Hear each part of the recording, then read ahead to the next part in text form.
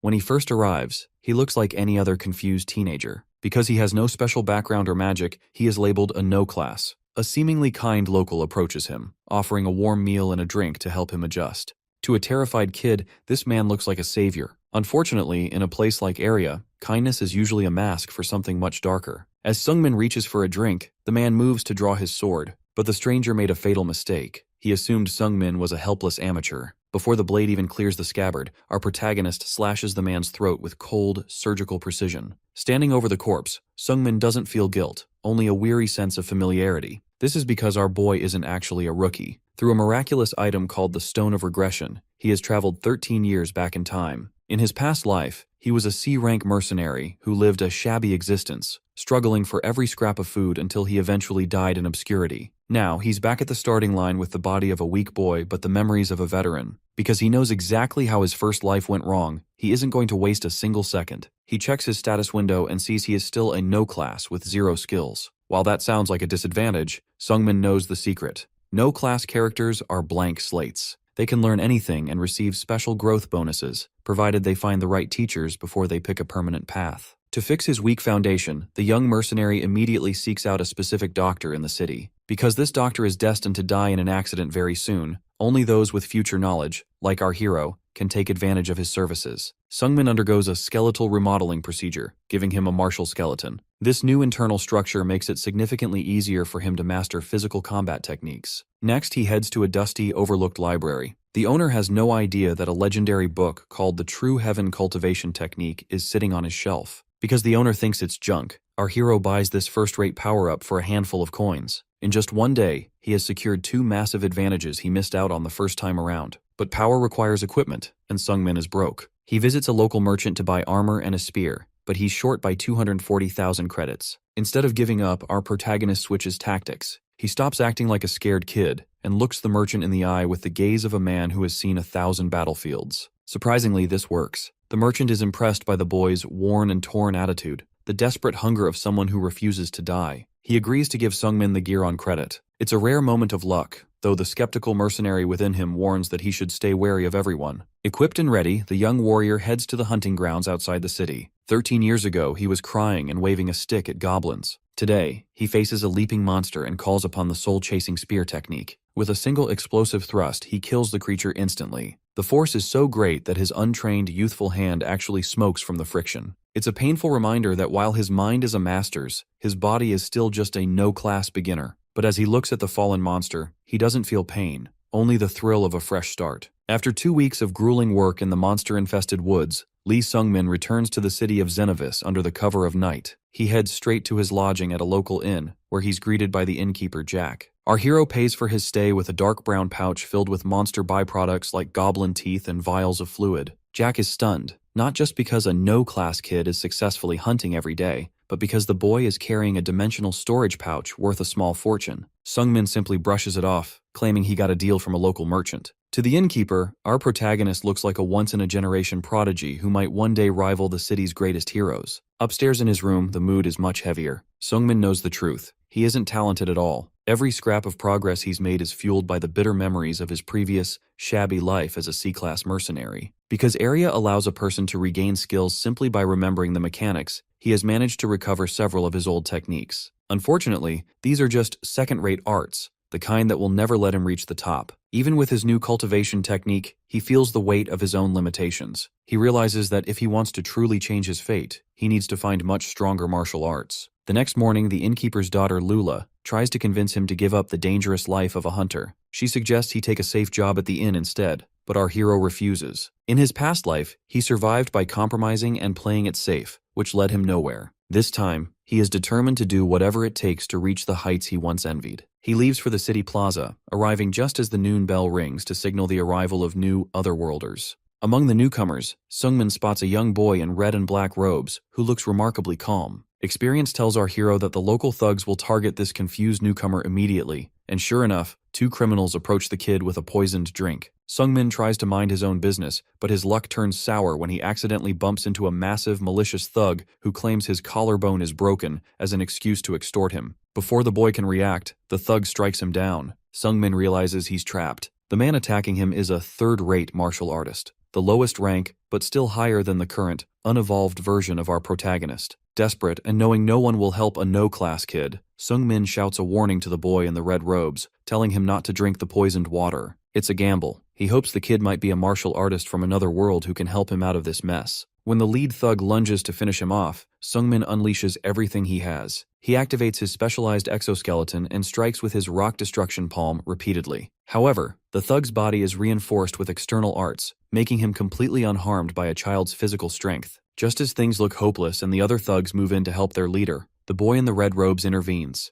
In a blur of movement, he blocks a punch with one hand and unleashes a massive blast of red energy that sends the criminals flying like rag dolls. Watching this, Sung-min is paralyzed with shock. This isn't just a talented kid, this is a peak master, someone at the absolute pinnacle of martial arts. He recognizes the newcomer's identity, Weiji Hoyun, the little heavenly demon. In his previous life, this person was a legendary figure from the demonic cult who made a name for himself across all of area. Back then, the gap between them was so wide that Sung-min couldn't even look him in the eye. Now, strangely, the legendary master is sitting in Sung-min's humble inn room. Because our boy spoke informally to him during the chaos at the plaza, the 13-year-old Weiji Hoyun is a bit offended but mostly amused. After mocking Sung-min's trash martial arts and lousy technique, the young master makes a shocking proposal. He offers to personally teach the protagonist how to fight. However, there is one bizarre condition. Instead of asking for money or servitude, the strongest kid in the world simply asks Sung-min to become his friend. To understand why a legendary powerhouse like Weiji Hoyun would suddenly want to be friends with a weakling like Lee Sung-min, you have to look at the young master's past. Growing up as the heir to the terrifying demonic cult,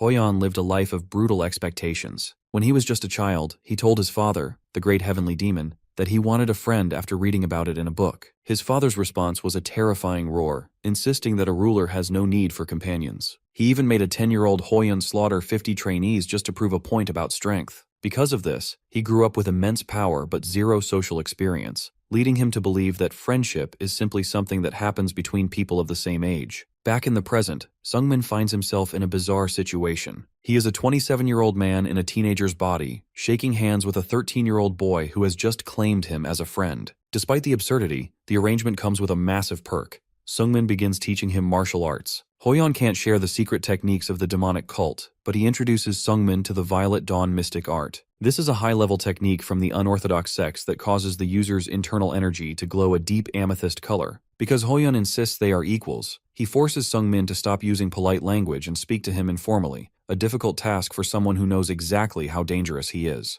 A month of intensive training passes, and the results are staggering. Sung-min's skills have already climbed somewhere between 3rd and 2nd class, a pace of development far beyond anything he achieved in his first life. While hunting in the forest, he encounters a massive orc, a monster that would have been a death sentence for him a month ago. Now, he handles the beast with relative ease, piercing its chest with a single spear thrust. Even though the mental image of a nagging Hoyun tells him he still has no talent, the progress is undeniable. However, the appearance of an orc this close to the city is strange. As Sung-min inspects the corpse, a man in white robes named Woon Hir-young emerges from the shadows. He introduces himself with a grand title, the Orchid Destruction Sword, and invites Sung-min to join a high-stakes quest. It turns out a new orc village has been established nearby, and the mercenary guild is offering a massive reward of 20 million ER to wipe it out. If they split the loot, our hero stands to make a staggering 7 million ER in one go. Sung-min is introduced to the rest of the party, a nimble fighter called Little Monkey, a masked assassin known as the Black Rain Dagger, and a young mage named Rainier. While the payout is tempting, our protagonist's mercenary instincts are screaming. He notices 2 mules, no-class individuals hired just to carry bags, being treated like trash by the group leader. Woon Hir-young dismisses them as nobodies, focusing all his charm on Sung-min because he believes our boy is a high-level warrior from a prestigious background. Despite the red flags and the sinister shadow that seems to cross Woon Hir-young's face when he isn't looking, Sung-min agrees to join. A quest this profitable is too rare to pass up, even if he has to walk into a den of strangers to get his prize. As the group pushes deeper into the sunlit forest, the plan seems straightforward, if a bit optimistic. According to Du Sangriang, the resident fighter, they only expect to face about 30 of the 50 orcs living in the village. He dismisses the creatures as dull and stupid, suggesting a quick rush-and-kill strategy. Woon Hir-young, the group leader, refines this into a divide-and-conquer maneuver. The team will split in 2, using magic and wind to carry their scent toward the village. This should lure the territorial monsters out into an ambush. While our protagonist, Lee Sung-min, finds the plan crude, he knows their small numbers don't allow for more complex traps. The weight of the journey falls heaviest on the mules, the no-class porters carrying the heavy gear. Sungmin notices one particularly exhausted porter named Brass, who looks ready to collapse after half a day of trekking. Because he remembers the agony of being a weak no class in his past life, Sungmin takes the man aside. He frankly warns Brass that he won't be able to protect him once the fighting starts, and offers him a choice.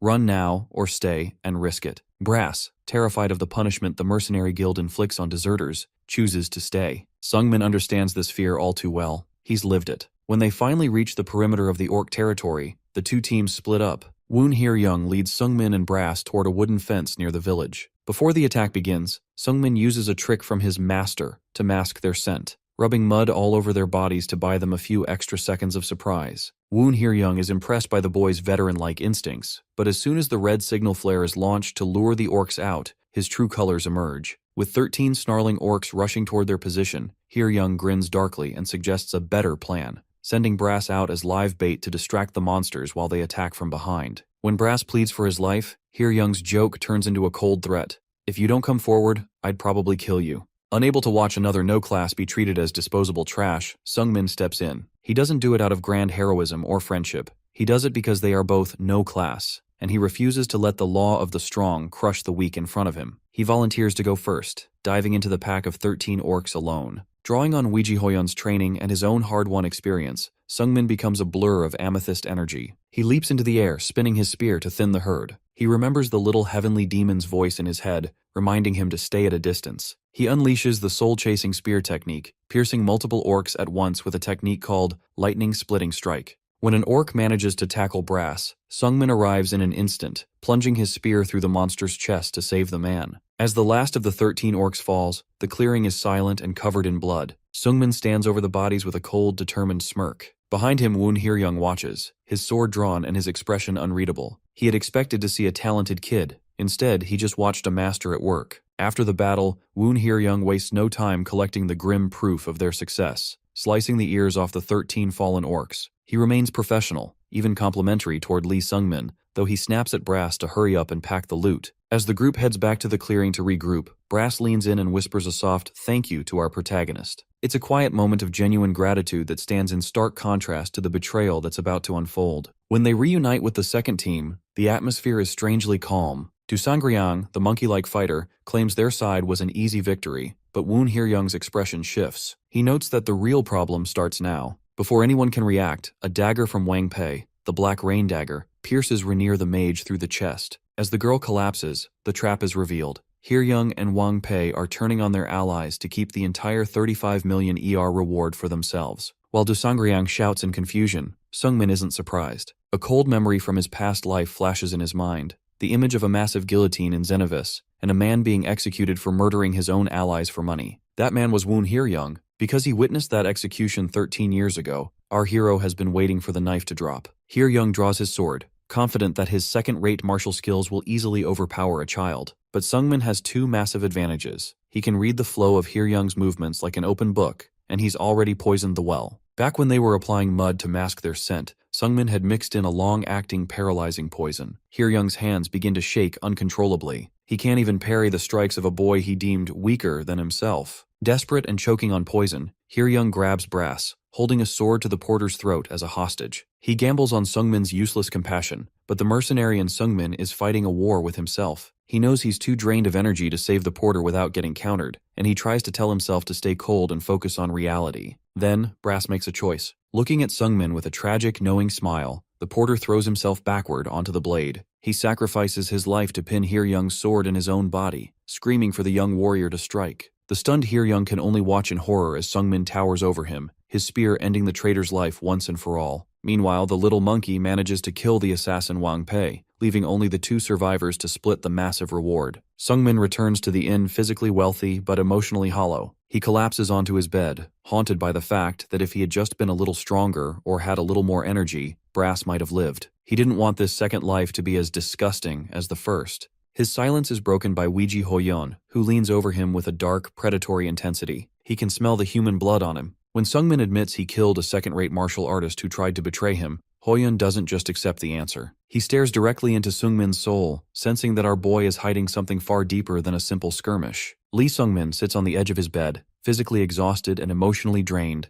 while Weiji Hoyon watches him with red eyes. He doesn't waste time with pleasantries. He flatly accuses Sungmin of hiding something. While Sungmin tries to play it off as simply being a quick learner, Hoyon isn't buying it. Hoyon explains that he has been observing the other no classes in Xenovis. To him, they are like small, trembling animals, incapable of the cold, immediate violence Sungmin displayed from the very first day he was summoned. Most people need time to build the resolve to kill, but Sungmin hunted monsters instantly. Furthermore, Hoyon points out a glaring talent paradox. Sungmin clearly lacks natural genius. He only grasps about 30% of what he's taught, and yet, his footwork and spear handling are completely devoid of beginner mistakes. He has the polished habits of a veteran in the body of a novice. The pressure in the room spikes as Hoyon delivers an ultimatum. He hates being lied to. Sungmin tries to push back, arguing that everyone is entitled to their secrets and that a true friend wouldn't pry. This strikes a chord with the lonely young master. In a surprising move, Hoyon offers a trade. If Sungmin shares his secret, Hoyon will share his own, along with an incomparable gift, 20% of his own peak-level internal energy. To Hoyon, a friend is someone you want to know completely, and he's willing to pay a king's ransom to bridge that gap. After a long silence, Sungmin agrees, but only after making Hoyon promise not to kill him once the truth is out. Hoyon goes first. He reaches back, unties his hair, and reveals a shocking truth. The little heavenly demon is actually a girl. Her father, the cult leader, forced her to live as a boy because the laws of the demonic cult forbid a woman from taking the throne. She has spent her entire life in this masquerade, even after being summoned to Area. Stunned but keeping his end of the bargain, Sungmin takes a deep breath and drops his own bombshell. I'm a regressor. He explains that he already lived 13 years in this world, died a failure, and woke up back at the start. Surprisingly, Hoyon accepts this without much fuss. In a world of magic and monsters, a returner is just another anomaly. However, she realizes why Sungmin was afraid of being killed. Even though he looks 14, his mental age is 27. Sungmin worries that the deception of their same-age friendship has ruined everything, but Hoyon just smiles. She's the one who forced the friendship on him, and she spent 2 months getting to know the person, not the age. To her, those 2 months of eating and training together are the only reality that matters. With the secrets finally cleared away, the atmosphere shifts from suspicion to genuine bond. Hoyon can't help but tease him, though, joking that it's a bit pathetic for someone with decades of experience to still be this weak. But she's a woman of her word. Standing up and reaching toward him, she prepares to begin the dangerous and rare process of energy transfer. Our hero's path to true power is about to be jump-started by the strongest friend he could ever have. In the world of Area, internal energy is everything. It is the life force accumulated within a martial artist's core, allowing them to perform superhuman feats like shattering stone with a single strike. Because this energy is usually built up through years of slow, painstaking meditation, most people spend their entire lives just to gain a modest amount. But our hero is about to receive a shortcut that most warriors would kill for. Back at the inn, Weiji Hoyon prepares for a dangerous transfer. She notes that Sungmin's blood vessels aren't clean, a common issue for someone starting their training late at 14. Despite the risk, she slams her palm onto his back and begins funneling 20% of her vast peak-level reserves into his body. The process is agonizing. Red and white energy erupts around them as Sungmin struggles to absorb the flood of power using his Violet Dawn mystic art. Once the situation stabilizes, the results are staggering. Even though Sungmin only managed to retain about half of what was sent, the rest being absorbed into his meridians for later use, he realizes that this 20% from Hoyon is already more energy than he accumulated in his entire previous 13-year life. The effort leaves the young master completely exhausted, but when Sungmin asks why she would go this far, she simply reminds him, "Because we are friends." To make sure he can actually use this new power, Hoyon spends the next month teaching him a legendary technique, the Supreme Nine Heavens Spear. This was the art of a famous spear king from a century ago. Knowing Sungmin's lack of natural talent, she even dumbs it down to make it manageable for him. It's a touching gesture of mentorship, though she punctuates her lessons with a palm strike to his face when he tries to bow in gratitude, reminding him that friends don't need to be so formal. As their final month together winds down, the two spend their nights talking. Sungmin shares rumors from his past life, how the little heavenly demon was said to have vanished for 3 years after leaving Xenovis. Hoyon is delighted to hear she became a legend. She explains that her true goal is freedom. Back in the demonic cult, she was a prisoner of her father's expectations. In Area, she is finally free to be herself, and meeting her first friend was the highlight of her journey. The realization hits Sungmin hard. Just as he is Hoyon's first friend, she is his first true friend too. In his previous life, he was always alone, scraping for survival. Now he has someone who genuinely cares about his progress. But all good things must end. Hoyon confirms that she will leave the city in a month to seek the freedom she craves. She challenges Sungmin to think about what he really wants out of this second chance, beyond just living a better life. On their final day together, the two stand in an open field. Hoyeon wears her traveling robes, and Sungmin grips his spear in his hands. It's time for one last spar, a parting gift from a master to a student, and a final memory between two friends. Lee Sungmin prepares for the most significant fight of his two lives. Weiji Hoyeon, ever the arrogant prodigy, offers him a staggering 20-move head start. Sungmin doesn't hesitate. He lunges forward, combining his old mercenary tricks with the new Supreme Nine Heaven Spear, Sungmin style, a name Hoyeon forced upon the technique despite his embarrassment. As the moves tick up from 1 to 20, the gap between talent and hard work becomes painfully visible. Sungmin executes the soul-chasing killing strike and the lightning-splitting chasing strike, his spear humming with purple energy. Yet, Hoyeon dodges and deflects every single thrust with just her right hand. She uses the moment to drill the basics into him one last time, explaining that true spearmanship is built on the trinity of the parry, bouncing attacks away, the hold, pressing attacks down, and the pierce, the final thrust. By the 20th move, Sungmin is spent. He has reached the second-rate stage, a feat that took him over a decade in his past life. But against a peak master like Hoyeon, he feels like a child waving a stick. When he sulks about his lack of talent, Hoyeon snaps. She calls out his disgusting sense of inferiority, a ghost from his past life that prevents him from even looking at the trees he thinks he can't climb. She demands that he make her his goal. If he has nothing to live for, he should live to surpass her in 10 years. Angry and humiliated at being lectured by a 13-year-old, Sungmin finally snaps back, swearing that in 10 years, he'll put a spear through her heart. The intensity of his declaration briefly stuns Hoyeon before she playfully turns it into a joke, teasing him about his sudden outrage, and promising to grow up into a woman so voluptuous he won't be able to call her a kid anymore. As the sun sets on their time together, the path forward for Lee Sungmin becomes clear. He has 3 goals: survive, use his memories to seize every opportunity, and eventually, stand equal to Weiji Hoyeon. With a final wave and a mutual promise not to die, the little heavenly demon walks out of the city. Sungmin is alone again, but for the first time in 2 lifetimes, he isn't just drifting. He has a destination in the name of Weiji Hoyeon. 10 months after the departure of Weiji Hoyeon, Lee Sungmin reaches his final milestone in the City of Beginning. He has successfully utilized his future knowledge to secure the martial skeleton and the pure heavenly cultivation technique. But one trial remains: the no-class tournament. In his previous life, this tournament was a desperate struggle, but now, Sungmin enters as a first-rate warrior, a level unheard of for a 14-year-old. He breezes through the competition, easily dispatching third-rate thugs who underestimate his youthful appearance. His victory earns him the ultimate prize, the sacred energy elixir. Consuming it on the spot, he feels the final pieces of his internal energy fall into place, supplementing the massive gift he received from Hoyeon. With this, he has officially graduated from the power ceiling of Xenovis. Before leaving, Sungmin makes his rounds to say goodbye to the people who treated him with unexpected kindness. He visits Hans, the street vendor, who surprises the boy with a farewell gift, a second-hand dimensional pouch with 5 times the capacity of his current one. Hans, usually a cynical businessman, is visibly moved to see a no-class kid actually make it. He tells Sungmin to go become famous and pay him back 100-fold by spreading his name across area. The most difficult farewell happens at the inn. After tidying his room one last time, Sungmin is confronted by a tearful and angry Lula. Feeling the sting of abandonment, she initially lashes out, telling him she hopes he dies a gruesome death. However, her father Jack understands the weight in Sungmin's soul. He gifts the boy his old enchanted cape, a high-quality garment featuring temperature maintenance and sword magic. Jack notes that while Sungmin is young, he carries the old soul of someone who has seen far too much. As Sungmin walks through the city gates to start his journey toward Mercy's Mountain, a panting Lula catches up to him. In a moment of raw honesty, she takes back her curse and begs him not to die, admitting her feelings in the only way she knows how. Sungmin, carrying the maturity of his 27 years, gently acknowledges her feelings but maintains his focus on the path ahead. He left Xenovis in 1 year, 2 years faster than in his previous life, and this time, he leaves with a heart full of memories instead of bitterness. His destination is the mysterious Mercy's Mountain, where he is greeted by a hooded figure. Here, his next phase of training begins, centered around a prohibition,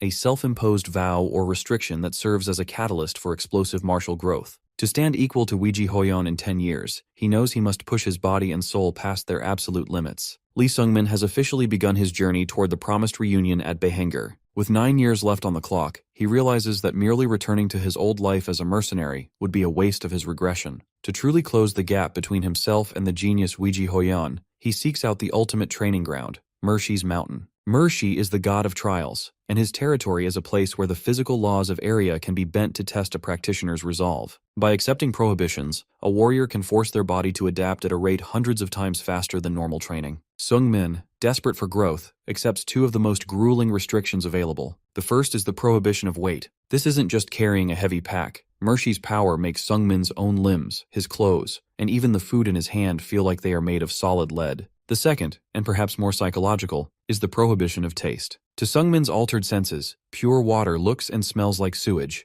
and simple bread takes on the texture and taste of wriggling insects. The mental toll is immediate. After a week of vomiting and collapsing from exhaustion, the mercenary logic of his past life begins to tempt him. He tells himself that he's already done enough, that becoming a B-rank mercenary would be a good enough life. But the image of Weiji Hoyon looking down at him, not with pity, but with the expectation of a rival, shatters his weakness. He forces himself to swallow the disgusting bread and water. His resolve is tested further when he tries to hunt. Weakened by malnutrition and slowed by the crushing weight, he can't even catch a simple deer. Just as he reaches his breaking point, a small rock hits him. He looks up to find a young woman with short bicolor hair. She is a fellow practitioner, marked with a symbol on her neck that signifies the prohibition of voice. She has traded her ability to speak for power. In a surprising act of mercy, she tosses the very deer he failed to catch at his feet. Writing in the dirt, she explains that she's been watching him and didn't want to see him die. When the skeptical Sungmin asks what the catch is, she simply writes, "Because I'm kind." In the brutal isolation of Mershi's mountain, Sungmin has found an unexpected ally,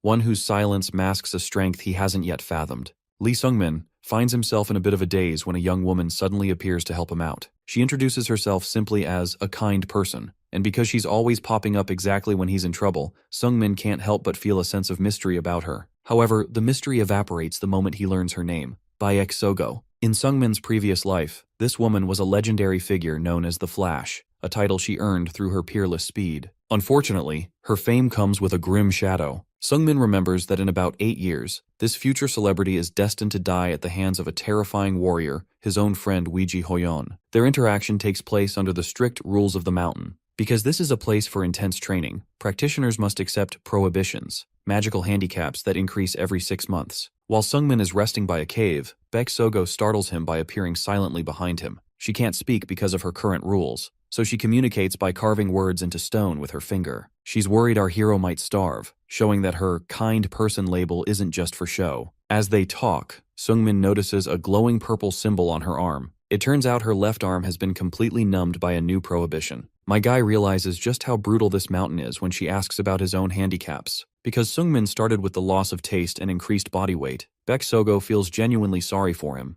After all, losing the joy of eating makes training even more of a grind. To help him settle in, she offers to introduce him to the other residents. But there's a catch. Because of his weight prohibition, our hero is far too slow to keep up with her natural speed. To solve this, the future legend simply tosses him onto her back and sprints off, carrying him like a backpack. They arrive at a clearing to meet the other big shots of the future. First, they encounter Scarlet Lasir, a future grand magician who currently smells terrible because her prohibitions forbid her from washing or changing clothes. Then there's Dokbi Jun, a muscular man known as the future Sword Phantom, who is currently training while completely blind. Seeing these famous figures in such a rough state terrifies Sungmin, as it hits him that he's surrounded by absolute monsters of the martial arts world. The group is shocked to learn that Sungmin started with 2 prohibitions right away. Scarlet thinks he's crazy and won't last, but Dokbi Jun respects the hustle, seeing a young man desperate to overcome his limits. Interestingly, there's a 4th resident named Flam that the others warn Sungmin to avoid because he's far too dangerous. 4 months pass in a blur of agonizing effort. Because of his skeleton correction and the harsh environment, Sungmin's growth is explosive. His Violet Dawn mystic art and his personal spear style are leveling up at record speeds. Even though his muscles feel like they're literally tearing under the extra weight, he refuses to stop. This drive comes from his ultimate goal. He wants to be strong enough to face the silhouette of Weiji Hoyon that haunts his ambitions. As his body grows and his old clothes start to rip, he finally crosses paths with the mysterious 4th person. A blue-haired boy named Flam approaches him with a friendly smile, impressed by his spear techniques. It seems our hero has finally met the final big shot of the mountain. Before their meeting even began, the other residents of the mountain had already warned Lee Sungmin about Flam. Dokbi Jun and the others described him as a real genius, the kind of person whose effortless talent makes the desperate hard work of everyone else seem meaningless. Because of this, Baek Sogo gave our hero a stern warning: do not meet Flam, or you will end up in despair. Unfortunately, that meeting is now unavoidable. As Seungmin stands nervously in the forest, Flam casually tries to strike up a conversation, claiming he just wants a friend his own age. Our protagonist tries to brush him off, thinking he doesn't have time to waste on some arrogant prodigy. He's seen geniuses before, like Weiji Hoyon, so he thinks he's prepared. He turns to leave, but as he reaches for his spear, he experiences a moment of total shock. His hand is empty. Without Seungmin even noticing, Flam has completely disarmed him. The greatest humiliation for a martial artist is to lose their weapon, and the fact that it happened so fast he couldn't even track the movement leaves my guy trembling with confusion. Flam casually leans on the stolen spear, claiming he's just borrowing it to see how it works. What happens next is a soul-crushing display of natural talent. After seeing the technique only once, Flam assumes a stance and unleashes the supreme Nine Heavens spear. He doesn't just copy it, he improves it, unleashing a devastating energy strike that shatters the surrounding forest. Seungmin can only stare in horror, realizing that this boy has mastered in seconds what has taken him months of agonizing training. Flam doesn't stop there. He begins to mock the very idea of hard work, wondering aloud why people bother training at all when he can simply look at a technique and master it. This is a different kind of pain than Seungmin felt with Weiji Hoyon. While she was a genius, she didn't flaunt it to make others feel small. Flam, however, is showing off to his heart's content. He even tries to compare their prohibitions, revealing he has 4 of them, and asks Seungmin if he has a prohibition of humility because of his sour attitude. The tension finally snaps when Flam suggests that Seungmin should just give up and leave the mountain. Driven by shame and rage, our hero throws a punch, but Flam catches his fist effortlessly. Because the rules of the mountain prevent them from actually hurting each other, the attack is meaningless. Flam uses this moment to twist the knife, telling Seungmin he's too weak and that he'll likely never master his spear art with such mediocre talent. Luckily, Baek Sogo appears and puts an end to the bullying by dragging Flam away by his face. Before being dragged off, Flam leaves Seungmin with a dangerous piece of advice. The harder the prohibition you take, the faster you grow. The word talent begins to echo through Seungmin's mind like a curse. Driven to the brink of a mental breakdown and feeling the crushing weight of his own inferiority, our hero screams at the sky. He decides to take a desperate gamble. He calls out to the goddess of the mountain, Mershi. The goddess of the mountain finally answers his call. A colossal, shadowy silhouette looms over him, commanding him to speak. Without a hint of hesitation, our hero declares that he wants to add another prohibition to his body. Suddenly, the world around him shifts into a cosmic void filled with floating rocks and strange purple geometry. As Seungmin looks around in confusion, a figure descends from the darkness. This is Mershi, a woman with long purple hair and a crown of thorns who claims this strange space as her own. When she introduces herself, our boy is stunned to realize he is standing face to face with an actual god. Mershi isn't interested in pleasantries, though. She mocks him for acting respectful now, pointing out that he was just cursing her name like a dog moments ago. She leans in, questioning if he can truly handle more weight when he's already struggling with the prohibitions of taste and weight. Even though he's clearly at his limit, Seungmin insists he can do it. This bravado amuses the goddess, leading her to reveal a shocking secret. She knows he is a regressor. Because she is a god, she sees the causality of every mortal. She explains that while everyone is destined to die, those who break that destiny are usually transcendental beings. Our protagonist is nothing of the sort, yet he has somehow twisted the laws of the universe to return to the past. Mershi warns him that while this won't kill him now, his soul will suffer billions of hours of karma after he eventually dies. Remarkably, my guy doesn't care about his afterlife. He is so focused on his current weakness that he accepts the price immediately. Back in the reality of the forest, Baek Sogo finds Seungmin shivering against a tree. When she asks what he's done, he reveals his 2 new prohibitions, warmth and dream. This news leaves her completely horrified because abstract concepts are far more dangerous than physical ones. Unfortunately for our hero, the effects are instant. The prohibition of warmth leaves him with permanent, bone-deep chills that no fire can fix. Worse, the prohibition of dreams turns his sleep into a living nightmare, forcing him to relive his worst memories and anxieties every time he closes his eyes. Baek Sogo calls him a crazy bastard, unable to understand why he would be so reckless. However, our protagonist shuts down her concerns by admitting the bitter truth. He has no talent. This realization hits Sogo hard as she looks at him. She finally notices that despite his mountain of prohibitions, his growth is still sluggish compared to true geniuses. Seungmin explains that he isn't just acting out of anger toward Flam. Rather, Flam's excellence reminded him that to stand among monsters, he has to do things that go beyond common sense. Moved by his resolve, Baek Sogo decides to help. She shares that her own goal is to become the strongest in the world, and because she recognizes that same fire in him, she offers to teach him a movement technique. She hands him a manual for the shadowless soul flight, an incredible martial art that rivals his best skills. When a stunned Seungmin asks why she's being so generous, she playfully claims it's just because she's kind, though she secretly feels a deep sympathy for his struggle. As she tells him to start calling her his senior sister, a notification confirms he has officially acquired the new skill, marking a brutal new chapter in his training. In a dark, purple-hued void, our hero desperately practices his supreme Nine Heavens spear, lunging with a speed and intensity fueled by his fear of inferiority. But as he strikes, Ouija Hoyon appears. She doesn't even need a weapon to stop him. She catches his fatal flash with just 2 fingers. The psychological toll is devastating. In this nightmare, the girl he once admired looks at him with cold disappointment, telling him that his 10 years of agonizing hard work were a total waste of time. She decides to take back everything she ever gave him, including his ability to practice martial arts. With a single strike to his abdomen, she shatters his dantian, leaving him to vomit blood as she turns her back on him forever. As purple mist begins to swallow him whole, Sungmin screams her name, begging for one more chance to prove he can keep going. Luckily, it was only a dream. Our protagonist snaps awake in the forest, gasping for air and drenched in sweat. He's relieved to be back in reality, but his peace is short-lived because a dark silhouette with piercing red eyes is looming right behind him. The figure turns out to be Scarlet Lyseer,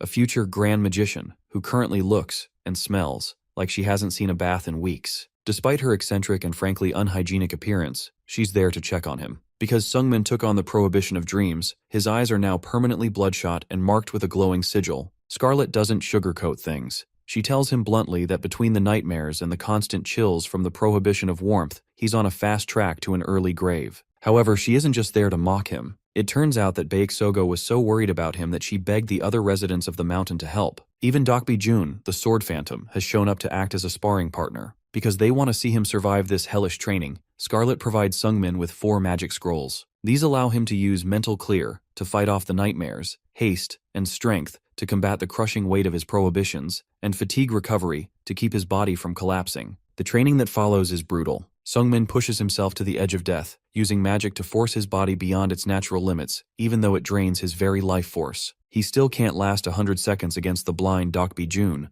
but the old master is helping in more ways than one. When the magical chills from the prohibition of warmth strike, Dokbi uses his internal energy to press on Sungmin's blood vessels, boosting his metabolism and forcing the warmth back into his limbs. As the sword phantom walks away, our boy is struck by a sudden, confusing realization. He looks at his hands and remembers the friendly faces of everyone he's met since his regression, people like Hans and Jack who treated him with genuine care. He remembers that the world of Area is usually a cold, cruel place where people only look out for themselves. Because of this, he finds it almost unnatural that everyone is being so kind to him in this life. The answer is something even his benefactors can't quite explain. As Scarlet and Dokbi Jun talk privately, they admit there's just something about the kid that makes it impossible to leave him alone. While Sungmin wonders if there is some strange force at play, he eventually decides to stop overthinking it, concluding that for the first time in his 2 lives, he might just be lucky. A full year has now passed since Lee Sungmin first stepped onto the mountain, and the landscape has shifted into a surreal display of purple-topped trees and jagged cliffs. The cost of his training is immediately visible. His hands tremble violently as he grips his spear, and purple energy sparks around his bandaged fingers from the sheer intensity of his effort. Our hero is currently a shell of himself, staggering through the forest and gasping for air until he finally collapses to his knees. This moment of exhaustion is interrupted by Flam, who appears silhouetted against the light. The blue-haired genius is surprised our boy has lasted this long and leans in close when he receives no verbal response. He quickly realizes the silence isn't a choice. A glowing purple sigil on the neck of our protagonist confirms he has taken on the prohibition of voice. Flam mocks this, assuming the young man chose an easy handicap because he couldn't handle a real challenge, but the reality of the situation is far more intense. As Flam attempts to walk past, our boy suddenly lunges with his spear. Flam catches the weapon with one hand, but he is internally impressed by the growth he sees. Our hero's fundamental techniques have become incredibly clean, harmonizing perfectly with the movement skills he learned from Baek Sogo. To maintain his dominant position, Flam strikes the spear with his palm, sending a shockwave that knocks the young man back. He asks if this mediocre progress is truly all he has to show for carrying 5 different prohibitions. Flam can read the intent behind the movements of the lips of our protagonist, and when he detects a mocking tone, his expression turns predatory. He strikes the boy across the face, drawing blood and grounding him. To show the true gap between them, Flam manifests Sword Chi, a jagged blade of blue energy around his fingers. This is a peak-level skill that usually takes decades to master, yet Flam uses it to shatter a nearby tree effortlessly. He points out how unfair the world is, noting that while the larvae must crawl and bleed just to move an inch, he is already at the finish line. Despite this display of power, the resolve of our hero remains unwavering. He looks the genius in the eye and conveys that he is actually glad for the visit because his training was becoming stagnant. He has reached a grim peace with his lack of talent and is willing to struggle in a way a genius never could. He promises that one day, this slow, crawling effort will result in a spear through the arrogant body of his rival. A month later, our hero hits his one-year anniversary on the mountain and returns to the goddess Mercy to bridge the gap further. He chooses the prohibition of hearing, which turns his existence into a nightmare of internal white noise and agonizing sounds. Now burdened by 6 total prohibitions, his daily life is a blur of pain where his food is foul and his body feels like lead. Ironically, the deafness provides a strange comfort, as it allows him to ignore the constant pestering of Flam.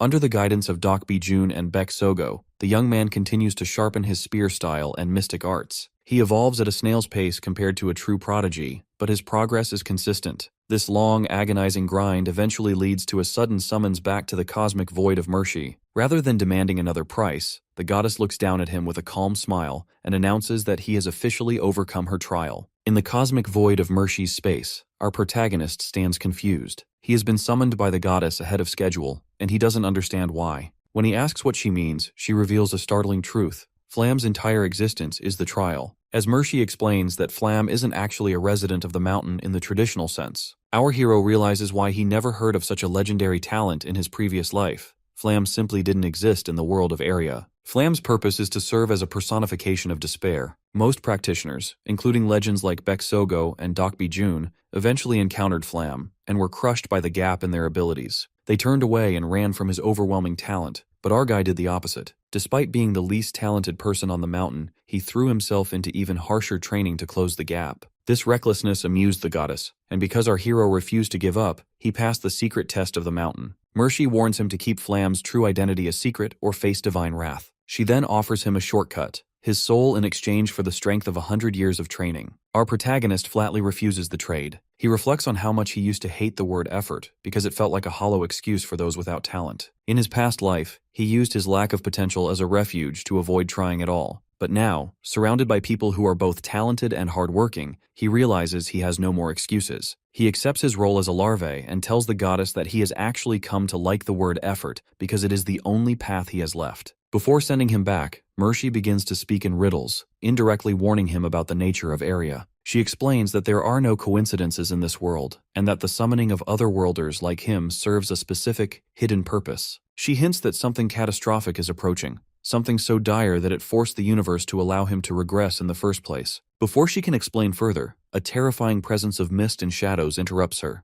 and the goddess is forced to defend her territory from an external force. Looking distressed and pale, she shoves our hero out of the void, urging him to finish his training quickly. Her final whispered question reveals the stakes. She wonders if he will be strong enough to stop the fate of the end. A few days later, back in the forest, the reality of the 6th prohibition sets in. Our hero has chosen to sacrifice his sense of smell. This turns out to be a double-edged sword. While it makes his training even more brutal, it also forces him to endure the horrific stench of the unwashed Scarlet, who is less than pleased when she realizes why he's gagging. Meanwhile, Baek Sogo has also taken on new burdens, choosing the prohibitions of taste and hearing. Seeing the future legend struggling and bloodshot from the sensory overload makes my guy realize how much she respects his path now. She admits she finally understands the hell he's been living through. However, the atmosphere shifts when she looks up in Lee Sungmin's eyes with a heavy expression. She informs our hero that her time on the mountain has come to an end, and she will be departing soon. After 2 years on the mountain, the time finally comes for the seniors to move on. Baek Sogo stands before our hero in the purple-hued forest, confirming that she has achieved her goals and is ready to depart. While she is a true genius who didn't necessarily need to endure such suffering,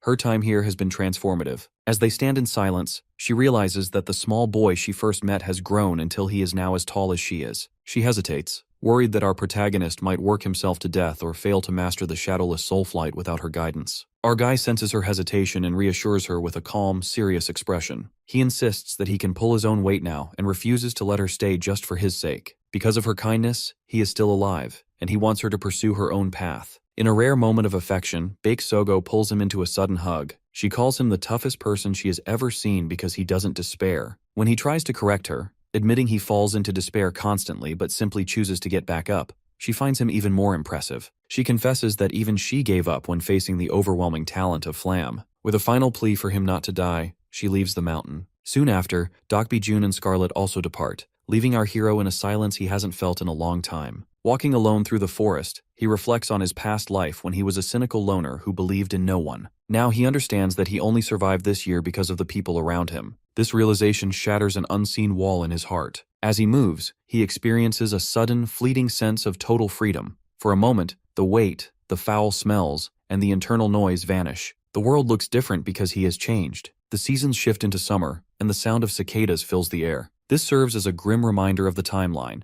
In 7 years, Baeksogo is destined to be killed by Weiji Hoyon. Our hero views himself as a cicada larva, currently buried in the dirt, but he only has 7 years to become strong enough to stop that disaster. Driven by this deadline, he increases his training to a frantic pace, cutting back on sleep to swing his spear. When it comes time for his next prohibition, he chooses vision. Recalling Dokbi Jun's advice about sharpening other senses, he plunges his world into total darkness. For a week, he can barely move, and the only thing he can see is the internal noise of his previous prohibitions, which eventually begins to mimic the rhythmic crying of cicadas. In this black world, time loses its meaning. He becomes a machine of pure muscle and instinct, his body executing martial arts automatically, while his mind spirals into deep questions about his own identity and the reason for his regression. He refuses to just be a larvae that cries for a season and dies. He demands more power, more growth, and more change. As the wind turns cold and the seasons continue to cycle, he finally adapts to the darkness. Having pushed his body and mind to their absolute limits, a more muscular and rugged version of our protagonist returns to Mershi's space. He stands before the goddess and declares that he is ready to end the trial. In the cosmic void of Mershi's space, the air ripples with purple energy as the many prohibitions finally lift from the body of Lee Sung-min. For the first time in 3 years, he is overwhelmed by a genuine sense of freedom. His sight is clear, the putrid smells have vanished, and the internal noise has fallen silent. He is no longer the scrawny boy who arrived on the mountain. Mershi watches him with a contemplative expression, noting that while many practitioners take on multiple prohibitions out of over-eagerness, most either give up or die. Because our hero endured this hell for 3 years, she offers him a reward of his choice. When he desperately asks for natural talent in martial arts, the goddess flatly refuses, as such a thing is beyond even her limits. Our protagonist realizes that if he wants to save Baeksogo from her destined death, he needs something more than what he currently has. He asks for whatever is necessary to become stronger, and Mershi realizes that what he truly lacks is time. To solve this, she places a glowing yellow hourglass sigil on his chest, directing him to seek out Denir, the god of time, in a place called Drimur. She warns him that Denir's trials make hers look humane by comparison, but the danger is exactly what our guy is looking for. As a second reward for his 3 years of persistence, Mershi introduces him to Neville, a red-haired broker for an elite guild known as Erebrisa. Though Neville initially dismisses the young man based on his current level of martial arts, a closer look reveals the hidden potential beneath the surface. Our hero is stunned to learn about the sheer scale of Erebrisa. It is an intermediary guild that caters to gods and high-level practitioners, dealing in items that shouldn't even be for sale, like the Shaolin sect's Great Recovery Elixirs and the secret manuals of the Wudang and Manhwa sects. Seeing the benefit of having such a connection, he officially joins the guild by providing his thumbprint on a magic scroll. To celebrate the occasion, Neville gives him a house-special makeover, magically cutting his hair and replacing his tattered rags with a clean black shirt and white trousers.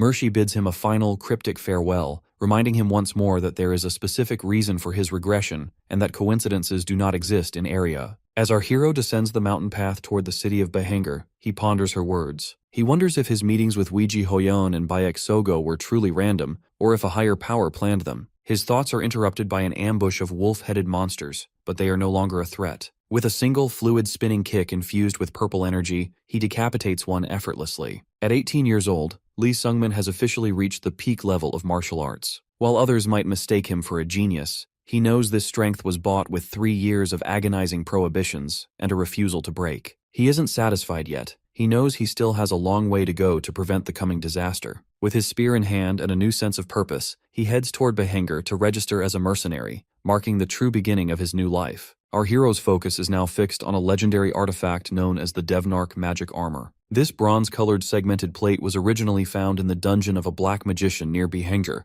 and its power is the stuff of myths. In his previous life, Lee Sung-min recalls that a mere C-rank mercenary, someone who was barely second or third rate, became a peak-level master overnight just by wearing it. My guy realizes that if he can secure that armor now, as an existing peak-level master, he could potentially ascend to the status of a supreme peak martial artist. With only 6 months until the dungeon is cleared, he knows he must establish himself in Bahanger immediately to secure a spot in the raid. While camping in the forest, our protagonist reflects on his time with Mershi. He could have stayed on the mountain longer, but he refuses to let this opportunity slip through his fingers. His plan is clear: build a reputation in Behenger and join the raid. Upon arriving at the Behenger Mercenary Guild, he mistakenly tries to register with the bartender. The man, a mustachioed fellow in a bow tie, dismissively points him toward the reception upstairs. The veteran mercenaries in the room don't make it any easier. A blond man mocks the kid, calling him a typical otherworlder and telling him to go wash dishes. Our hero doesn't bother with words. In a flash of a movement, he steals the man's fork and envelops it in a brilliant purple sword chi aura. The room goes silent as the blonde mercenary slumps over in shock. Seeing the glowing energy, the bartender, who reveals himself as Baron, a magician and the actual guild leader, instantly changes his tone. He admits he usually works the bar as a hobby, a detail our hero remembered from his past life. Baron is impressed by the display of power, but he remains cautious. Normally, a peak-level master would be granted an S-rank position immediately,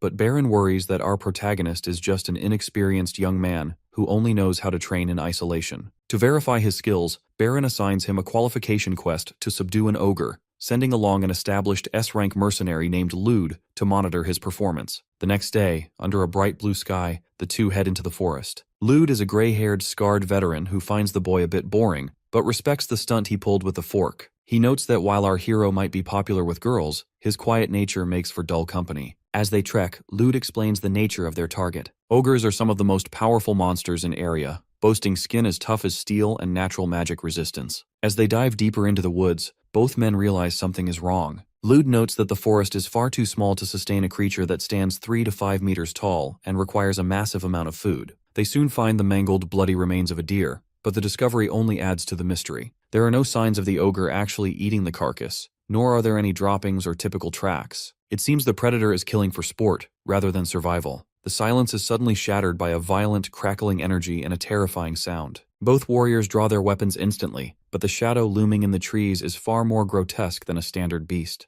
Lude, usually confident, breaks out in a cold sweat and immediately orders a retreat, realizing they are in over their heads. Standing before them is a chimera ogre, a monstrosity with green skin, metal staples, and rotting, stitched-together flesh. One of its eyes glows with a predatory red light from a grafted head, marking it as a dark magic creation that is far more dangerous than any natural monster. A chimera is a magical abomination, an artificial fusion of species created with the singular goal of becoming the ultimate life form. By grafting parts from different creatures together, a sorcerer can force a subject to surpass its natural biological limits. The danger of these beings is nearly impossible to measure. Even a chimera built from a low-level goblin starts at a B-rank threat level. Because this specific monster is built upon the base of an ogre, its power is so immense that even S-rank mercenaries like Lude consider it a death sentence to face it head-on. As the massive chimera ogre raises a jagged boulder to crush him, Lee Sung-min remains remarkably calm. When the beast strikes, our hero doesn't just dodge, he vanishes. Using the shadowless soul flight technique he learned from Bayek Sogo, he executes the traceless stride, appearing instantly above the creature's head. Free from the crushing weight prohibitions of Mershi's mountain,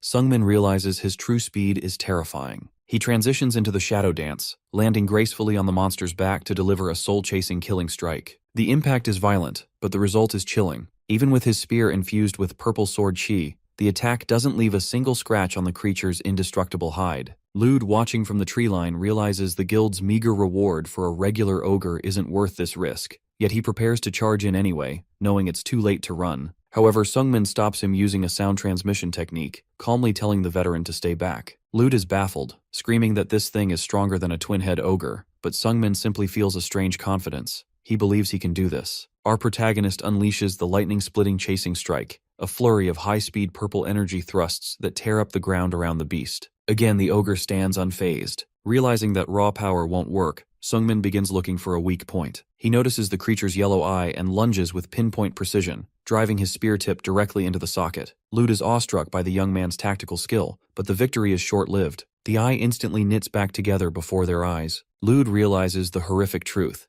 This isn't just an ogre. It's a chimera grafted with troll parts, granting it near-instant regeneration. To a normal warrior, a monster that can't be cut and heals instantly is an impossible wall. As the beast prepares a massive swipe to end him, Sung-min's mind flashes to the faces of Baek Sogo and Weiji Hoyeon. He remembers the 7-year deadline to stop the coming disaster, and the mountain of effort he has already climbed. With a roar of defiance, he refuses to let his journey end in the dirt against a mindless experiment. Faced with the overwhelming shadow of the chimera ogre, our hero relies on the absolute foundation of his training. He recalls the words of Weiji Hoyeon, who once told him to repeat the 3 basic spear techniques until they were mastered. In this life, he has done exactly that, training until his body moves by instinct. As the monster's massive green fist descends to crush him, he finally puts those years of agonizing repetition to the test. The first move is parry. Just as his mental guide instructed, he swivels his spear outward, using a bright white and purple shockwave to bounce the ogre's attack away. The force of the deflection is so great that the massive beast is thrown off balance.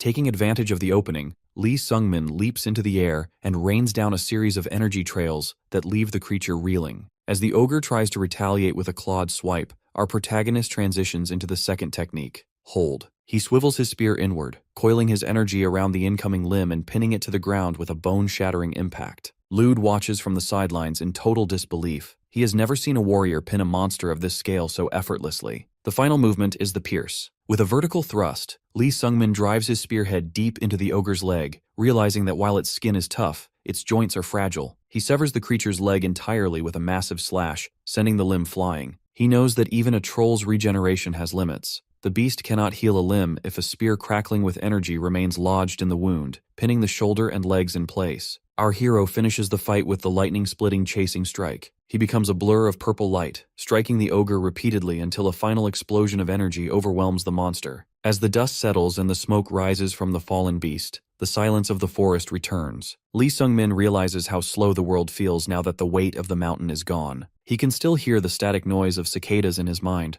but he knows he is no longer just a larva waiting to become a short-lived insect. In his first life, he lived a cycle of regret and defeatism, but this time is different. He doesn't yet know what lies at the end of his path, but he refuses to be satisfied with a simple, fleeting transformation. Lude approaches the blood-drenched clearing, trembling as he asks what kind of monster our hero has become. Our protagonist can only offer a hollow laugh. He doesn't have all the answers yet, but as he clenches his bloodied fist, he knows one thing for certain. He is no longer the larva he used to be. The sound of the cicadas finally stops, leaving only a discarded shell on the ground as he looks toward the horizon. The guild leader of Behenger, Baron, is visibly shaken as he stares at the massive, stitched-up head of a chimera ogre resting on his guild floor. Beside the trophy, Lude gestures toward Lee Sung-min, who stands by with a calm and unassuming air. Because the feat of killing such a beast is technically an SS rank achievement, Baron is hesitant. The guild has no precedent for awarding such a high rank right out of the gate. Luckily, our hero isn't one for titles, so he simply nods and agrees that a standard S-rank designation is perfectly fine. This decision leads to a massive payout for our boy. Between the subjugation reward and an additional bonus for handing over the corpse for research, our hero walks away with 47 million ERs. Lude insists on giving him the full amount, admitting he didn't actually contribute to the fight. As Lee Sung-min walks through the streets flipping a coin,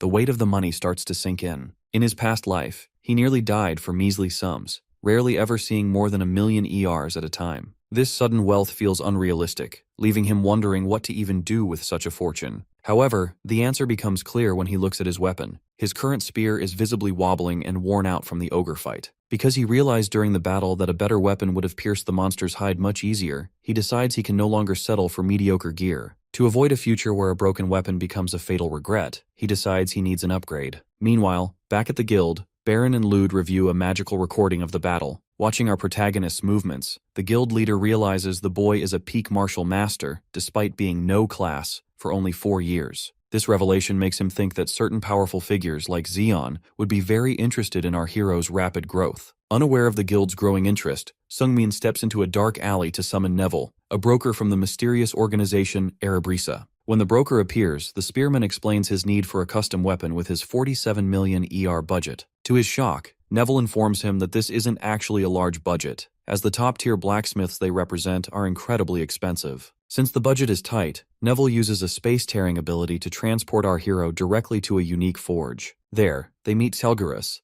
an elf with an athletic build and a massive hammer. She is blunt and dismissive at first, but she explains that to make a perfect spear, she needs to see Sung-min's martial arts style in action. Initially, our guy is hesitant, as showing one's techniques is a massive taboo for martial artists. However, Selgiris explains her pride. She has spent 350 years mastering the forge to compensate for not having the natural talent of a dwarf. This confession resonates with our protagonist, who has felt the pain of a different starting line himself. Because he respects her dedication to her craft, he chooses to trust her and agrees to show her his martial arts. This transparency earns the Dark Elf's respect. Laughing, she admits she likes him, and promises to deliver a weapon worth far more than his payment. It seems our hero hasn't just found a blacksmith, but a valuable long-term ally. While the dark elf Seljaris begins the months-long process of forging his new weapon, Lee Sungmin takes the opportunity to focus on his internal growth. Our hero spends his days in deep meditation as he attempts to process everything he learned during his clash with the Chimera Ogre. This was his first real test as a peak martial master, and he realizes he needs to fully digest the experience to truly own his power. He recalls the words of his old friend,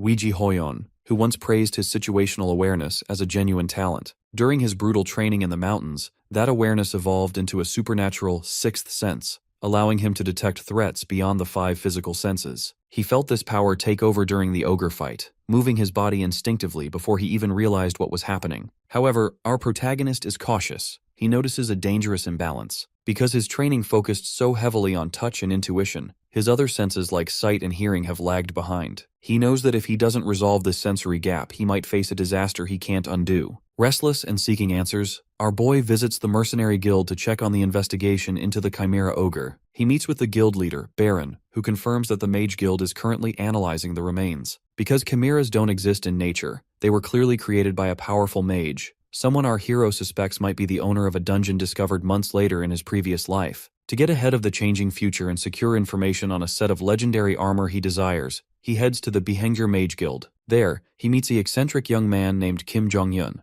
a black mage who is busy manipulating magical energies. Jong-yun is thrilled to meet another Korean, though he notes they likely come from different versions of Earth since Sungmin doesn't recognize the gate crisis from Jong-yun's world. The mood shifts instantly when Jong-yun looks deeper into our hero's soul. His expression turns dark as he reveals a terrifying truth. Sungmin's causality is twisted. To prove his sincerity and gain our boy's trust, the mage performs Amana's oath, a binding contract that will kill him if he breaks his word. Seeing the seriousness of the situation, our hero confesses his greatest secret. He is a regressor who returned to the past after death. Zhongyan explains that by violating the fundamental laws of life and death, our protagonist has accumulated a staggering amount of karma. But as the mage tries to whisper an even deeper secret about who or what actually owns Sungmin's life now, his body reacts violently. Dark blood begins to stream from Jong-hyun's eyes and nose. The mage is forced to stop, realizing that simply speaking the truth would trigger a curse and kill him instantly. He sends a shaken Sungmin away, needing time to organize his own thoughts on the mystery. As our hero stumbles through the hallway, his mind reeling from the encounter and old memories of the goddess Mercy, a loud, familiar voice breaks his trance. A red-haired woman named Scarlet waves him down, calling him the crazy kid from the mountain.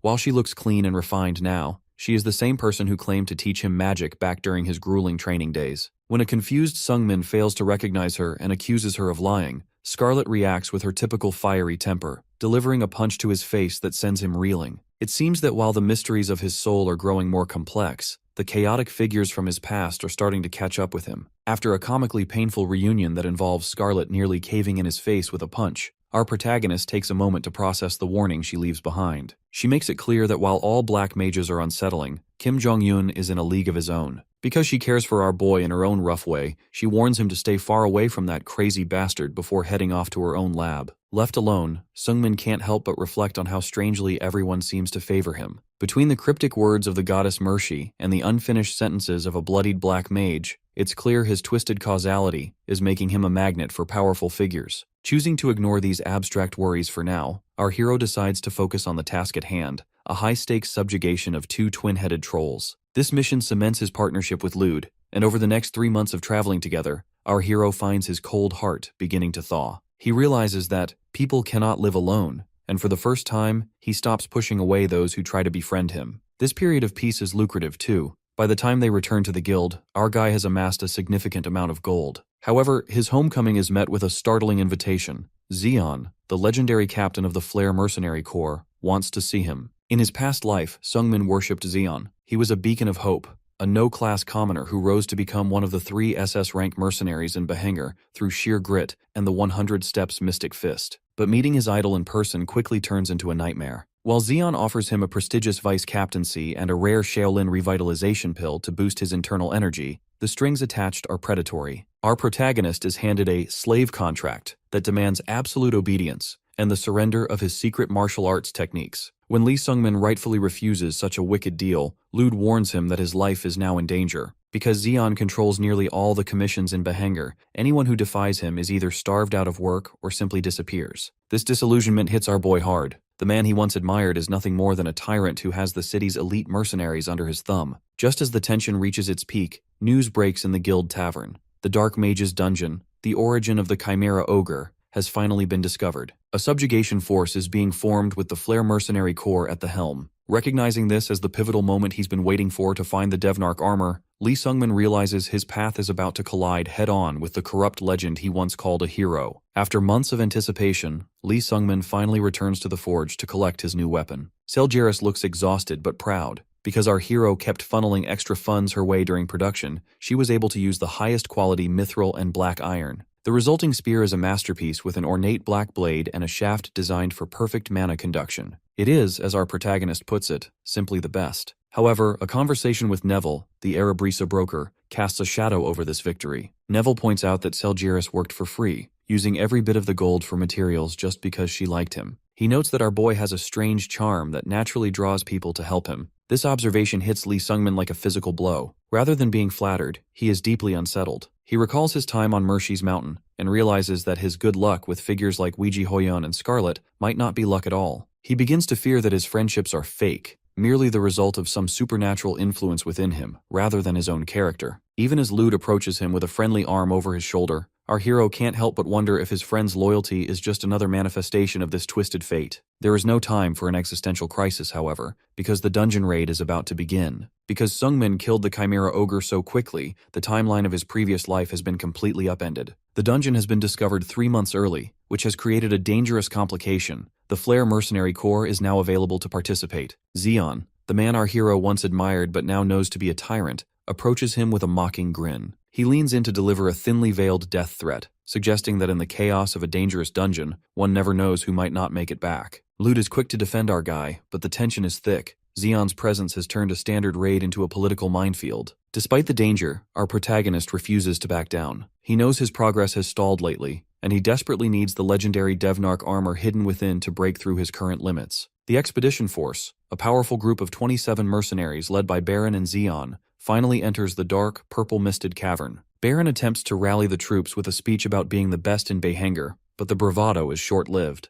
The moment they step inside, the Vanguard, an A-rank master of external arts named Jung Chul, is instantly torn apart like paper. His specialized boulder-hard body offers no protection against the shadowy horrors lurking in the dark. As Jung Chul's screams echo through the cavern and red eyes emerge from the shadows, it becomes clear that this raid won't be a simple conquest. It's going to be a long, bloody night. The Devnarch Library raid begins in total chaos. As the expedition pushes into the subterranean cavern, they are immediately swarmed by a tide of chimeras. The air is filled with mist and the screams of dying men. Because the Vanguard was slaughtered instantly, the remaining mercenaries are forced into a desperate struggle for survival. While the other warriors struggle against the multi-tentacled horrors, Zeon, the leader of the Flare Mercenary Corps, steps forward with terrifying nonchalance. He isn't just surviving, he's dominating. Within a second, he unleashes his 100 Steps Mystic Fist, a technique that literally obliterates a massive armored insectoid in a single glowing strike. Our boy watches this display with a sinking feeling. Having lived a past life, he recognizes the sheer gap in their abilities. He realizes that if a confrontation breaks out between them, he doesn't stand a chance. Strangely, the dungeon itself is behaving incorrectly. Sungmin remembers this place being empty in his previous life, yet now it is crawling with chimeras. This discrepancy forces him to consider a grim possibility.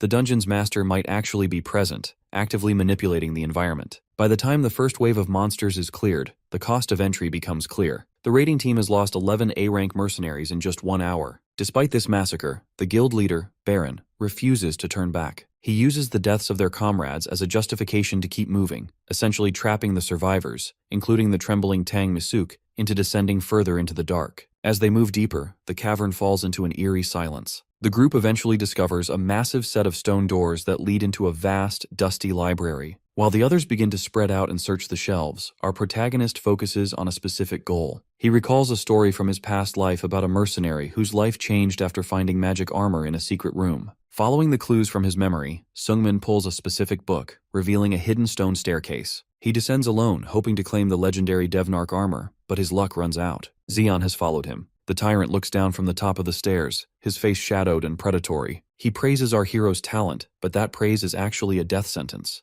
Zeon explains that because Sungmin is too talented to be left alive as a potential future rival, he has to be eliminated right now while they are away from witnesses. The situation seems hopeless until Lude suddenly appears at the top of the stairs, having bypassed Zeon's guards. He's furious, recognizing that Zeon has finally shown his true colors. Unfortunately, even with Lude's help, the odds are bleak. Zeon is an SS rank monster, and his subordinates are likely on their way. Realizing they can't win a direct head-on fight, our protagonist makes a split-second gamble. He grabs Lude and leaps further down into the lowest level of the secret chamber. His target is the magic armor Devnark resting on its pedestal. If he can equip the armor and receive its massive power boost, they might just have a chance to survive the monster currently leaping down after them. Our protagonist and Lude finally reach the bottom of the secret chamber, where the legendary Devnark magic armor rests on its pedestal. Unfortunately, their relief is short-lived. The captain of the Flare Mercenary Corps descends upon them with murderous intent. Because the gap between their powers is so vast, Lude's attempt to defend his friend ends in tragedy. With a single brutal strike of his 100 Steps Mystic Fist, Zeon crushes Lude's chest, killing him instantly. Our hero is paralyzed with horror, watching as the only person who treated him with genuine loyalty in this life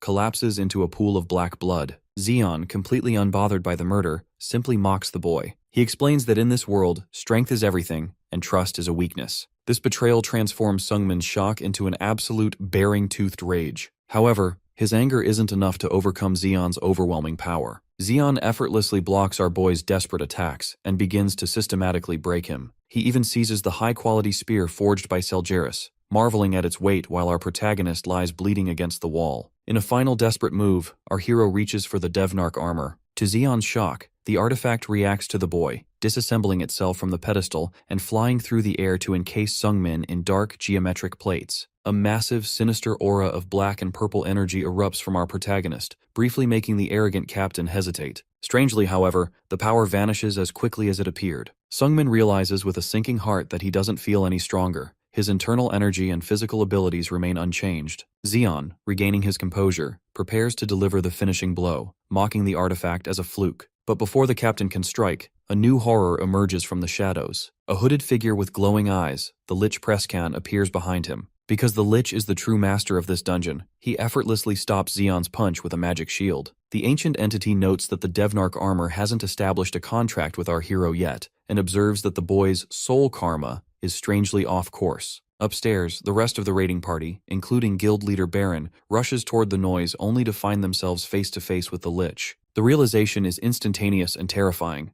They didn't find this dungeon. The Lich allowed them to enter. Within moments, the Lich kills Baron and seals the exits, trapping the survivors like rats. Both our hero and Zeon are bound by glowing green soul chains. The Lich looms over them, his eyes burning with predatory intent. He reveals that they are much better offerings than the Chimera Ogre he had been working with. The battle in the Devnark library ends in a swift, one-sided massacre. Because he is facing a legendary Lich, the SS rank mercenary Zeon is suppressed as easily as a child, while the guild leader Baron is literally cut in half. Our protagonist can only watch from the floor in a state of existential despair. He realizes that despite his training on the mountain and his knowledge of the future, he is still just a larva, a worthless third-rate warrior compared to the true monsters of this world. Sungmin eventually wakes up suspended in glowing spirit chains within Prescan's personal workshop. The Lich, a skeletal horror crackling with dark energy, reveals a bizarre and twisted motivation. He wants to create life. Because he failed to become a woman through alchemy or magic, he turned himself into a Lich to gain the infinite time necessary to birth a new existence. He views our hero as the perfect ingredient for this dream because Sungmin's soul karma is uniquely messed up due to his regression. However, the ritual goes horribly wrong.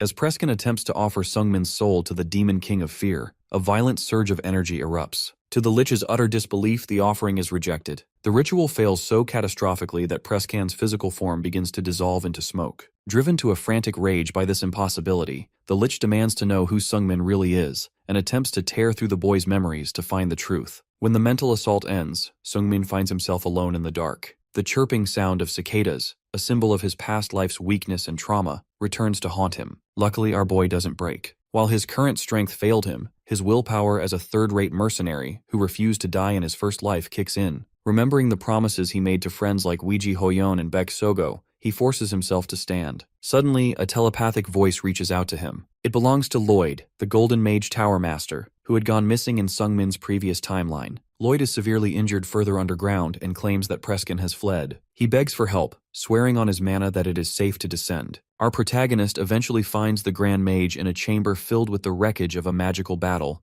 and the corpse of the traitorous Zeon. Lloyd urges Sungmin to destroy a pulsating dark heart suspended in the air, claiming it is a dangerous creation of the Lich. However, when our hero thrusts his spear into the organ, it doesn't shatter. Instead, purple electricity arcs through the weapon, and a final notification confirms a world-changing development. Lee Sungmin has obtained the Black Heart. The chaos of the Devnark library raid reaches a terrifying conclusion, revealing the full extent of the Lich Preskin's depravity and the birth of a new nightmare. Before Lee Sungmin ever encountered the Black Heart, Preskin was already in a state of physical and mental collapse. Because the ritual to offer Sungmin's soul was rejected, and his mental assault magic was inexplicably reflected, the Lich was left drained and desperate. To recharge his depleted mana, Preskin turns on the survivors of the raiding party, draining their life force like a parasite. He targets the mercenary leader, Zeon, intending to use his high-level soul for a more valuable experiment. However, the arrival of Lloyd, the Golden Mage Tower Master, interrupts him. Lloyd has been hunting the Lich for 10 years, and seeing Preskin in a weakened state, he prepares to end the monster's existence once and for all. Caught between a Grand Mage and his own failing body, Preskin gambles everything on his unfinished masterpiece. He summons a vortex of mana and brings forth a woman with long black hair and pale skin,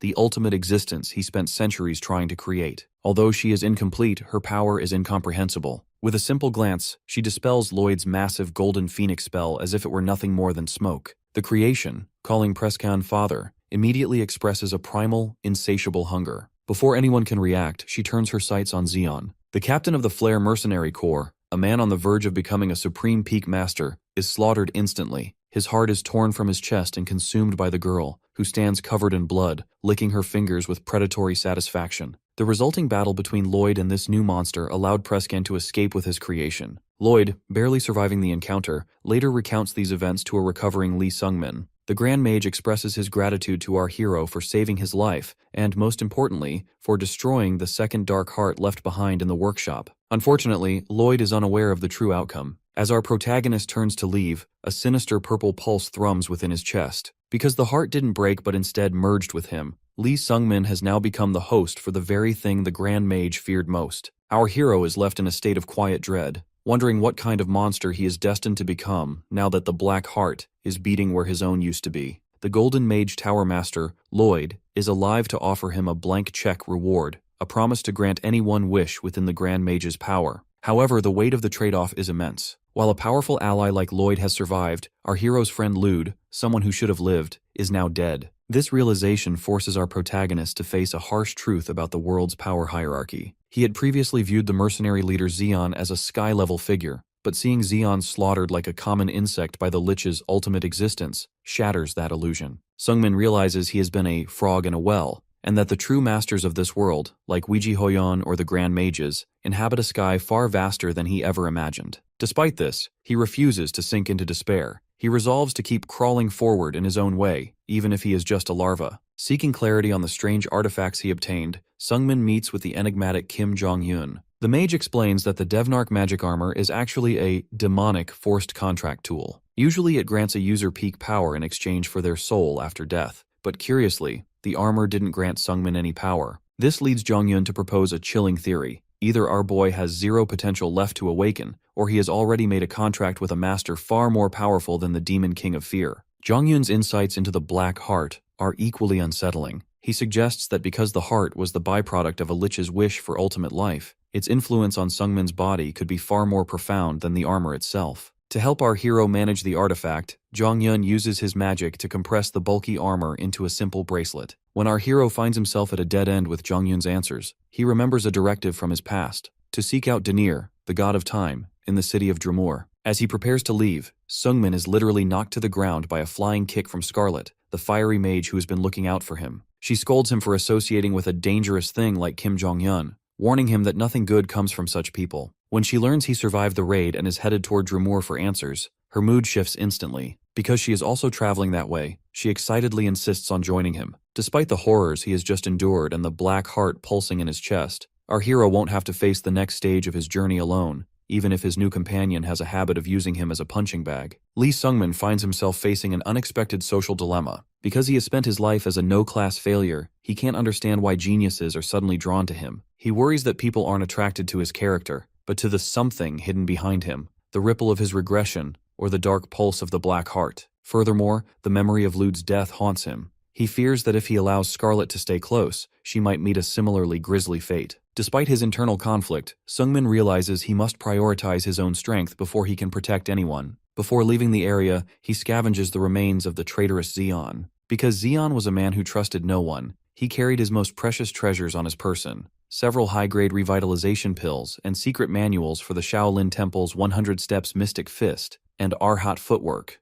Back in the safety of his room, our hero attempts to consume the stolen elixirs. Normally, a martial artist must painstakingly circulate their energy to absorb such potent pills, but the Black Heart changes the rules entirely. As soon as he swallows the medicine, a massive surge of energy erupts in his chest and is instantly assimilated. This artifact solves the lack of talent that plagued his first life, boosting his internal energy to a level nearly on par with a supreme peak master in a single night. The next morning, Sungmin attempts to shake Scarlet off by telling a white lie. He claims he must detour to the city of Berdan to return the stolen manuals to the Shaolin Temple for a reward. He hopes this change of plans will force her to continue to dry more alone. Unfortunately, Scarlet is not so easily deterred. With a mockingly bright grin, she declares that she, suddenly, has business in Berdan as well, admitting she just wants to see the world. Realizing he cannot escape her persistence, a dazed Sungmin finally agrees to depart with her in 1 week. However, the consequences of the library raid catch up to them after they leave. In the dead of night, a young girl in a tattered purple dress emerges from the forest. She is the ultimate existence created by the Lich,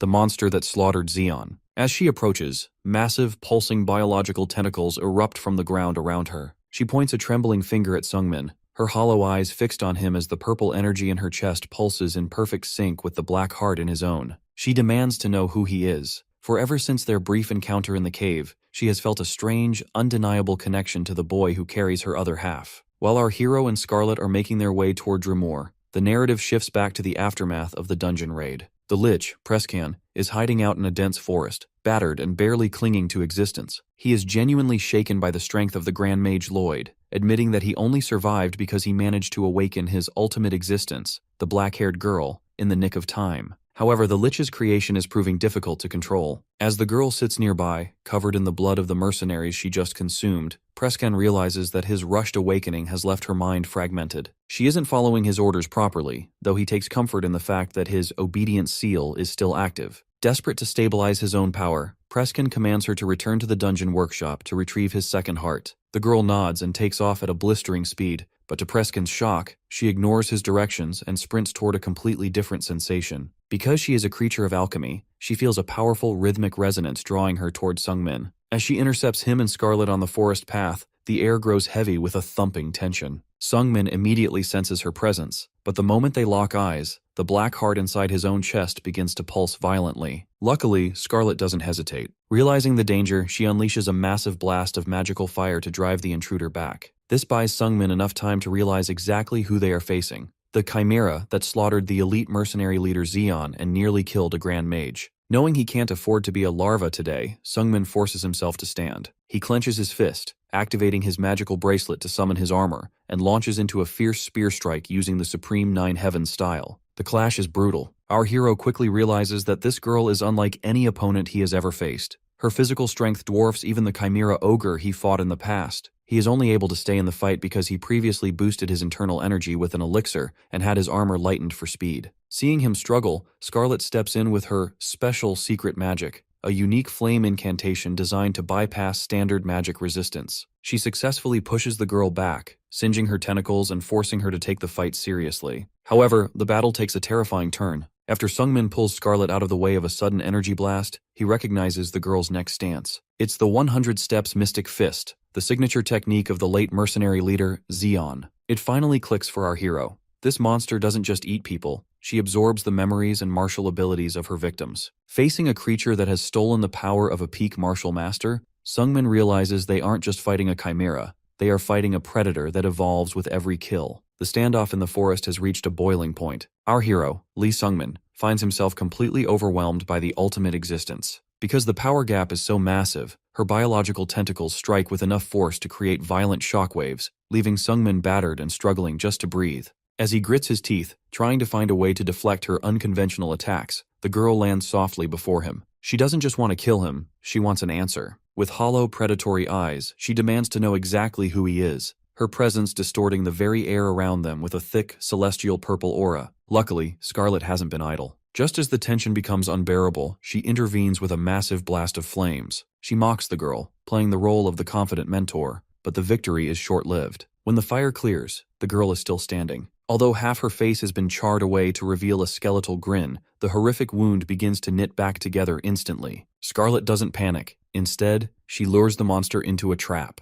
Earthen hands erupt from the soil, shackling the girl's ankles and pinning her to the spot. However, the girl's response is as gruesome as it is effective. Rather than trying to break the magical shackles, she simply uses her own power to sever her legs at the thigh. As blood sprays across the grass, she tumbles through the air, but by the time she hits the ground, her limbs have completely regenerated. Scarlet is visibly sweating now, realizing that while she initially thought they could win a war of attrition by draining the girl's mana, her theory was dead wrong. In a terrifying display of power, the girl releases a gargantuan pillar of energy that shatters the ground, proving her mana capacity is virtually bottomless. This shift in power is immediate and devastating. The girl moves in a blur, striking Sungmin with enough force to crack his armor and send him coughing blood into the dirt. As his consciousness begins to fade, our hero is forced into a moment of brutal self-reflection. He realizes he has been making excuses for himself. He had left his training on the mountain not just for the armor, but because he was afraid of the walls he couldn't climb. He sees himself as a larva that chose the easy route while his friends, like Weiji Hoyon, reached for the stars. The weight of his spear feels heavy with the memory of his fallen friend Lude,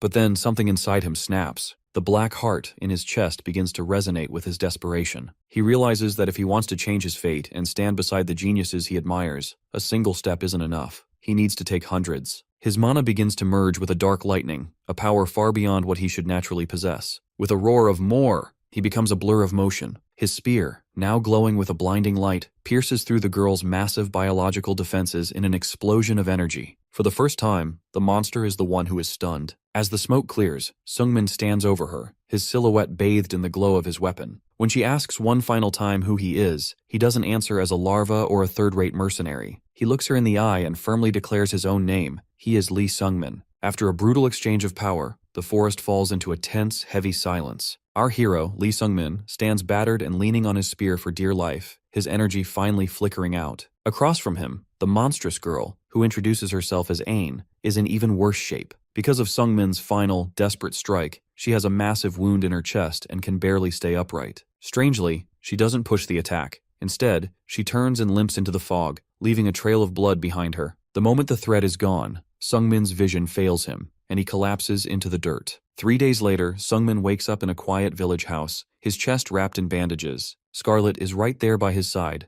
though she greets him with her usual brand of tough love, a swift kick to the ribs to test if he's actually awake. Surprisingly, Sungmin feels better than he should. Despite the severity of the fight, his broken bones have already begun to knit back together. This miraculous recovery isn't natural. As Sungmin touches his chest, he feels the rhythmic, heavy pulse of the black heart. He realizes that this organ isn't just a source of mana, it is physically rebuilding his body at an accelerated rate. Because he can no longer keep secrets from someone who just saved his life, he finally tells Scarlet the truth. He absorbed a dark artifact, and that is why he was so involved with the suspicious Kim Jong-un. Scarlet takes the news in stride, though she can't resist teasing him for being lucky enough to have her around. However, the conversation turns serious when Sungmin asks the one question on his mind. Why didn't she run? He knew Ain was only after him, and Scarlet could have easily escaped the danger. Scarlet explains that she simply didn't want to lose a friend. She opens up about her past, revealing that as a child, she lost her home and everyone she loved to the brutal flames of war. Because she knows the hollow feeling of loss better than anyone, she refuses to let it happen again. She gives Sungmin a piece of blunt, honest advice. If he's so worried about his friends dying, he needs to stop moping and get stronger. The only way to protect the people he cares about is to ensure he has the power to end the fight before they get hurt.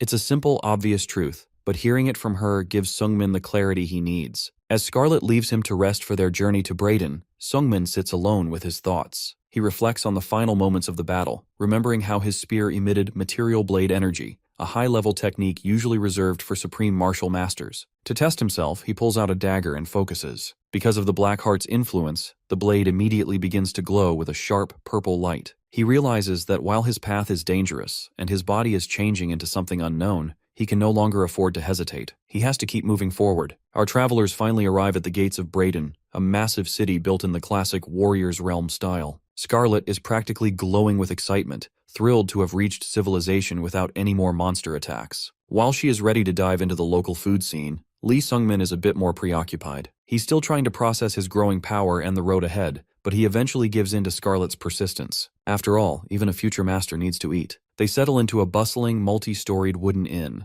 but the peaceful meal doesn't last long. Scarlet immediately notices a few flies buzzing around, a pair of rugged thugs who haven't stopped staring since they walked in. Sungmin realizes the attention is actually his fault. Because he recently tapped into the material blade energy of a supreme master, his inner power is overflowing. Unlike a true veteran who can shroud their presence, Sungmin's aura is currently like a lighthouse, drawing every ambitious fighter in the room toward him. One particularly arrogant thug with long brown hair decides to make a move, attempting a crude pickup line on Scarlet. When she shoots him down with a blunt threat to his life, the man loses his temper. He draws his sword and lunges, but before Sungmin or Scarlet can even move, a sharp sound echoes through the room. The thug is knocked unconscious instantly, not by a blade, but by a single coin thrown with pinpoint accuracy. The man behind the throw is Namgung Heewon, known as the Dragon Sword, and a prominent scion of the legendary Namgung clan. He steps in with an easy smile, apologizing for the mess and offering to pay for their meal as a gesture of goodwill. As they sit down together, Heewon becomes fixated on Sungmin. When he learns that Sungmin is only 18 years old, he is genuinely stunned. He explains that at such a young age, the only person with that level of martial prowess should be the little Chunma, Weiji Hoyon. The mention of that name sends Sungmin into a coughing fit, spraying his drink everywhere. Heewon clarifies that in their world, there are 3 people who carry the title of Chunma, Heavenly Demon, and Weiji Hoyon is the rising star among them. He even mentions a juicy rumor that the little Chunma might actually be a woman. Sungmin is hit with a wave of intensity.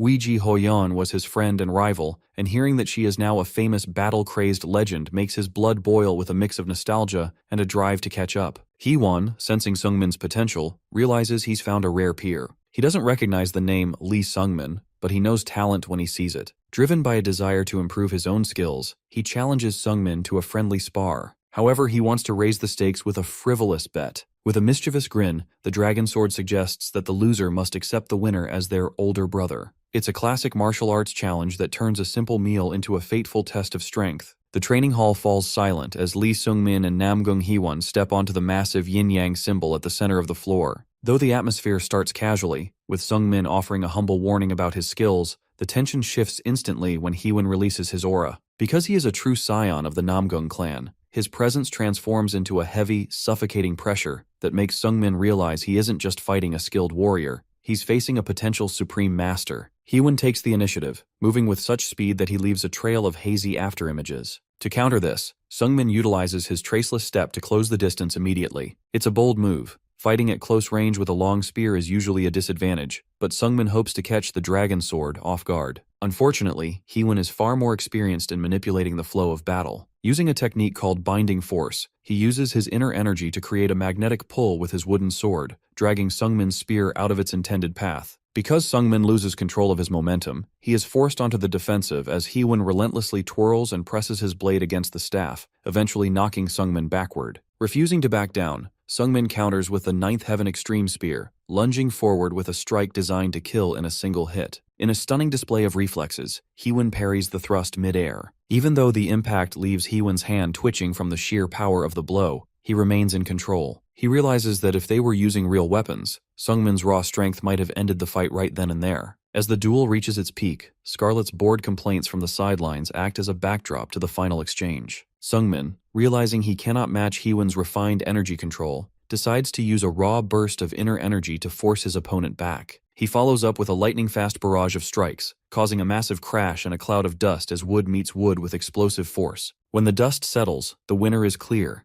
Heewon's practice sword is held firmly at Sungmin's throat. Because Sungmin relies on a single weapon, Heewon explains that once that weapon is neutralized, the fight is over. Sungmin sighs and accepts the terms of the wager, officially calling Heewon Big Brother. Despite the win, Heewon is incredibly impressed. He notes that while Sungmin's fundamental spear skills are world-class, his advanced techniques are still crude due to a lack of experience against other masters. He promises that with more hands-on combat, Sungmin will be unstoppable. To celebrate their new bond, Heewon reveals his next destination, the Sorum Temple. Luckily for them, their goals align perfectly, as Sungmin was already heading there. While the two martial artists bond over the coincidence, Scarlet watches them with a sense of impending dread, suspecting that their combined energy will only lead to more trouble. Meanwhile, far away in a dark cavern, a skeletal figure senses a shift in the world, the coming of a new chaos. The journey to the legendary Sorim Temple isn't just a simple visit for Namgung Hiwan, it's a political necessity. He explains to Sungmin that the four great clans, Namgung, Jaegal, Moyang, and Dang, once tried to form an alliance. However, because the clan heads were all equal in power, they couldn't decide who should lead. To solve this, they made a pact to let the next generation decide. Every year, the successors meet before Sorim's roomkeeper, head monk Bulyung, to determine who is truly the best among them. As they arrive, Sungmin is introduced to the other scions, the poisonous Dang Ahi, the graceful Moyang Seojin, and the sharp Jaegal Taeryang. When Dang Ahi mocks Sungmin as a little boy, Hiwan gleefully pulls our hero into a headlock. He brags that his little brother is on the verge of becoming a supreme master at only 18. This is a calculated move. By having a genius like Sungmin as his subordinate, Hiwan instantly elevates his own status among his rivals. Sungmin, realizing he's been used as a political trophy, can only sweat and accept his role for the sake of the alliance. While the scions head off for their official meeting, Sungmin and a very disappointed Scarlet, who just realized temple food contains zero meat, settle in for a quiet meal. Sungmin plans to simply return a manual of secret techniques he recovered from the mercenary Zeon and then leave for Dremor. However, his plans are interrupted when a monk arrives with a shocking summons. The roomkeeper wants to see him specifically. Sungmin is led to a secluded chamber to meet the man known as the Freak Monk. Bulyung is a massive, muscular man who speaks in riddles, claiming that chaos has shown Sungmin favor. When Sungmin asks for clarity, the monk suddenly enters a trance-like state, his eyes glowing as if possessed. He delivers a haunting prophecy. Sungmin must head north, for in 5 years, he will have a destined encounter in the land where snow never melts. Once the spirit leaves him, Bulyung returns to his eccentric self, laughing off the possession and claiming he doesn't even remember what he said. He turns his attention to the manual Sungmin brought. Although he mocks the book as common, he unexpectedly tosses Sungmin a great pill, Sorim's most precious elixir. When a stunned Sungmin asks why he's being so generous, the Freak Monk drops a final bombshell. He's doing it because Sungmin is exactly how Weiji Hoyon described him. The mention of his old friend stops Sungmin's heart. He demands to know if Weiji Hoyon was actually at the temple, but Bulyung isn't giving away secrets for free. With a mischievous smile, the monk points to a young, talented disciple named Jihak, the future of Sorim.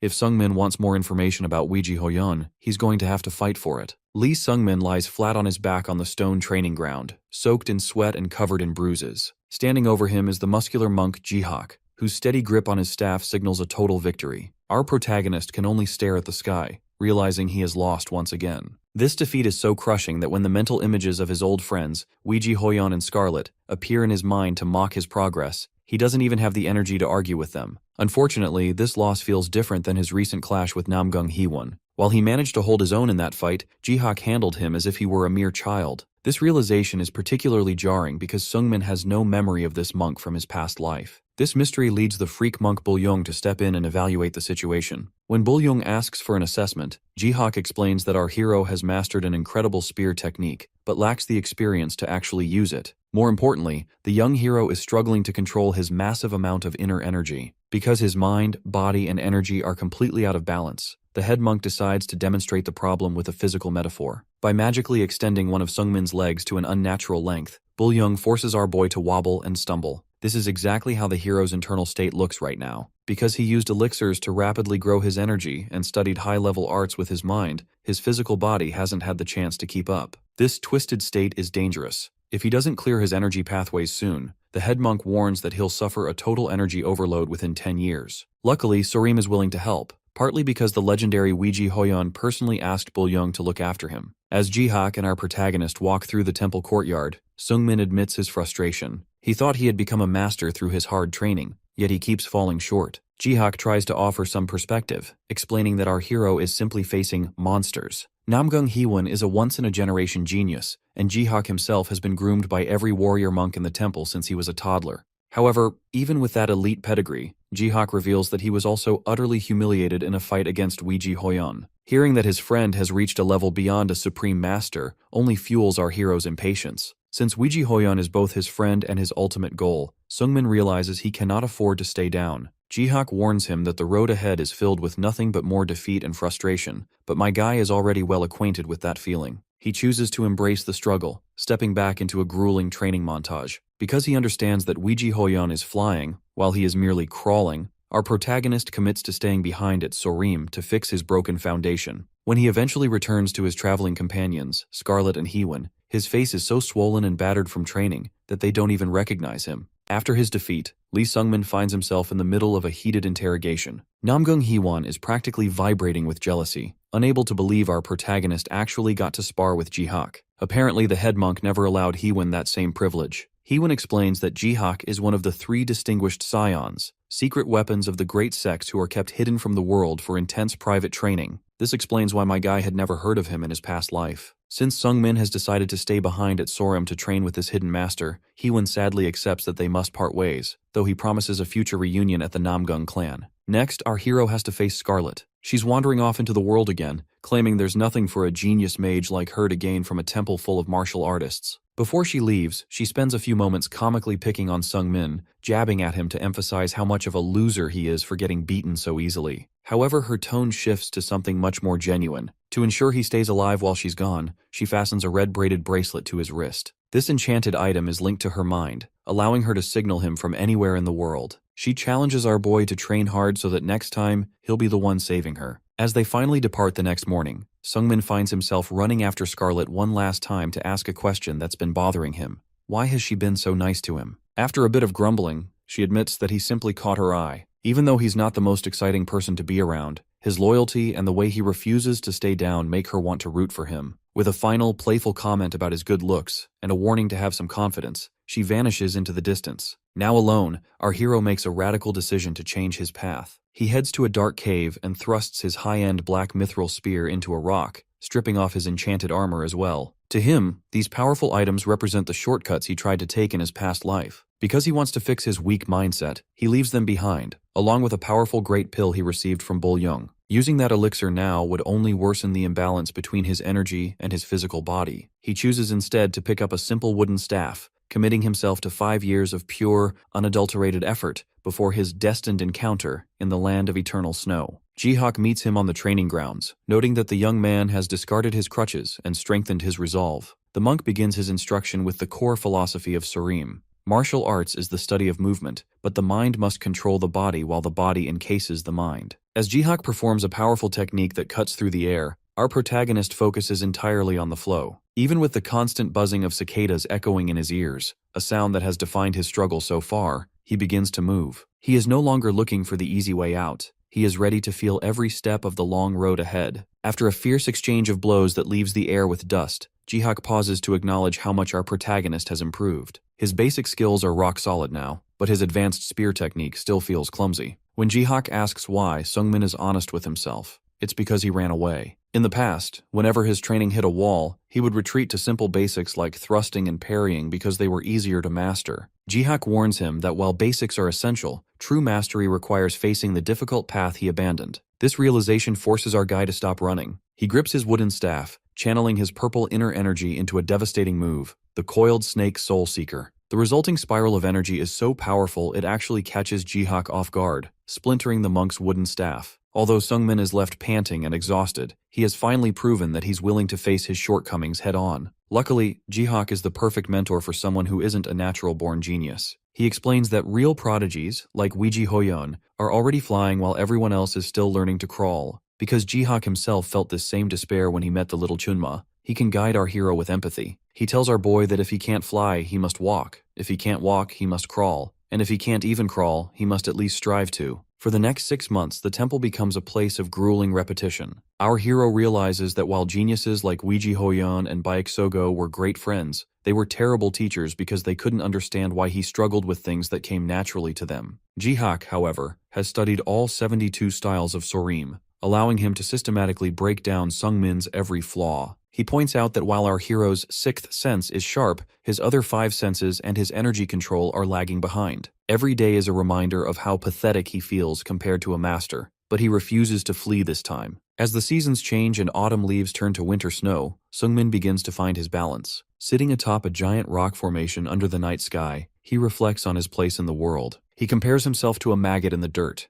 For a long time, he thought the soil around him was the whole world. Now he wants more. He doesn't just want to survive. He wants to fly over the world and see how vast it truly is. This shift in perspective catches the attention of head monk Bull-young, who finds our hero meditating in the cold. Bull-young notes that the child has changed, gaining enough skill to live a comfortable life in a small pond. When he asks what our hero seeks now, Sungmin admits his ambition. He wants to dream of flying. He doesn't want his life to be a series of shortcuts and retreats anymore. When the head monk asks what these 6 months of suffering have actually taught him, our boy simply smiles and says he has finally learned how to crawl. Cackling with approval, Bull-young tells him it's time for the next step. As a brilliant light flashes across the snowy mountains, the lesson is clear. Now that he knows how to crawl, it's finally time to learn how to walk. As time passed within the quiet walls of the temple, Lee Sungmin reached the age of 20. After a year and a half of constant training, his features have sharpened, and his eyes have taken on a calm, mature depth. Despite his physical progress, he still carries the weight of a bad habit, a lingering inferiority complex. This leads him to ask Jihak a difficult question. Why would someone so skilled waste so much time sparring with a weak person like him? Luckily, Jihak doesn't see it that way at all. With a warm smile, he explains that their matches have been vital for his own growth. By sparring with our hero, Jihak is able to review and refine the complex techniques of Sorim. It's a mutual journey on the martial path, and Jihak simply wants to go further than he is now, the same dream he believes Sungmin is striving for. This conversation forces our boy to confront a painful truth. His suspicions weren't about Jihak, but about himself. Because of his miserable past life, he was constantly afraid that the kindness and help people gave him were based on a lie or a hidden motive. Our protagonist finally realizes his true dream isn't just about reaching the pinnacle of martial arts, or being accepted by geniuses like Weiji Hoyan. It's simpler and deeper. He just doesn't want to run away from the truth anymore. This resolve leads him to head monk Bull-young's cave to ask about the mysterious blessing he received. Bull-young reveals that the blessing makes others feel an immediate sense of kinship toward him,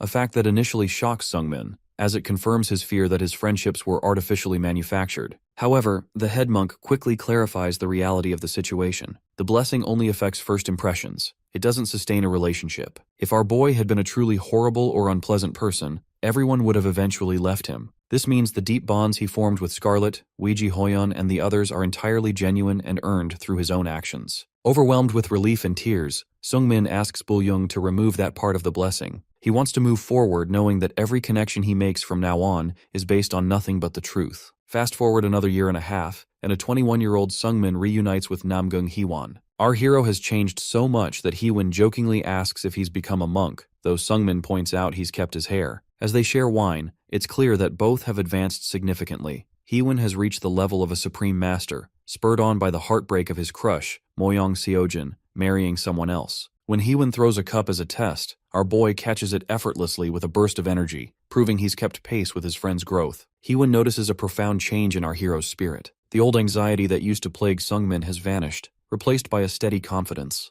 Interestingly, Heewon mentions that the strange, unexplainable excitement he used to feel when meeting Sungmin is gone, which confirms that Bull-young's removal of the blessing worked.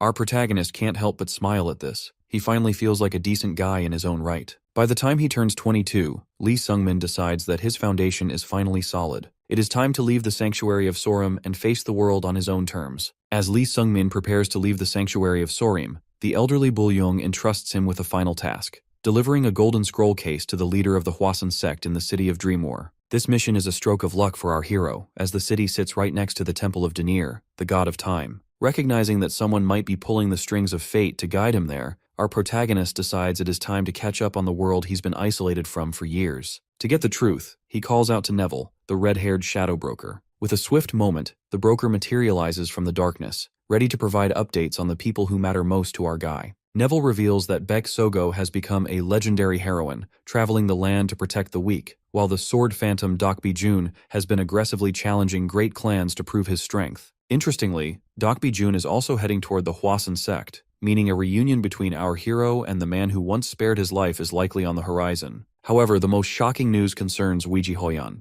In the 8 years since they last met, the little Chunma has grown into a powerhouse with a following of 20 master-level warriors. She is currently marching north to challenge the bloody Chunma, a feared tyrant of the frozen regions. While the rest of the world expects the established warlord to win, our protagonist just smiles. He knows his friend's strength better than anyone. To him, her victory is a certainty. Looking at her image in a magical orb, our hero finds himself blushing. Not only has she become incredibly powerful, but she's also grown quite beautiful. He notices a major shift from his past life. Back then, Hoyan always disguised herself as a man. but now she lives openly as a woman. While this change in the timeline concerns him, he resists the urge to rush to her side. They promise to meet in 2 years, and he trusts her to stay alive and remain the goal he is striving to reach. Meanwhile, in the freezing northern camp, the reality of Weiji Hoyun's life is much more glum than the legends suggest. She is frustrated that she hasn't developed the curvy figure she hoped for, and she finds her high-level followers to be nothing more than cumbersome pests. She misses the genuine connection she had with Sungmin and finds the expectant stares of her subordinates creepy. To her, this entire war is almost a distraction from the person she actually cares about. The tension finally breaks when the bloody Chunma, Bak Woosun, arrives on the battlefield to confront her. He is arrogant, mockingly asking if she really thinks she can challenge a veteran like him. Hoyeon remains completely unfazed, even mocking how easy he was to track down compared to her other rivals. Before the slaughter begins, she asks him one bizarrely calm question: which hand does he use to eat? When the confused tyrant asks why she cares, Hoyeon's goal erupts in a terrifying aura of dark energy. She isn't there to spar, she's there to end him, and she only plans on leaving him one arm so he can feed himself in his retirement. Lee Sungmin arrives at the majestic mountain gates of the Hwasun sect, finally reaching the end of his journey to the city of Dreamwar. Because he is carrying a message from the high-ranking head monk Bul Young,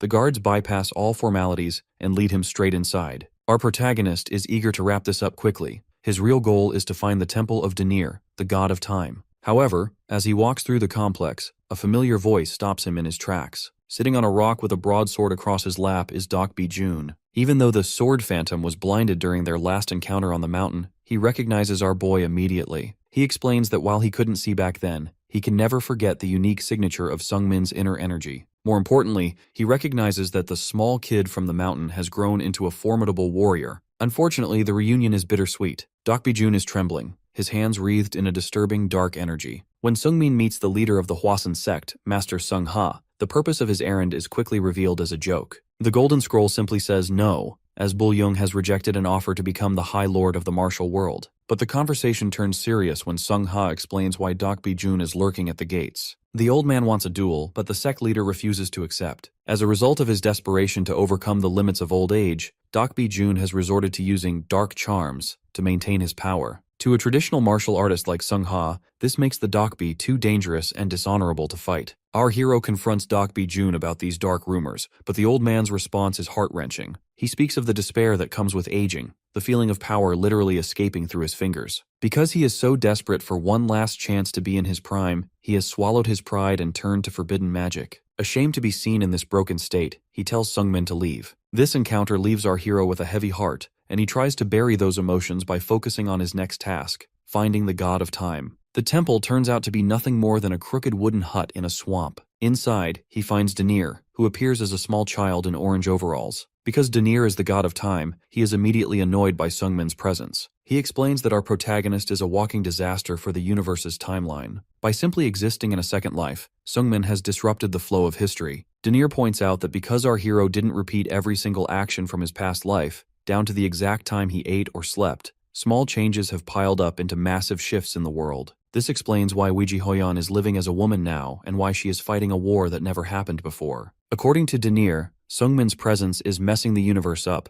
and these changes are only going to get more violent. As if to prove the point, the scene flashes to a bloody vision of the Hwasun sect leader, Sung Ha, being struck down by a crazed, empowered Dokbi Jun. Inside the swampy hut, Lee Sungmin is forced to confront a heavy reality. His very existence is a glitch in the universe. Dronzer, the childlike god of time, confirms that Sungmin's return has fractured the timeline, but when our hero asks about the mysterious something inside his soul, the god remains tight-lipped. Because even gods face mortality, Dronzer explains that certain secrets carry a death sentence. To prove it, dark red, lightning-like cracks begin to fracture the air at the mere mention of the topic. This disciple of silence forces Dronzer to kick our boy out, though not before giving him one cryptic lead: seek out a being named Enbiris, who has also escaped mortality and carries a twisted causality. Desperate for power to match his broken fate, Sungmin begs for a trial. However, Dronzer's eyes glow with a cold light as he refuses. Unlike Misha's trials, Dronzer's tests aren't about training or goals. They are so psychologically taxing that every skilled warrior who attempted them ended up losing their mind and dying. The god tells our hero to go cool his head in town, promising that if he still feels like killing himself after that, the trial will be waiting.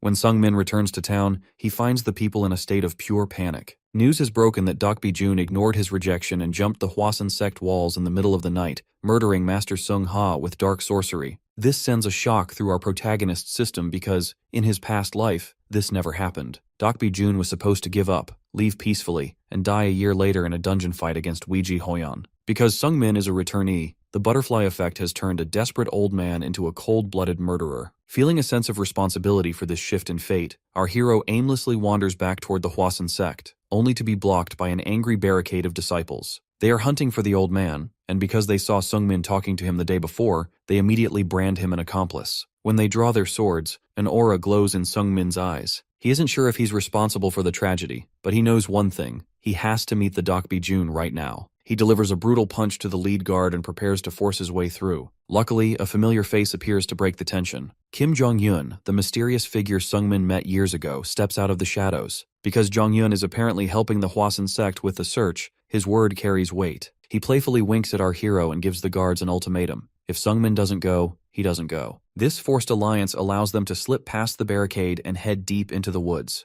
As they move through the forest, the air begins to change. Jong-un leads our hero to a clearing thick with a foul mist that reeks of dark sorcery. Slumped in the shadows is a mangled corpse, a gruesome testament to the forbidden power Dokbi-jun has embraced. This isn't just a martial arts rivalry anymore. It's a descent into madness that Sungmin may have accidentally triggered. Lee Sungmin stands in quiet contemplation, trying to wrap his head around the terrifying nature of energy drain. This isn't just a simple martial art. It's a technique that allows a warrior to physically absorb the power of their enemies. Beside him, the mage Kim Jong-un examines a mummified, gray-skinned corpse that has been completely hollowed out of its life force. Seeing this gruesome evidence confirms their fears. The man they are hunting has moved far beyond simple dark charms. Because he is now consuming the lives of others to fuel his own strength, Jong-un notes that Evil Swordmaster is a much more fitting title for him. This revelation hits our hero hard. Our protagonist is shaken, realizing that the man he once knew, Dokbi-jun, has truly crossed a point of no return. This isn't just a local dispute anymore. Because Dokbi-jun has embraced such a forbidden path, the entire continent of area will eventually hunt him down. However, Jong-un's familiar, a crow scouting the nearby woods, returns with urgent news. The mage has already located the Swordmaster. Even more surprisingly, Jong-un admits to sabotaging the communication channels of the Hwasun sect. He did this intentionally to ensure the sect members arrive late, giving our guy a chance to face the Swordmaster alone. The mage is curious to see how the timeline will change, as our hero's past interference is the very reason Dokbi-jun's life took such a dark turn. As Sungmin prepares for the confrontation, he flashes back to a younger, simpler time. He remembers being a struggling student, panting and sweating while Dokbi-jun watched over his training. Back then, the Swordmaster was a mentor who would playfully knock the boy over when he tried moves that were too advanced for him. He was a man who preached patience, reminding our boy that he had plenty of time to grow. Unfortunately, that warmth is gone. In the present day, Sungmin finds the Swordmaster waiting in the dark woods. Our hero is haunted by a single question.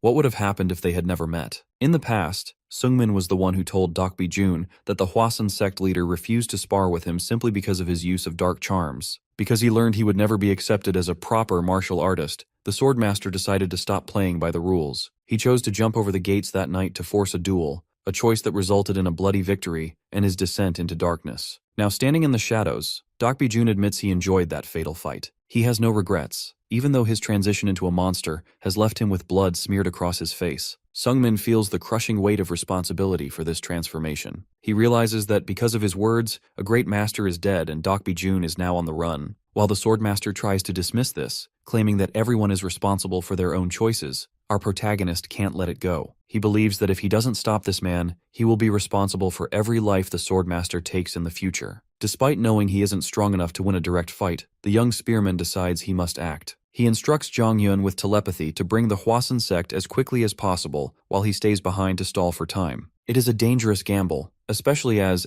the moon rises, the true horror of the situation is revealed. Dokbi-jun has fully transformed into a vampire, and his power peaks as the night begins. Our hero now stands alone against a monster that has only grown stronger by feeding on dozens of victims. As the battle begins, Kim Jong-un's voice echoes telepathically in Sungmin's mind with a cold observation. He notes that while Dokbi-jun has clearly become a vampire, he hasn't actually regained his youth. This suggests that the creature who turned him likely wasn't a powerful vampire lord, or perhaps just didn't care enough to grant him a full restoration. Regardless of his aged appearance, the mage warns our protagonist not to underestimate the man. Combining his existing skills as a supreme master with the supernatural resilience of the undead makes him an incredibly dangerous opponent. Because the threat is so high, our hero doesn't hesitate. He lunges forward with a high-speed spear technique, his weapon trailing vibrant energy as he attempts to overwhelm the swordmaster. The two exchange a frantic series of blows, the clearing filling with the screech of metal on metal. Despite the pressure, Sungmin manages to catch his former mentor off guard by using a specialized movement technique he learned from Bayek Sogo. He leaves a ghostly afterimage to distract the monster, allowing him to strike from a blind spot.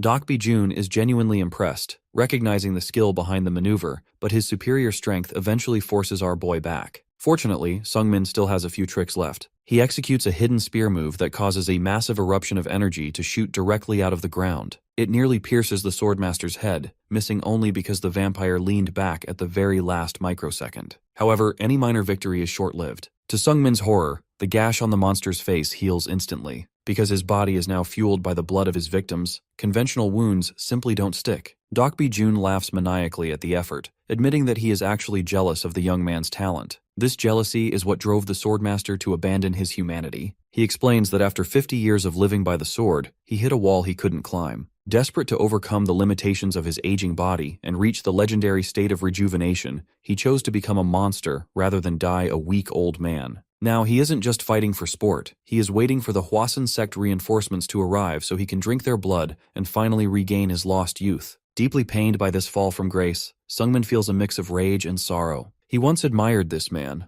but seeing what he has become, our hero channels his grief into his weapon. His spear ignites with material blade energy, a sign of immense power that shocks even the swordmaster. With tears streaming down his face and blood staining his clothes, the young spearman prepares to give everything he has to stop the monster he accidentally helped create. In the world of high-level martial arts, reaching the rank of master allows a warrior to channel their inner energy directly into a weapon. This is known as blade energy, a force so sharp it can slice through solid steel as if it were soft tofu. However, those who transcend even that level reach a stage called material blade energy, where the power becomes a physical, crushing force designed to end a fight in a single strike. Because Dokbi Jun is a seasoned supreme master, he possesses a countermeasure called material shield energy, a defensive coating that protects his body from such lethal blows. Unfortunately, our boy Sungmin hasn't truly mastered these heights yet. He is forcing out this power through sheer willpower and theoretical knowledge rather than natural ability. Because of this gap in skill, the battle is incredibly one-sided. Under the glow of a blood-red moon, the two warriors clash in a violent explosion of purple and red sparks. Every time their weapons meet, the impact sends vibrations through our hero's arms, forcing him to grit his teeth against the overwhelming pressure. Sungmin realizes that while he can barely maintain his offense, one clean hit from the swordmaster would be the end of him. Strangely, despite the obvious difference in power,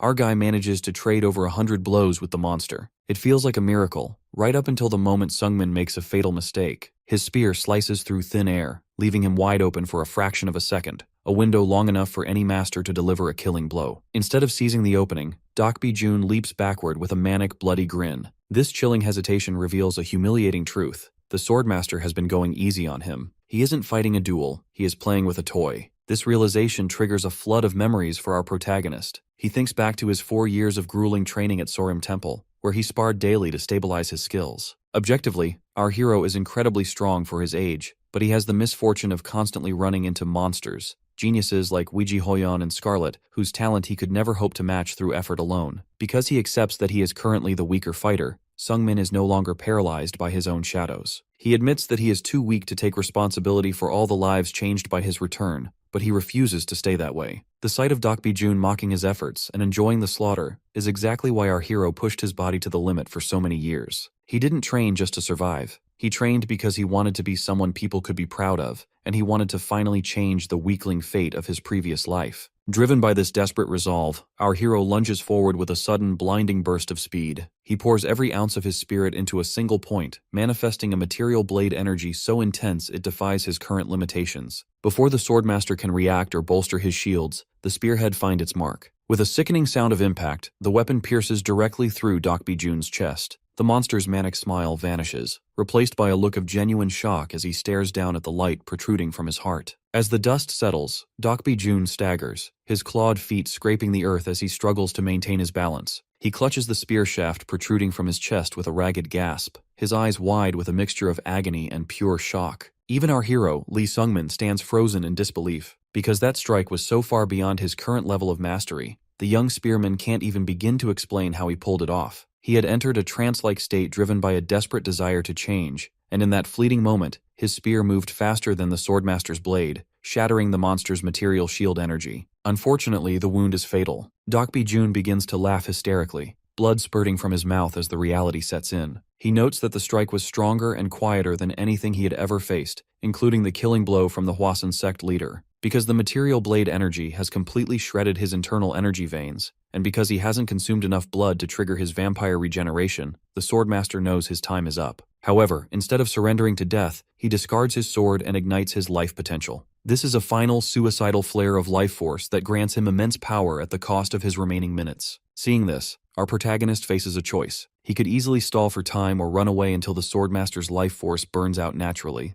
But as he looks into the old man's eyes, he sees a burning passion that transcends the monster he had become. Sungmin realizes that despite the dark charms and the fangs, this man was ultimately a truth seeker who was simply desperate to overcome his own human limits. Because he recognizes this noble pursuit, our hero refuses to let the man die like a coward or a common trickster. He decides he must honor this final moment by attempting to reproduce that miraculous, refined spear move one last time. The final clash is a somber one. Sungmin pours his grief and his sense of inferiority into his weapon, swinging his spear more desperately than ever to pay tribute to a man whose fate he accidentally twisted. As the swordmaster finally falls to his knees, his energy burning out, he laments that he couldn't see a more refined version of that final move. His hand reaches toward the dark sky in a final, shivering plea for more time and more mastery, before his body goes limp and hits the ground. Watching the fallen warrior, our boy is overcome with guilt. In the original timeline, Dokbi-jun was supposed to die an honorable death in a duel against a legendary genius. Because of Sungmin's return, that fate was replaced by a desperate descent into vampirism and a lonely death in a misty forest. Deeply saddened by the weight of his interference, Sungmin bows his head and weeps for the man he once admired. Luckily, he isn't left alone in his grief. A familiar warmth returns as Baeksogo appears from the shadows,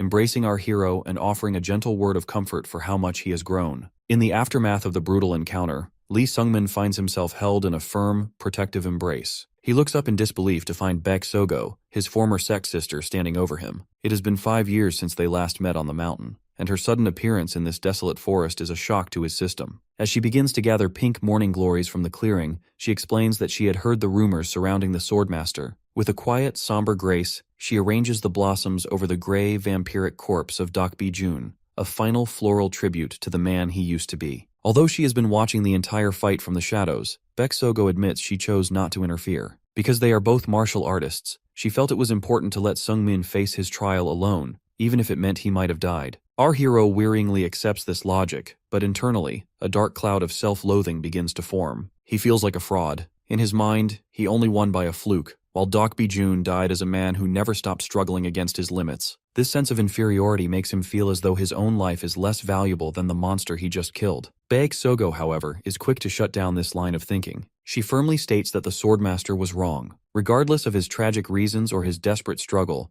nothing justifies the fact that he harmed innocent people to achieve his goals. While Sungmin stopped the man out of a personal sense of responsibility for his glitch in the timeline, Baeksogo acted out of a broader sense of justice. She reveals that she is now working with the Martial Alliance, using their information to hunt down those who have abandoned their humanity. When she praises Sungmin for how much he has grown, the compliment only makes his jaw tighten. He doesn't feel like a hero, even as she prepares to leave for her next mission. But then, a sudden wave of terror hits him. Baeksogo reveals her next target is Weiji Hoyun, the little Chunma. This news causes Sungmin's heart to hammer against his ribs because he knows the terrifying strength of Weiji Hoyun. He begins to wonder if this is how Baeksogo died in his past life, sent by the Alliance to face a genius she couldn't possibly defeat. Because Baeksogo is driven by her own unshakable vision of justice, Sungmin realizes that words will never be enough to stop her from walking into that trap. As she vanishes into the fog with a final, hopeful smile, our boy is left with a chilling epiphany. If he cannot convince her to stay safe through logic, he must become powerful enough to intervene physically. News of the battle spreads quickly, and the world begins to praise the Ghost Spear, who vanquished a supreme master vampire under a full moon. But the title means nothing to our protagonist. Driven by a dark, desperate energy, he returns to the swampy hut of Dronzer, the god of time. He ignores the god's warnings about insanity and death, demanding to begin the trials he previously feared. He knows he is currently too weak to protect the people he cares about, and he is willing to risk his mind and his life to change that reality. Dronzer, the god of time, sees him coming and scoffs, Because the previous warriors who attempted his trial all ended up dead or deranged, Dronzer assumes our boy has already lost his mind just by coming back. He warns our protagonist that the pain he is about to experience is unlike anything in the physical world,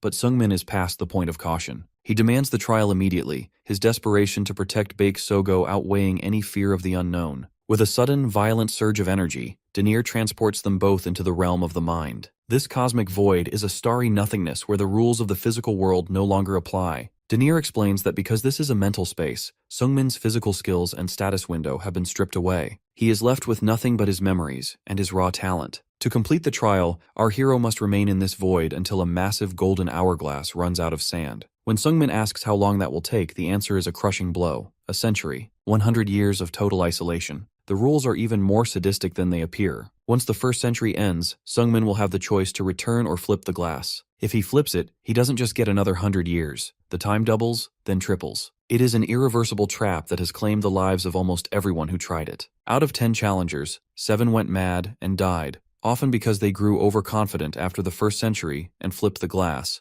only to be broken by the following 200 years of silence. As the trial begins, the benefits of the mental realm initially feel like a blessing. Because his body is made of thought, Sungmin never tires, never hungers, and never needs sleep. He can swing his spear for years without stopping. Unfortunately, this perfection quickly turns into a new form of torture. Our hero begins to miss the suffering of the physical world. He craves the feeling of fatigue and the relief of a meal, but his mental form remains eternally, mockingly peaceful. This sensory deprivation is a special kind of hell. Feeling nothing at all is far more agonizing than feeling pain. The isolation breeds a deeper, more dangerous doubt. Because he is alone, Sungmin has no masters like Weiji Hoyeon or Baek Sogo to correct his form. He begins to panic, realizing that if he practices a move incorrectly now, he might spend decades cementing a fatal flaw in his martial arts. He is desperate for a single word of affirmation, but the void offers no answer. When he finally looks at the hourglass, hoping for some sign of progress, he is met with the ultimate horror. Not a single grain of sand has fallen yet. Back in the physical world, Dronzer sits in his hut watching Sungmin's motionless body, already preparing to clean up another corpse. However, the god's mocking expression suddenly twists into pure shock. Something is happening within the boy's mind that defies even the expectations of a god of time. Deep within the cosmic void, Lee Sungmin begins a journey that would shatter the sanity of any ordinary man. Dronzer had mentioned that most who took this trial survived the first century without much trouble, but for our hero, every second feels like a struggle for his very soul. Because he knows he lacks the natural genius of people like Weiji Hoyeon or Baek Sogo, he is forced to confront a painful reality. He is a maggot who must crawl twice as far to reach the same destination. The weight of time is a physical burden. Having only lived 40 years across 2 lifetimes, the prospect of a 100-year sentence is unfathomable. As the years bleed into one another, Sungmin's resolve begins to weather. He realizes that simply repeating the basics, the parry, the press, and the thrust, is not enough. Because his body in this realm never tires and never scars, he loses the physical markers of progress. He begins to feel as though he is standing still in an infinite sea of purple starlight. By the time the first century is nearly up, he is spiraling into a deep depression, apologizing to the ghost of Dokbi Jun for being a pathetic victor who hasn't improved at all despite decades of practice. Yet, when the sand finally runs out, the fear of remaining weak proves stronger than the fear of the void. With a trembling hand, our protagonist flips the hourglass, committing himself to 200 more years of isolation. This second century proves to be the turning point. After a period of actual madness where he loses track of time entirely, Sungmin snaps back to his senses with a new, terrifyingly calm perspective. He accepts his own slowness. Because he has all the time in the world, he stops rushing. He finds joy in the smallest steps forward, like balancing his inner energy or refining a single footwork maneuver. By the time he flips the glass for the 300-year mark, our hero has transformed. He is no longer a desperate victim of time, he is its master. He laughs at his own lack of talent, finding it impressive that it takes him centuries to achieve what others do in months. At the 1,000-year mark, he finally stands before the metaphorical wall of supreme mastery. While a genius might have climbed it in a decade, it took our guy 10 centuries of ceaseless spear swings just to reach the base. At the 1,500-year mark, the miracle finally happens. Sungmin successfully replicates the impossible spear move that killed the Swordmaster, executing it with perfect, refined, lethal force. Even though he can only perform that one specific move at such a high level, the achievement is monumental. He has spent over a millennium in a white, static-filled hell, transforming his maggot-like crawling into a strike that could pierce the heavens. Back in the swamp hut, Dronzer is absolutely floored. He looks at the boy's motionless body and realizes that Sungmin hasn't just survived. He has voluntarily extended his stay far beyond the breaking point of any mortal mind. There was a crucial detail Denier never mentioned to the challengers of his trial. Progress in the realm of the mind is agonizingly slower than in the physical world. Because of this, the geniuses who were used to rapid success in the outside world often crumbled under the weight of such stagnant training. Even the most persistent warriors before Sungmin had only managed to endure 1,000 years. That is why Denier is physically shaken, unable to believe that our hero stayed for 2,100 years.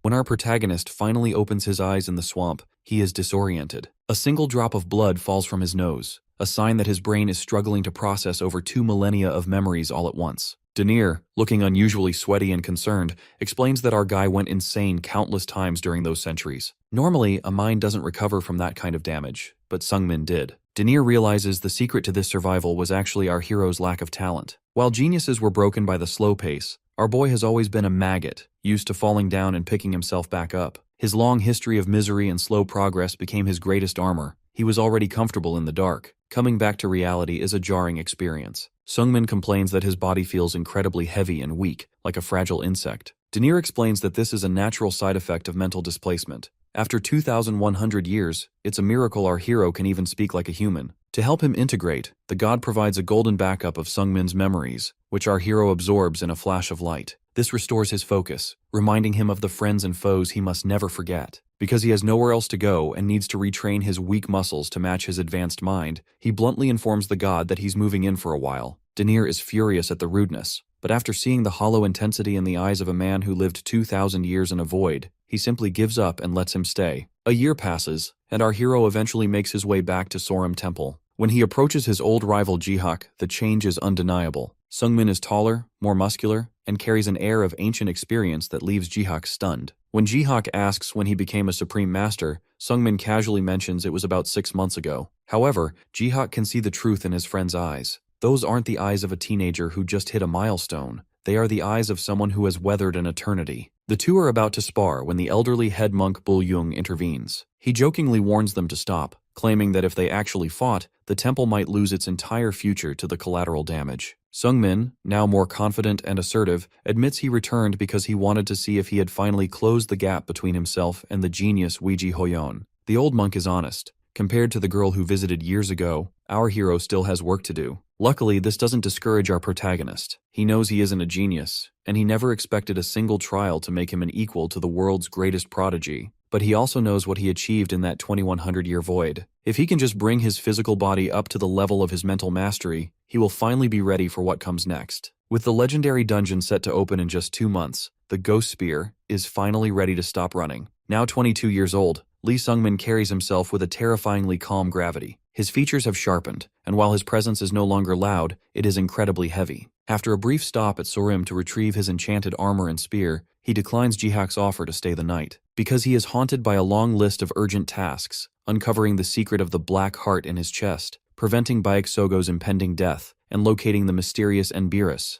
our boy knows he cannot afford to waste a single hour. Guided by the cryptic words of the god of time and information purchased from the Arabrisa broker, Sungmin enters the sleeping forest. This is a place of nightmares, thick with a pale mist and a haunting, high-pitched cry that is known to drive ordinary men insane. However, because our hero spent over 2 millennia in a mental void of absolute silence and chaos, the madness of the forest is nothing more than a pesky buzzing to him. As he walks, he dispatches the forest's demonic residents with a casual, almost bored efficiency. He crushes the heads of grotesque, multi-eyed monsters with backhanded strikes and simple taps of his spear, looking more like a man swatting flies than a warrior engaged in combat. This display of power does not go unnoticed. 2 hooded figures in red and black robes watch from the shadows, paralyzed with fear. They recognize him as a supreme master, someone whose movements are so fluid and natural that he almost appears untrained. Because they cannot make sense of his presence, they attempt to retreat and call for reinforcements. They are horrified when Sungmin suddenly appears directly behind them, asking about Enbiris. When one tries to lash out with a dagger, Sungmin simply tilts his head to let the blade pass. Even a massive eruption of magical fire doesn't faze him. He snuffs out the flames with a single swing of his arm,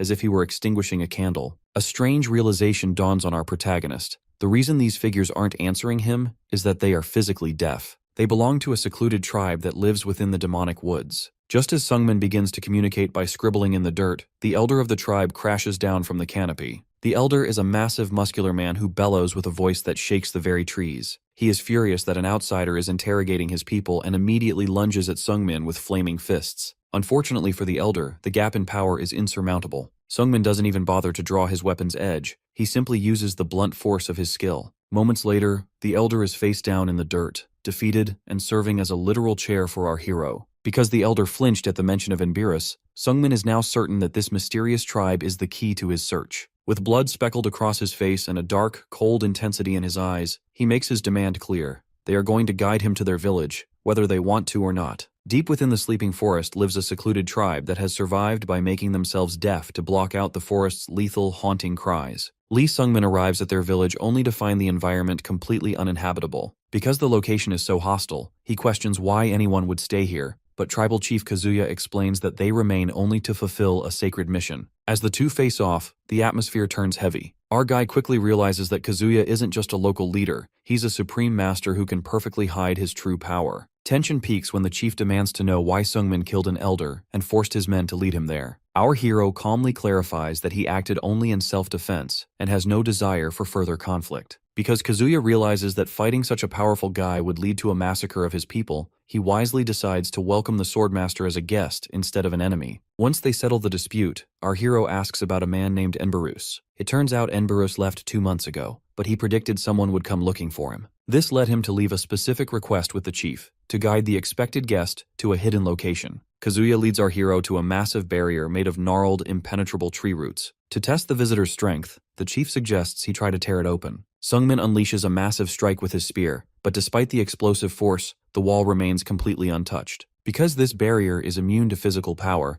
the chief reveals that only he can open it, making his earlier suggestion feel like a bit of a prank at our hero's expense. After Kazuya mutters a secret incantation, the roots creak open to reveal a pitch-black tunnel. Kazuya warns that the tunnel is filled with psychic cries that would shatter the mind of even the strongest master. However, our hero doesn't hesitate. He steps right into the darkness. Normally, these shrieks would cause instant insanity, but because the Swordmaster spent 2,100 years trapped in a mental realm, his mind has been tempered through centuries of agony. These deadly cries are nothing compared to the isolation he's already endured. Deep within the fog, a mysterious purple flame flares to life. A booming voice from the void admits it mistook Sungmin for someone else, noting that it's rare to find a twisted causality. The voice demands to know if our hero is a returnee. Before the situation can turn violent, a small cat-like spirit and a young girl with cat ears appear from the mist. The girl scolds the voice for being too aggressive, leaving our protagonist standing in the dark, completely baffled by the strange pair he's just discovered. Deep within the mist, our protagonist faces a strange duo,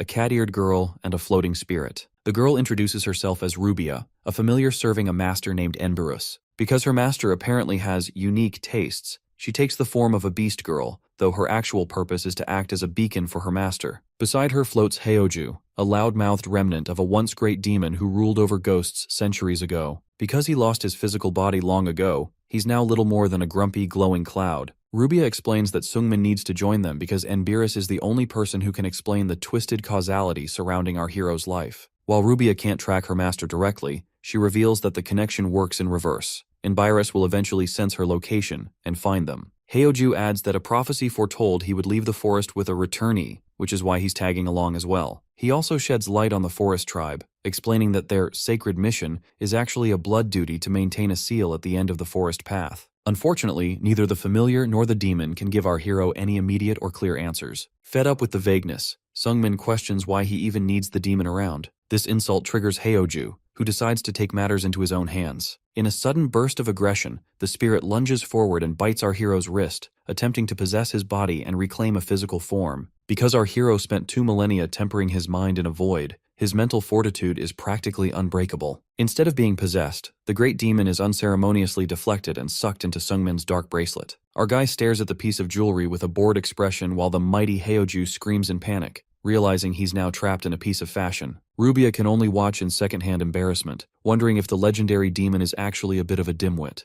Initially, the young mage plans to simply toss the bracelet away, but Heoju begins to plead for his life. Because he was a conqueror for 400 years, he promises to lead our hero to hidden treasure rooms filled with rare artifacts. Rubia confirms that the demon was indeed a hotshot in his prime, which finally convinces Sungmin that the spirit might be worth keeping around. With his two new and eccentric companions in tow, the journey continues. Rubia suggests finding a nice place with a view to relax while they wait for her master, but our protagonist has more pressing matters. Because he is focused on his growth, he informs his worried new friend that their next stop isn't a vacation spot, it's a dangerous dungeon. In the world of Area, dungeons aren't just caves or ruins. They are strange anomalies governed by their own unique sets of rules. While a hunter in the outside world can loot a monster's body for parts, dungeon mechanics work differently. Because of the spells cast upon these places, a defeated monster simply vanishes, leaving behind a randomized reward like a gemstone or a weapon. Generally, the stronger the beast, the more valuable the loot. This all builds toward the ultimate goal, defeating the dungeon master, which grants an incredible reward and closes the portal forever. Lee Sungmin stands before a massive glowing crystal, the gateway to such a place. It's been 2 months since he teamed up with his companions Rubia and Heoju, and thanks to information from Arabrisa, he's finally tracked this location down. He remembers this place from his previous life. It's where he once found the Stone of Past Life. Despite his preparation, our protagonist is haunted by self-doubt. However, he quickly brushes those feelings aside because he spent years training specifically to change the dark future he remembers. With a clear mission in mind, the young spearman touches the stone and is instantly teleported into a dark, cavernous interior. He barely has time to get his bearings before a massive man leaps from the shadows, swinging a giant axe. Sungmin manages to block the heavy strike, which surprises the attacker. The man, a boisterous giant named Grismo, realizes he isn't fighting a demon and quickly apologizes. He recognizes our hero as the Ghost Spear, a title Sungmin earned after defeating a famous swordmaster. Grismo explains that he's here to stop a dangerous young leader named Weiji Hoyon, also known as the Little Chunma. In Sungmin's past life, Grismo was actually killed by her, but here he stands, rallying forces for the sake of justice. He warns our hero that Weiji Hoyon has brought a powerful group of supreme masters with her. Fortunately, the Martial Alliance has sent their own elite warriors to counter them, including Bayek Sogo, a woman from Sungmin's past whom he is surprised to find here. Seeing a common goal, Grismo asks for the Ghost Spear's help. Sungmin agrees to fight alongside him, prompting a friendly, heavy-handed slap on the shoulder from the giant. As the two men begin trekking deeper into the foggy, crimson-lit dungeon, Grismo warns our protagonist that the monsters in this specific area are exceptionally strong. The warning is cut short when a blinding light suddenly illuminates the cavern. A familiar mocking voice echoes through the mist, stopping them in their tracks. From the shadows, the red-eyed Weiji Hoyon appears, smiling directly at our hero as if she had been expecting him all along. In the depths of the dungeon, the darkness is briefly broken by a spotlight revealing our hero alongside the giant, Grismo. Their relief is immediate when they spot a figure ahead, Bayek Sogo. Because they were separated upon entering the cave, Grismo is quick to lower his guard, assuming they found their ally. However, the young mage senses something is off. He warns the giant to look closer, and as the figure turns, the horror is revealed. Her left eye is a writhing, pulsating mass of red tumors. Before they can react, the creature lunges with a bone-shattering kick that sends Grismo sprawling. Rubia quickly identifies the threat. It's a doppelganger. In the outside world, these monsters only mimic a person's appearance, but because this dungeon operates under twisted laws, this creature has also copied Bayek Sogo's elite techniques. This forced our protagonist to watch as a monster performed the sacred, traceless step, a move he associates with the real woman who encouraged him years ago. Seeing this imitation ignites a cold, lethal fury in Lee Sungmin, because he spent 2,100 years training specifically to be worthy of Sogo's praise. Seeing a monster wear her face and use her skills is an insult he won't tolerate. With his aura flaring, he cuts down the imposter with clinical efficiency. As the dust settles, a shaken Grismo wonders how such a thing could even exist. Rubia tries to lighten the mood by offering her services as a guide, claiming she's already analyzing the dungeon's layout, though this immediately leads to a petty bickering match between her and the trapped demon, Heoju. The levity is short-lived, however, because Grismo realizes a terrifying truth. If there was a copy of Bayek Sogo, there are likely copies of everyone else in the dungeon, including them. Elsewhere, a master from the Martial Alliance, the unmatched eccentric, stands battered and broken against a wall. Before him lies the corpse of his comrade, ruthlessly killed by a figure who looks exactly like Weiji Hoyon, clad in a black bodysuit and surrounded by slithering red ribbons. This Little Chunma appears unstoppable. Driven by a desperate need for justice, the eccentric charges at her, only to be swatted down like an insect. As the man dies, the woman looks down at the blood on her hands with a chillingly calm gaze. She isn't just a mindless monster, though. She is the real Weiji Hoyon, and she has been busy. Scattered at her feet is the slain body of another doppelganger, one that wore the face of Lee Sungmin. She reflects on the 9 years that have passed, noting with a soft, almost affectionate smile that the real Sungmin must have worked incredibly hard to get stronger. Because she values their connection, she walks off with a single, haunting wish, that the real Lee Sung-min doesn't die before they can truly meet. In another part of the dungeon, the real Baek Sogo sits amidst the jagged rocks, gasping for air. She has just survived a harrowing duel with a doppelganger of a fellow Martial Alliance member. Because the dungeon's rules are so warped, the defeated clone dissolves into green particles, leaving behind a rare orange elixir. This is a lucky find, as the potion is potent enough to reattach severed limbs. Despite her exhaustion, the silver-haired warrior knows she can't rest. She is no match for the little Chunma or her followers alone, so she sets out to find her squad. Unfortunately, she is intercepted almost immediately. Two of Weiji Hoyun's most dangerous subordinates, the Lone Ghost Sword and Meringue the Iron Fist, emerge from the shadows to corner her. Meanwhile, Lee Sung-min is inspecting a magic crystal dropped by the doppelganger he just killed. Haeoju urges him to consume it to replenish his mana, but our hero hesitates. Because his mind, body, and energy are currently out of balance, he fears the influx of power might cause more harm than good. The demon mocks his caution, noting that while Sung-min possesses a black heart, more extraordinary than any he's seen, his own was still superior. The conversation is cut short when they find Grismo standing over a wounded man. It's Chigol, a high-ranking scion of the Gaebang sect, who is bleeding out after losing his left arm to a doppelganger. Because our hero is quick to act, he tosses a potion to the dying man, saving his life. Chigol recognizes Sung-min as the famous Ghost Spear and playfully teases him about his relationship with Baek Sogo. This sparked a sudden protective tension in our guy, who finds himself getting unexpectedly worked up over Chigol's familiarity with his sect sister. The bickering is interrupted by a chilling voice from the dark. The Bloody Granny, another supreme master following Weiji Hoyun, steps into the light with a predatory smile. She senses their weakened state and prepares to finish them off. However, just as the fight is about to start, Rubia announces that her analysis of the dungeon is complete. She projects a holographic map showing 3 yellow dots, allies, moving rapidly just beyond a thick stone wall. Driven by the fear that Sogo might be in danger on the other side, Sung-min decides to ignore the granny and take a shortcut. He begins to channel a massive amount of inner energy, far exceeding his normal limits. Because he spent centuries training his spirit in the mental realm, he's able to manifest a level of power that leaves even Grismo and the Bloody Granny in shock. With a thunderous strike, he blasts a hole clean through the massive cavern wall. As the thing settles, the path is revealed. On the other side stands the real Baek Sogo, battered and bloody, looking up in pure disbelief. Our hero stands in the breach, spear on his shoulder, looking every bit the master he has become. Seeing her long-lost junior appearing like a savior causes the stoic warrior to blush a deep red. Sung-min simply looks down at her and offers a calm, long-overdue greeting. It's been too long. In the heat of battle, teamwork is everything. Grismo and Sung-min quickly coordinate their tactics, with the giant offering to draw the enemy's attention so our hero can find an opening. But before the plan even starts, Sung-min seemingly vanishes from thin air, leaving his allies and the enemy, Bloody Granny, in a state of total confusion. Our guy hasn't run away though. He has used the chaos to position himself protectively in front of a badly wounded Baek Sogo. His sudden appearance catches Weiji Hoyun's top enforcers, the Lone Ghost Sword and Meringue the Iron Fist, completely off guard. Sogo can hardly believe her eyes, trembling as she asks why he's here. Sung-min's answer is simple: he's here to help. To prepare for the fight of his life, he produces a great pill given to him by a high-ranking monk. He had previously been too afraid to use it because of its overwhelming power, but seeing Sogo's condition, he realizes he can't afford to hold back. He swallows half the pill, and immediately, a massive surge of purple and white energy erupts from his body, perfectly replenishing his reserves without the expected side effects. Sensing this new threat, the Lone Ghost Sword decides to split their focus. He sends Meringue to finish off Sogo while he engages the feisty brat.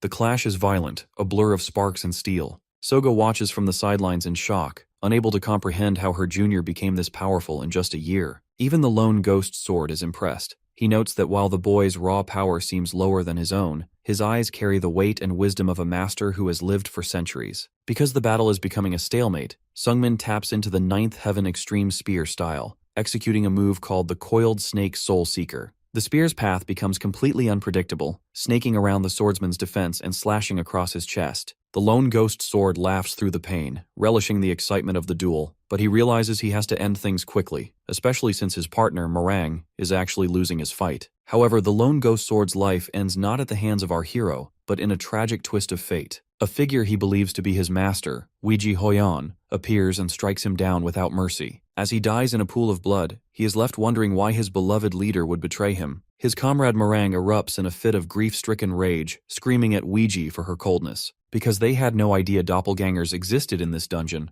both men die fueled by a meaningless resentment, never realizing the woman who killed them was just a hollow imitation of their true master. With the followers out of the way, only the Ouija doppelganger remains, looming like a nightmare. Sungmin knows they can't win this alone. He urges Sogo to run through the hole he blasted in the wall to find Chijil and Grismo. Sogo hesitates to leave him, but our hero offers a gentle smile, reminding her that she is the fastest among them and the only one who can bring reinforcements in time. Because she trusts him, she tosses him a rare elixir and flees, pleading for him to stay alive. Left alone with the terrifying aura of the fake little Chunma, Sungmin prepares himself for a desperate stand, quietly whispering to himself that he doesn't plan on dying today. In the history of our hero's past life, Ouija Hoyeon was the sole survivor of this dungeon. When she emerged alone, the world assumed she had ruthlessly slaughtered her own allies, branding her a monster. But standing here now, facing a terrifyingly distorted version of her, Sungmin finally understands the truth. Because this dungeon creates perfect, lethal mimics, the Ouija Hoyeon who massacred everyone years ago wasn't the girl he knew. It was this doppelganger. This imitation is far more monstrous than any they've faced, with dark veins pulsing across its face and an aura that feels like a physical weight. As the fight begins, the doppelganger doesn't even use traditional martial arts. Instead, she manipulates the red cloth around her neck, turning it into a sentient, scaly whip that strikes with the force of a falling mountain. Because the artifact can stretch and move with incredible speed, Sungmin is forced into a desperate defensive stance. He catches a downward strike with his spear, but the impact is so violent it shatters the ground beneath him and leaves his arms feeling like they're about to be torn off. Our protagonist is in a race against time. He needs to hold out for 5 minutes until Sogo returns with reinforcements, but every second feels like an eternity. After being blasted into a pile of rubble and coughing up blood, the young hero realizes that simple defense won't save him. This forced him to tap into the mental fortitude he built during his 2,100-year trial. Because his mind is far stronger than his battered body, he recalls the specific lessons the real Ouija Hoyeon once taught him about redirecting overwhelming force.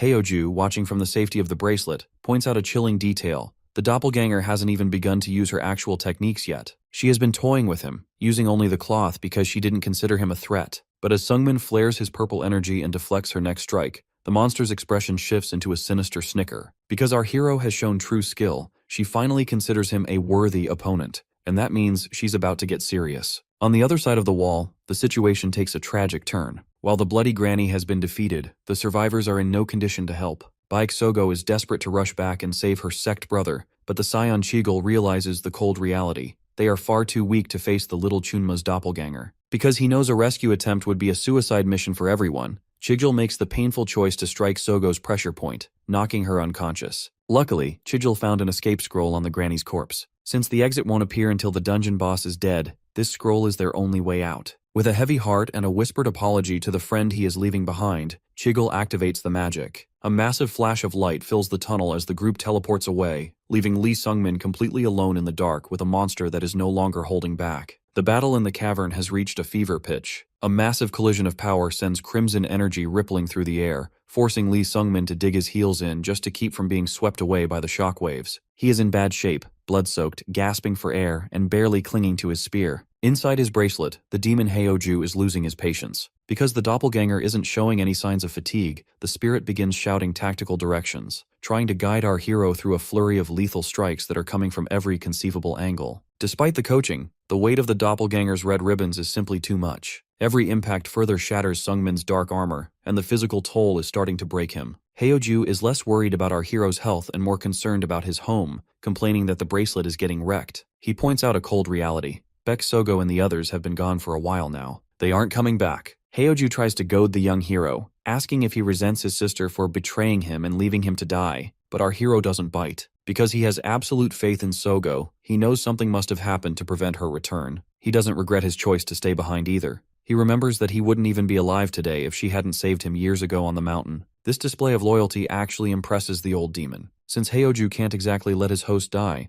lest he be trapped in a cavern for eternity, he decides to finally stop complaining and start helping. Suddenly, a ghostly fanged silhouette towers over Sungmin. The spirit begins pouring pure demon power directly into our hero's body. Because the boy possesses the extraordinary black heart, his physical form is able to act as a vessel for this chaotic energy. Blinding light erupts from his armor, instantly snapping broken bones back into place and sealing his wounds. The air in the dungeon shifts instantly. The doppelganger, inheriting the curiosity and arrogance of the real Ouija Hoyeon, pauses its attack just to watch this evolution. It finally recognizes our guy as an equal. The power surge is almost too much to handle, Sungmin feels like his veins might burst from the pressure. Haeju offers to take over his body to end the fight in a single punch, but our hero refuses to lose control. He demands the energy and nothing more, because he previously spent 2,100 years mastering his mind in a higher realm. He has the mental insight to harness this raw power, even if his body is struggling to keep up. This is the moment he's been training for. Sungmin leaps into the air, manifesting the 9th Heaven Extreme Spear, 4th move, 9 Dragon Murder. 9 spectral purple dragons roar into existence, charging toward the doppelganger in a cataclysmic explosion of light. The monster counters with a gargantuan red fist, but our hero is already moving to his final technique. Drawing on everything he and Haeju have, he unleashes the 6th move, Futility. The strike is so fast the spear seems to vanish, creating a localized vacuum that pulls everything inward before detonating. A massive pillar of energy blasts straight through the dungeon ceiling, lighting up the entire cavern. As the smoke clears and green particles of the defeated mimic float away, Lee Sungmin is left standing alone in the wreckage, gasping for breath but still alive. Lee Sungmin finally pulls himself together, drenched in sweat and gasping for air. Even though it has only been 9 years in the real world, for our hero, the mental weight of his training feels like it has spanned several millennia. Because he spent every waking second of that time thinking about one person, his first instinct is to wonder if he has actually grown strong enough to stand by her side. Unfortunately, the mood is immediately ruined by Haeju. The demon's spectral voice mocks our protagonist, laughing at the idea of him getting emotional after using borrowed power. But while Haeju talks a big game, he is secretly impressed. He notices that the boy handled that borrowed energy with the precision of a much more powerful warrior, proving that our guy isn't just lucky, he is genuinely skilled. The celebration is short-lived because Haeju needs to take his leftover energy back. He warns the brat to stay sharp, as the physical rebound from this could be fatal. Sungmin, having lived through constant struggle, simply shrugs it off,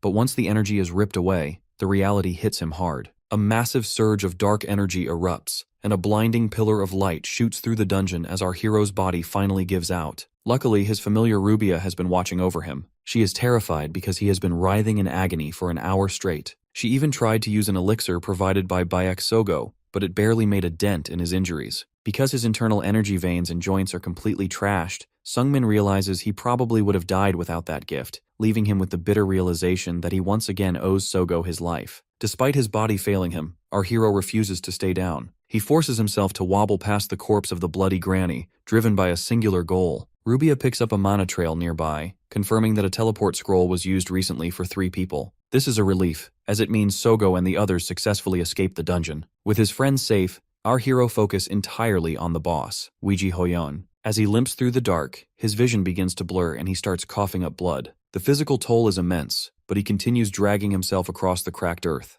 He spent 2,100 years in a trial just to reach her, betting his entire life on the promise of a 13-year-old girl, and he won't stop now. Finally, he sees her. Weiji Hoyon is sitting atop a pile of rubble, looking like a masterpiece of lethal elegance. Seeing her in action immediately shatters Sungmin's hope of being her equal. Her movements are so perfect that even the magical doppelganger he just defeated couldn't come close to emulating her. She is a true monster of talent. When she notices him, her reaction is surprisingly casual. She mentions she just defeated the dungeon boss and even encountered a monster that could use the 9th Heaven Extreme Spear. Because she recognizes his growth, she offers him a genuine compliment, but Sungmin can't even look her in the eye yet. He is still hiding behind a wall of insecurity because he doesn't feel ready to face her as a peer. The two share a bittersweet moment sitting back to back. Weiji Hoyon admits she hates it when people expect things from her, but she confesses that she wouldn't mind if it were Sungmin watching her. She wants him to travel with her, but our hero does something incredibly difficult. He says no. He refuses to join her now because he doesn't want to live in her shadow. He wants them to be equals. This greed actually makes Hoyon proud.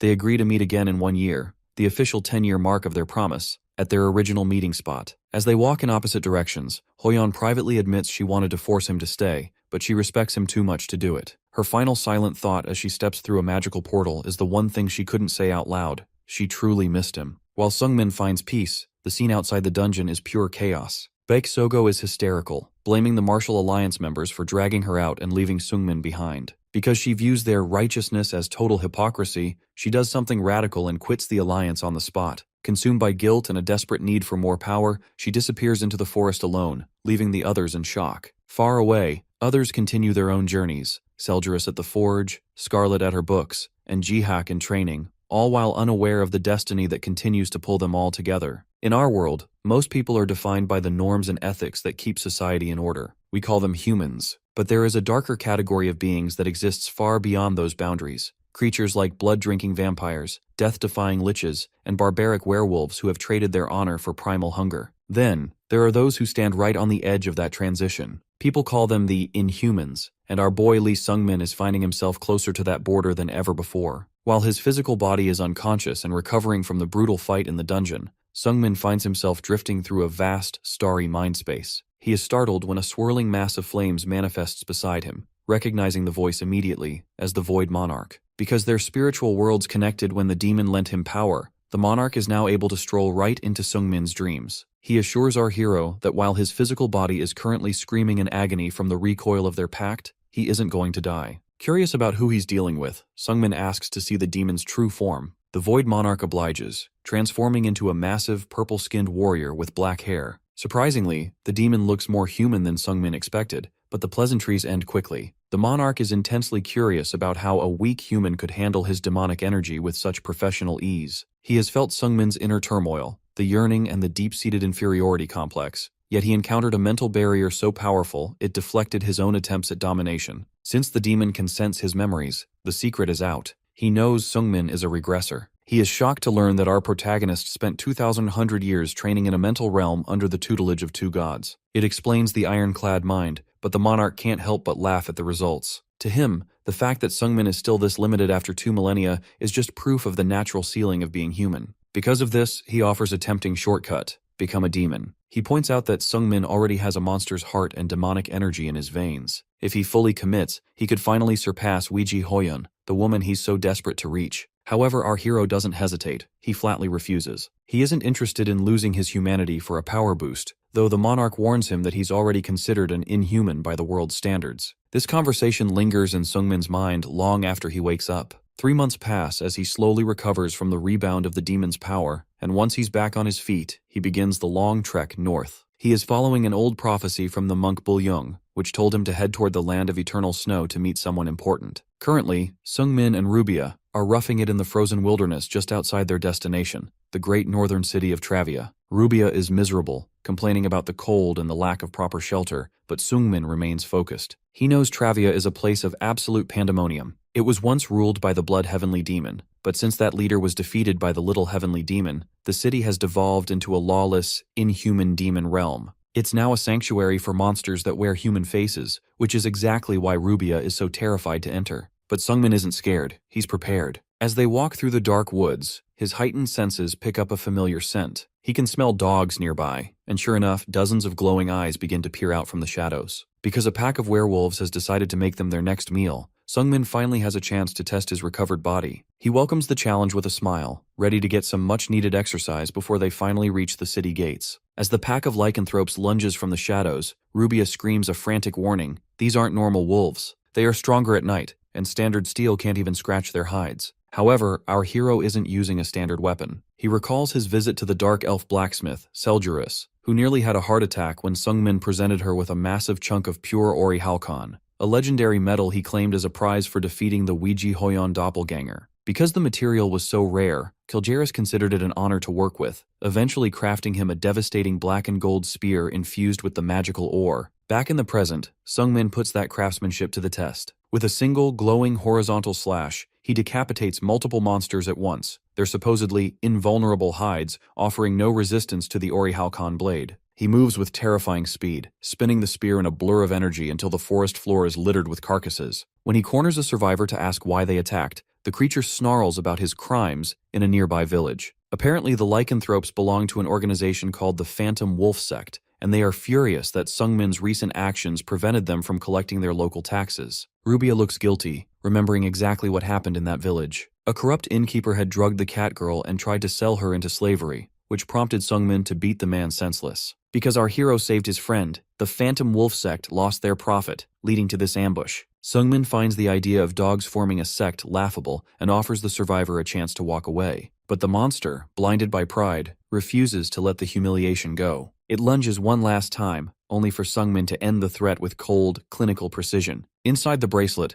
Heoju watches the carnage with a critical eye. While he agrees that these monsters were trash, he warns Sungmin not to get too arrogant. He points out that the way Sungmin was showing off his strength suggests a dangerous level of overconfidence. Because these lycanthropes are just low-ranking spawn of a much more powerful master, Heoju suspects their leader is someone the boy cannot currently defeat. Heoju warns that acting out like this is a one-way ticket to an early grave if the sect leader happens to be who he thinks it is. Sungmin tries to brush off the lecture, arguing that he couldn't just stand by while Rubia was being kidnapped, but the atmosphere in the woods suddenly shifts. As a heavy snow begins to fall, the demon's warnings turn into a grim reality much sooner than expected. A tall, white-haired man dressed in a fur-lined coat calmly approaches through the blizzard. He carries an air of absolute authority that the previous wolves lacked. He introduces himself as Ju Wan, the leader of the Phantom Wolf sect, and he looks exactly like the kind of person who makes good on a grudge. Lee Sungmin stands frozen, drenched in sweat as a suffocating pressure washes over him. Before him stands Ju Wan, the leader of the Phantom Wolf sect, who looks down at the bloodied snow with cold disappointment. He isn't mourning his fallen kin. He's simply annoyed that his bloodkin were weak enough to be slaughtered. When he turns his eyes toward our hero, the aura is so heavy that Sungmin can barely choke out his own name. Ju Wan recognizes it immediately, identifying him as the Demon Spear.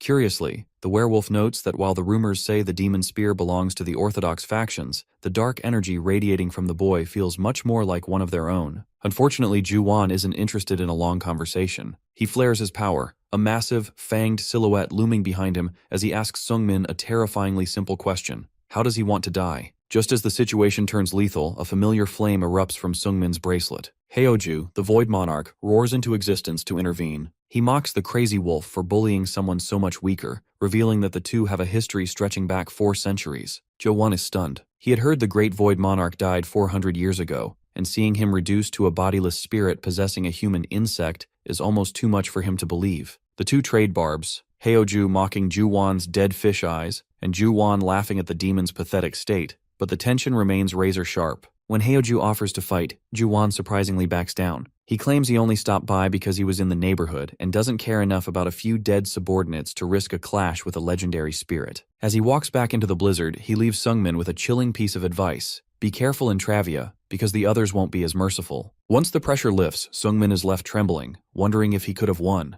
Heoju's answer is a blunt no. He explains that Ju Wan is an inhuman who has sharpened his skills for centuries. Sungmin had zero chance of survival. The demon spirit then begins shouting, annoyed that he had to beg for the boy's life. However, instead of falling into despair, our hero smiles. Reaching the supreme peak of martial arts only to find another wall to climb makes him excited. It means his journey is far from over. But as he continues toward the city with Rubia, Ju Wan's warning about the others weighs heavily on his mind. He is right to be worried. Deep within a shadowed chamber, Ju Wan meets with a group of high-level monsters known as the Predators. He shares a magical projection of his encounter, confirming to the group that the Void Monarch has indeed returned. Among these monsters are a massive horned demon, a sinister succubus named Yahello, and a skeletal lich named Preskin. Yahello is particularly interested in the projection because the Demon Spear happens to be the one who destroyed one of her favorite toys recently. While the Predators gossip about the Monarch's return and the human walking in his shadow, the Lich Preskin stares at the image of Sungmin with a terrifying singular focus. As the others bicker, the Lich's flaming eyes lock onto the spearman. To the rest of the world, he is the Demon Spear, but Preskin recognizes him as something else entirely, the heart thief he has been searching for. Before entering the city, Lee Sungmin takes a moment in the forest to study a scroll detailing the power players of Travia. It is here he first reads about Predator, an ancient and vicious organization of vampires, werewolves, and leeches. Because they stay in the shadows, most people don't realize how powerful they truly are, but the scroll identifies 5 leaders known as the Black Stars. Sungmin realizes that the wolf he just encountered, Ju Wan, is only one of them. This means there are 4 other monsters with that same suffocating level of power currently residing in the city. Heoju uses this moment of dread to start his usual recruitment pitch. He reminds our hero that humans are naturally limited when facing beings that have lived for centuries. Because he wants Sungmin to survive, he pushes him once again to abandon his humanity and become a demon. However, Sungmin shuts him down with a surge of rage. He thinks of the sword phantom Dokbi Jun, a man who traded his soul for strength and lost everything. To honor him, Sungmin vows to become strong enough to face the Black Stars while remaining himself. Heoju simply scoffs, warning him not to realize the truth when it's already too late. The truth is closer than he thinks. Deep within the blood-stained streets of Travia, the vampire queen Yahello is currently playing with a broken toy. She is taunting the former ruler of the city, the blood-heavenly demon Baek Museon. Once a proud warrior, he is now a one-armed wreck propped against a wall. Jeniella finds his suffering beautiful, biting into his arm and tasting his desperation. She offers to regrow his limb and give him the power to defeat the girl who humbled him, but only if he becomes her servant. While Museon still refuses, his resolve is weakening, and Jeniella is already getting bored. She is a predator who loses interest the moment she finally owns her prey. Luckily for her, and unfortunately for our hero, she finds a new distraction. One of her subordinates reports that a strange human has just entered the city, one who smells like an inhuman. Jeniella immediately recognizes the description. This is the demon spear that Ju-won mentioned. Because he's the one who broke her toys in the past, she decides to ignore Ju-won's warning about being careful. To her, this is just a fresh form of entertainment, and she isn't about to let it pass by. As Sungmin and Rubia finally step into Travia, they are greeted by a literal city of the dead. Skeletal corpses wander the foggy streets alongside cloaked monsters, and the air smells of rot. Rubia is terrified, questioning if they can even find the important person from the monk's prophecy in this hellhole. Heoju notes that this level of public display is abnormal, even for inhumans, proving that the city has completely fallen into madness. Just as Sungmin begins to scan the crowd, in a sudden moment from behind him, Jeniella drops from the sky in a shower of energy, landing right at his heels. Before he can even draw his spear, she introduces herself with a playful, predatory smile. Our hero is now standing face to face with a black star, and the mercy Ju-won offered him in the forest has officially run out. As Sungmin stands paralyzed in the middle of the street, Heoju's earlier warning rings hollow. The demon had assumed that because he'd intimidated the crazy wolf Ju-won, the other leaders of Predator would stay away. He was wrong. Jeniella doesn't follow logic or social cues. She follows her whims. Because she's standing right in his shadow, Sungmin realizes with a cold sweat that the Void Monarch's protection has already failed him. Jeniella immediately zeroes in on the spirit in the bracelet, mocking Heoju for falling so low. The Monarch, never one to take an insult quietly, flares his spectral power and threatens to teach the little brat a lesson in manners. But Jeniella isn't intimidated. She points out the cold reality. Heoju is a bodiless soul, far past his prime. While his spirit energy is still immense, she openly doubts he could actually defeat her in her own territory. To prove her dominance, she turns her discerning demonic eyes on Rubia. This is a terrifying power that allows the vampire queen to see through the very core of a being. She cruelly dissects the cat girl's existence, pointing out that Rubia isn't a human or even a demi-human, but a magical doll whose organs are just for show. Because Jeniella challenges Rubia's right to call herself a living being, the poor familiar is left sobbing in terror. When Jeniella tries to use that same gaze on Sungmin, however, she hits a wall. She grips his jaw and stares into his eyes, but for the first time her demonic sight reveals absolutely nothing. Heoju smirks at her confusion, reminding her that our hero is an anomaly who has survived trials most people can't even imagine. Instead of being frustrated, Jeniella is delighted. The fact that she can't see through him makes him the perfect new toy. The encounter is briefly interrupted by a local thug who tries to grab Jeniella by the hair, but she decapitates him in a sudden blur of violence without even breaking eye contact with Sungmin. Because the city is dirty, and her mood is shifting, she decides to get straight to the point. She reveals that she was the one who took in the sword demon years ago. While she isn't mad that Sungmin killed him, toys break eventually after all, she admits she admires people who work hard. This is why she makes an unprecedented offer. She wants Sungmin to become her direct vampire servant. Our hero gives her a flat, no thanks, but Jeniella isn't offended. In fact, she's satisfied. She notes that his eyes contain a depth of time that no normal human should be able to endure, yet they look like they could break at any moment. This vulnerability is exactly what she wants to exploit. She glides away into the fog, playfully telling him not to submit too easily. She'll be waiting for the moment he falls into despair to make the offer again. Once she's gone, Sungmin is left shaken, wondering just how strong she really was. Heoju delivers the sobering news. Jeniella is the second strongest person Sungmin has ever met. When our hero naturally asks who could possibly be stronger than a black star, Heoju doesn't answer. Instead, the focus shifts to a dark chamber, where a glowing orb reflects Sungmin's every move. The Lich Preskin has finally tracked down the Heart Thief, and he isn't planning a polite introduction. He turns to the hollow-eyed girl, Ain, and gives her the order to move out. While our hero continues his journey through the north, a new and chaotic force awakens in the frozen outskirts of Travia. A man with wild, scarred skin and glowing eyes pulls himself from the snow, grinding his teeth as he tries to remember how long he has been unconscious. This is Byakwonpei, a man whose past is a blur of violent slaughter. As he stares at the massive city walls in the distance, he wonders why he traveled this far north. While Wonpei observes the area from a distance, his narrowed eyes settle on a fight already in progress. He sees Lee Sungmin facing off against Annie, a monster girl with biological tentacles. Rather than helping or moving on, the scarred observer lets out a sinister chuckle and prepares to move toward the conflict, clearly amused by the pairing of a spearman and a tentacle monster. To understand how our hero ended up in this snowy confrontation, We have to look back a few days to his time inside the city. While walking the cold streets with Rubia, they were intercepted by a hooded figure who turned out to be the Black Mage, Kim Jong-un. Because they previously worked together to kill the sword demon, the encounter begins on friendly terms, though Jong-un jokingly claims he is in town for sightseeing, despite the mangled corpses littering the alleys. However, the tone shifts when the mage asks if Sungmin has heard of Predator. Jong-un explains that the Inhumans, monsters that eat humans, have officially begun to make their move. Because they defeated the former ruler, the Blood Heavenly Demon,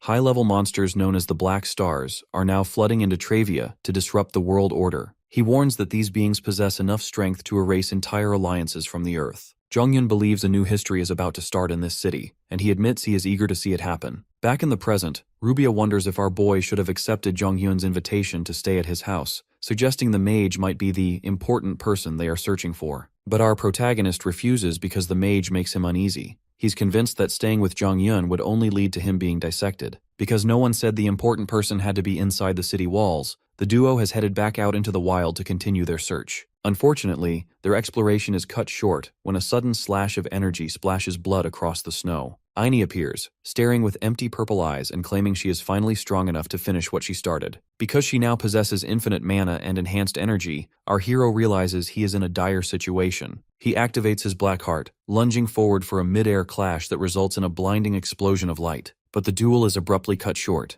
A massive shockwave shatters the ground as Byuk Wonpai, the wild-haired man from the rock, intervenes by landing heavily between the two fighters. He mocks them for having fun without him and demands to join the fight, releasing a surge of physical force so powerful that both Lee Sungmin and Aini are blown backward. Our hero is left propped up in the snow, coughing up blood and wondering who could possibly be strong enough to take them both down at once. As the situation clears, the stranger reveals his identity with a bloody grin. He is the crazy heavenly demon, and the power balance of the encounter has just been completely shattered. To understand the gravity of this situation, we have to realize who Byuk Wonpai really is. Long before this encounter, the dragon sword Namgung Hiwon gave our hero a chilling piece of advice. If you ever meet the crazy heavenly demon, just run. In the world of Area, there are 3 legendary heavenly demons, including the famous Weiji Hoyeon, but Hiwon believes Wonpai is the only one who truly earns the title because his power is so primal and overwhelming. Back in the present, that power is on full display. Ain is struggling to even stand after Wonpai's initial entrance. Because he lives for the thrill of the hunt, the crazy heavenly demon mocks her fading spirit and demands she keep playing with him. This forces a desperate, enraged retaliation from the monster girl. She lunges at him with everything she has, but Wonpai doesn't even flinch. Instead, he throws his arms wide and unleashes a fire-infused palm strike so massive it shatters the earth and creates a literal inferno. Watching through a magical globe,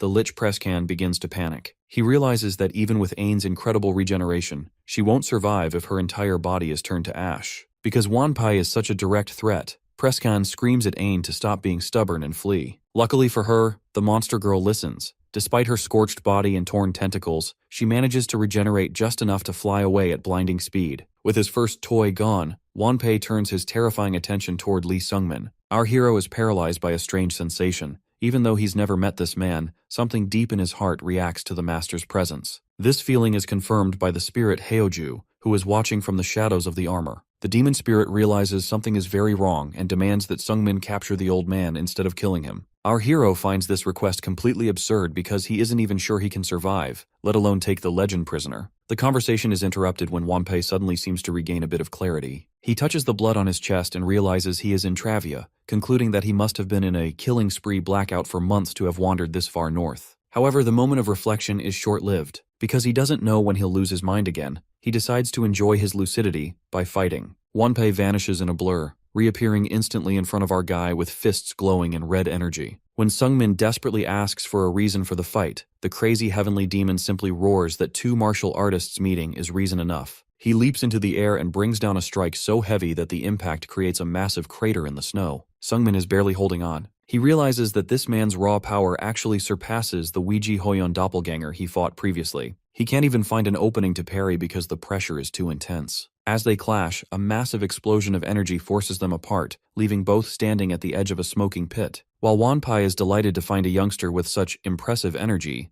Lee Sungmin is internally looking for any chance to escape, but Heoju won't let him. The spirit erupts from Sungmin's chest, screaming that he must stay and fight. The reason becomes terrifyingly clear as Wonpai begins to glow with a familiar blood-red light. Heoju realizes with a shock that the power the crazy heavenly demon is using isn't just martial arts, it's actually Heoju's own demonic power. Shockwaves and debris fill the air as Lee Sungmin stares in disbelief. He's just realized the terrifying truth. The energy swirling around Byuk Wanpai isn't just standard martial power, it's the Void Monarch's demonic energy. Because this is the exact same power he draws from his own bracelet, our boy is momentarily stunned. However, he quickly forces himself to snap out of it. He knows that getting distracted in a fight against a legend like this is a death sentence. Unfortunately, knowing he needs to win and actually doing it are two very different things. When Sungmin tries to go on the offensive with a high-speed fatal flash, Wanpai doesn't even dodge. He simply reaches out and catches the shaft of the spear with his bare hand. This moment of pure dominance shatters our hero's confidence. While he felt he could eventually beat the monster girl Ain, he looks at the crazy heavenly demon and sees no path to victory. To him, he is facing a martial artist who has reached a truly transcendent level. But our guy has never been one to roll over and die. He reminds himself that every time he's been backed into a corner, he's used that pressure to improve. He unleashes a flurry of strikes, but Wanpai deflects the energy with his palms as if he's swatting away flies, calling the moves petty tricks. The situation turns critical when Sungmin tries to leap out of sight for a specialized strike. Because Wanpai is reckless and impatient, he simply detonates his internal energy, leveling everything in the vicinity just to flush our hero out. Luckily, Sungmin's Ori Halcon magic armor and a last-second defensive surge keep him alive, though he emerges from the smoke battered and bleeding. Wanpai is actually starting to get suspicious. He notices that this 20-year-old has energy reserves equal to his own. He wonders if Sungmin has undergone age regression or if he's secretly the little heavenly demon in disguise. Our boy flatly denies it, but Wanpai doesn't care about the details. He just wants to enjoy the fight. As Wanpai prepares a massive palm strike, our boy reflects on the 2,100 years he spent in that hellish void. He asks himself why he didn't just quit. Was it greed? Was it hate? No, it was simply because he loves martial arts. That realization sparks a change. As they continue to trade blows, Wanpai notices something terrifying. The little rascal is getting faster and stronger with every single exchange. At first he thinks it's a mid-fight enlightenment, but Heoju knows better. Our hero isn't learning anything new. He's simply walking back down a path he's already traveled. Because the balance of his energies is collapsing under the pressure of the fight, the 2,100 years of power he lost when he returned to his physical body finally starting to surge out. Sensing that he's actually starting to lose ground, Wanpai decides he can't hold back anymore. He prepares to go all out, but in that split second, our boy spots the opening he's been waiting for. With a desperate surge of light, he executes the sixth form, Path of Nothingness. The strike is so dangerous that Wanpai can only scream in pain as blood sprays from his head. The legendary demon has been hit, but in this world, wounding a madman often just makes them more dangerous. The battle shifts in a heartbeat when Lee Sungmin lands a devastating blow to the side of Byuk Wanpai's head. The Path of Nothingness connects with such precision that the legendary demon actually recoils in shock, realizing too late that this brat found a legitimate opening. However, Wanpai isn't a legend for nothing. Because he feels his life is truly on the line, he stops holding back and unleashes his ultimate counter, the Vortex Blood Tempest. A gargantuan blast of energy consumes the area, leaving a smoldering crater where our hero once stood. As the smoke settles, a bloodied Wanpai gasps for air, feeling a pang of rare regret. He assumes Sungmin has been erased from existence, lamenting that if the boy had only 10 more years, he would have been unstoppable. But just as Wanpai begins to mourn, the mist parts. Sungmin bursts through the haze and delivers a crushing kick directly to the demon's jaw. Wanpai is staggered, not just by the kick, but by the fact that anyone could survive his tempest. The reason becomes clear as a massive blue flaming spirit looms behind our boy. Heoju, the Void Monarch, has fully manifested, seizing control to save his host's life. He pins the larger man down, his eyes glowing with a terrifying light. He identifies Wanpai as a demonic power thief, demanding to know how a human is using the monarch's own signature energy. Heoju senses that the demonic power is buried deep within Wanpai's energy core. It's a level of power that should be impossible for a human to control, which explains the man's recurring madness. In a desperate struggle, Wanpai's indomitable will actually manages to fight back, forcing the spirit to relinquish control of Sungmin's body. Our hero collapses, coughing blood, realizing that while he survived, his physical body still hasn't caught up to the 2,100 years of mental training he endured. Once the dust truly settles and Wanpai lies unconscious, Heoju makes a startling claim. This crazy old man is the important person the prophecy mentioned. Because Wanpai has successfully integrated demonic power into his martial arts, even with the side effect of insanity, he holds the key to Sungmin's future. If our boy can learn his methods, he can finally use his full power while maintaining his humanity.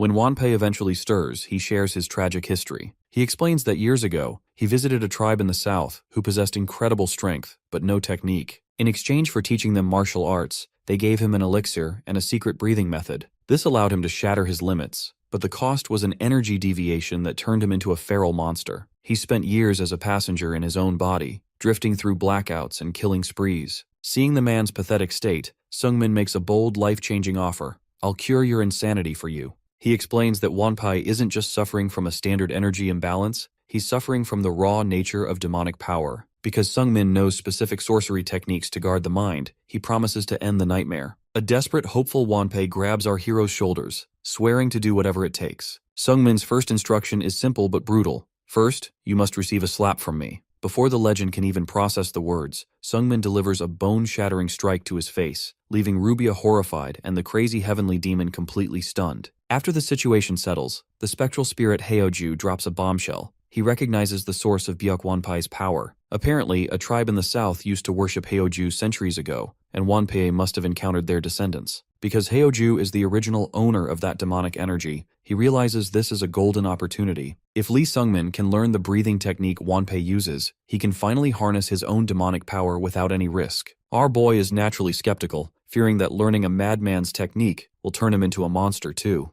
Luckily, Heoju clears things up. Wanpei only went insane because the demonic power in his body has no master and is running wild. However, because Heoju is literally bound to Sungmin, that power will stay perfectly obedient. This is why Heoju tells our boy to strike a deal. "I'll cure your insanity if you teach me how you breathe." The treatment starts with a bone-shattering slap to Wanpei's face, but the negotiation hits a wall immediately. Wanpei explains that he physically cannot teach the technique because he made a word incantation oath to the southern tribe. In this world, breaking such a magical promise means instant death. This forces a change of plans. Since they can't learn it from the man, they have to go to the source. Heoju is actually thrilled by this because his ancient treasure storage is also hidden in the south. Just like that, the crazy heavenly demon has officially joined the team. As they begin the long trek, Wanpei is surprisingly obedient. He's confused by his own lack of desire to rebel, but Heoju explains the hidden logic. Since Wanpei carries Heoju's energy, he instinctively views the spirit, and by extension, Sungmin, as a parent figure he cannot disobey. Despite the stinging slaps to his cheeks, Wanpei admits his mind has never been clearer. He agrees to follow our boy, starting with a return trip to Travia for some much-needed rest. During the walk, Sungmin asks a heavy question. Just how strong is the crazy heavenly demon compared to the rest of the world? Wanpei responds by showing a massive, jagged scar on his back. He reveals that 10 years ago, he was nearly killed by the Sword Supreme, a member of a shadow organization called Beyond the Heavens. This revelation shakes our hero's perspective. Even though Wanpei is immensely powerful, he admits he couldn't last 100 exchanges with that man. It's a sobering reminder that there are monsters in this world who have trained for thousands of years, far surpassing the surface world masters. While our hero processes the scale of the world's true power, the scene shifts far away to a tense meeting. Weiji Hoyan is currently being cornered by that very same Sword Supreme. He offers her a spot in Beyond the Heavens, claiming it's a cure for the loneliness of being at the top. But Hoyan isn't interested. She mocks his absurd reason for forming a group and flatly refuses. She tells the legend that she isn't lonely at all, because she has someone chasing her closely from behind. Infuriated by her lack of manners, the Sword Supreme releases a dark, suffocating aura, intending to force the lowest rank on her. But Hoyan just laughs, flaring her own overwhelming energy. She isn't intimidated by the heavens. She's ready to tear them down. Upon arriving in the city of Travia, the crazy heavenly demon, Wanpei, decides he needs to settle some personal business. He informs the group that he has an old acquaintance nearby he wishes to visit. When our hero, Lee Sungmin, suspiciously asks if the old man is trying to make a run for it, Wanpei snaps back shouting that he'd go crazy without his treatment slaps. Because Wanpei is insistent, the group follows him into a dim alleyway. He stops before a weathered building, explaining that a huge fool resides there. Seeing that this is a private matter, Sungmin tells the old man to meet them at the local tavern once he's finished. Wanpei agrees, leaving our hero and his companion Rubia alone in the dark streets of the city. The quiet doesn't last long, however, as Sungmin senses they are being watched. A purple crow, controlled by the Lich Prescon, lands on a nearby ledge. When Sungmin calls out the observer, a massive ghostly skull silhouette erupts behind the bird. The Lich is furious because our boy is currently carrying the Black Heart, a powerful artifact Prescan spent his entire life creating. Sungmin remains completely unfazed by the spectral display. He points out that he didn't steal the heart on purpose, and reminds the Lich that a dark mage caught performing human experiments isn't exactly in a position to take the moral high ground. To gain leverage, our protagonist decides to play a dangerous card. He mentions his connection to Lloyd, the master of the Golden Magic Tower. Because Sungmin once saved Lloyd's life, he threatens to mobilize the entire Magic Tower to hunt the Lich down.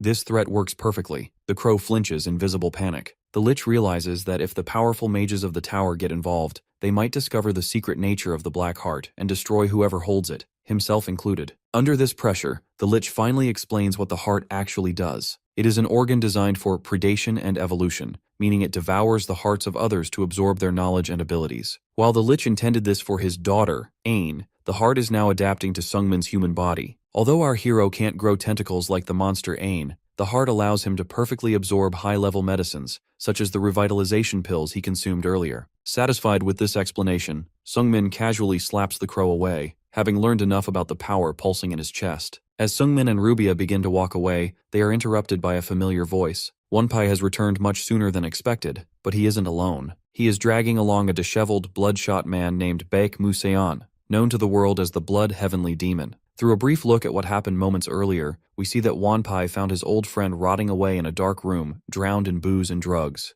Museon has completely given up on life because he lost his arm and his pride in a fight against a young prodigy. He believes that since he cannot match the absurd talent of those like the Little Heavenly Demon, there is no point in trying. Wonpai, however, refuses to let his friend wallow in self-pity. He roars at Museon, explaining that true warriors don't quit just because a mountain looks too high. To prove that age and reputation don't matter, Wonpai confesses that he himself was nearly killed that very day by a 23-year-old brat. Back in the present, Wonpai looks a bit embarrassed to admit he lost to a youngster, but his plan works. Museon stares at our hero with intense, wide eyes, suddenly confronted with the living proof of Wonpai's claims. When Wonpai presents Lee Sungmin to his old friend, the reception is cold. Baek Museon, the once great Blood Heavenly Demon, is completely unimpressed. Because our protagonist doesn't radiate the overwhelming presence of a legendary master, Museon accuses Wonpai of lying about the boy's talent. He scoffs at the idea that this decently strong kid could ever be on the level of the genius who defeated him. Wonpai, however, has an ulterior motive for this meeting. He pulls our hero aside and explains the situation.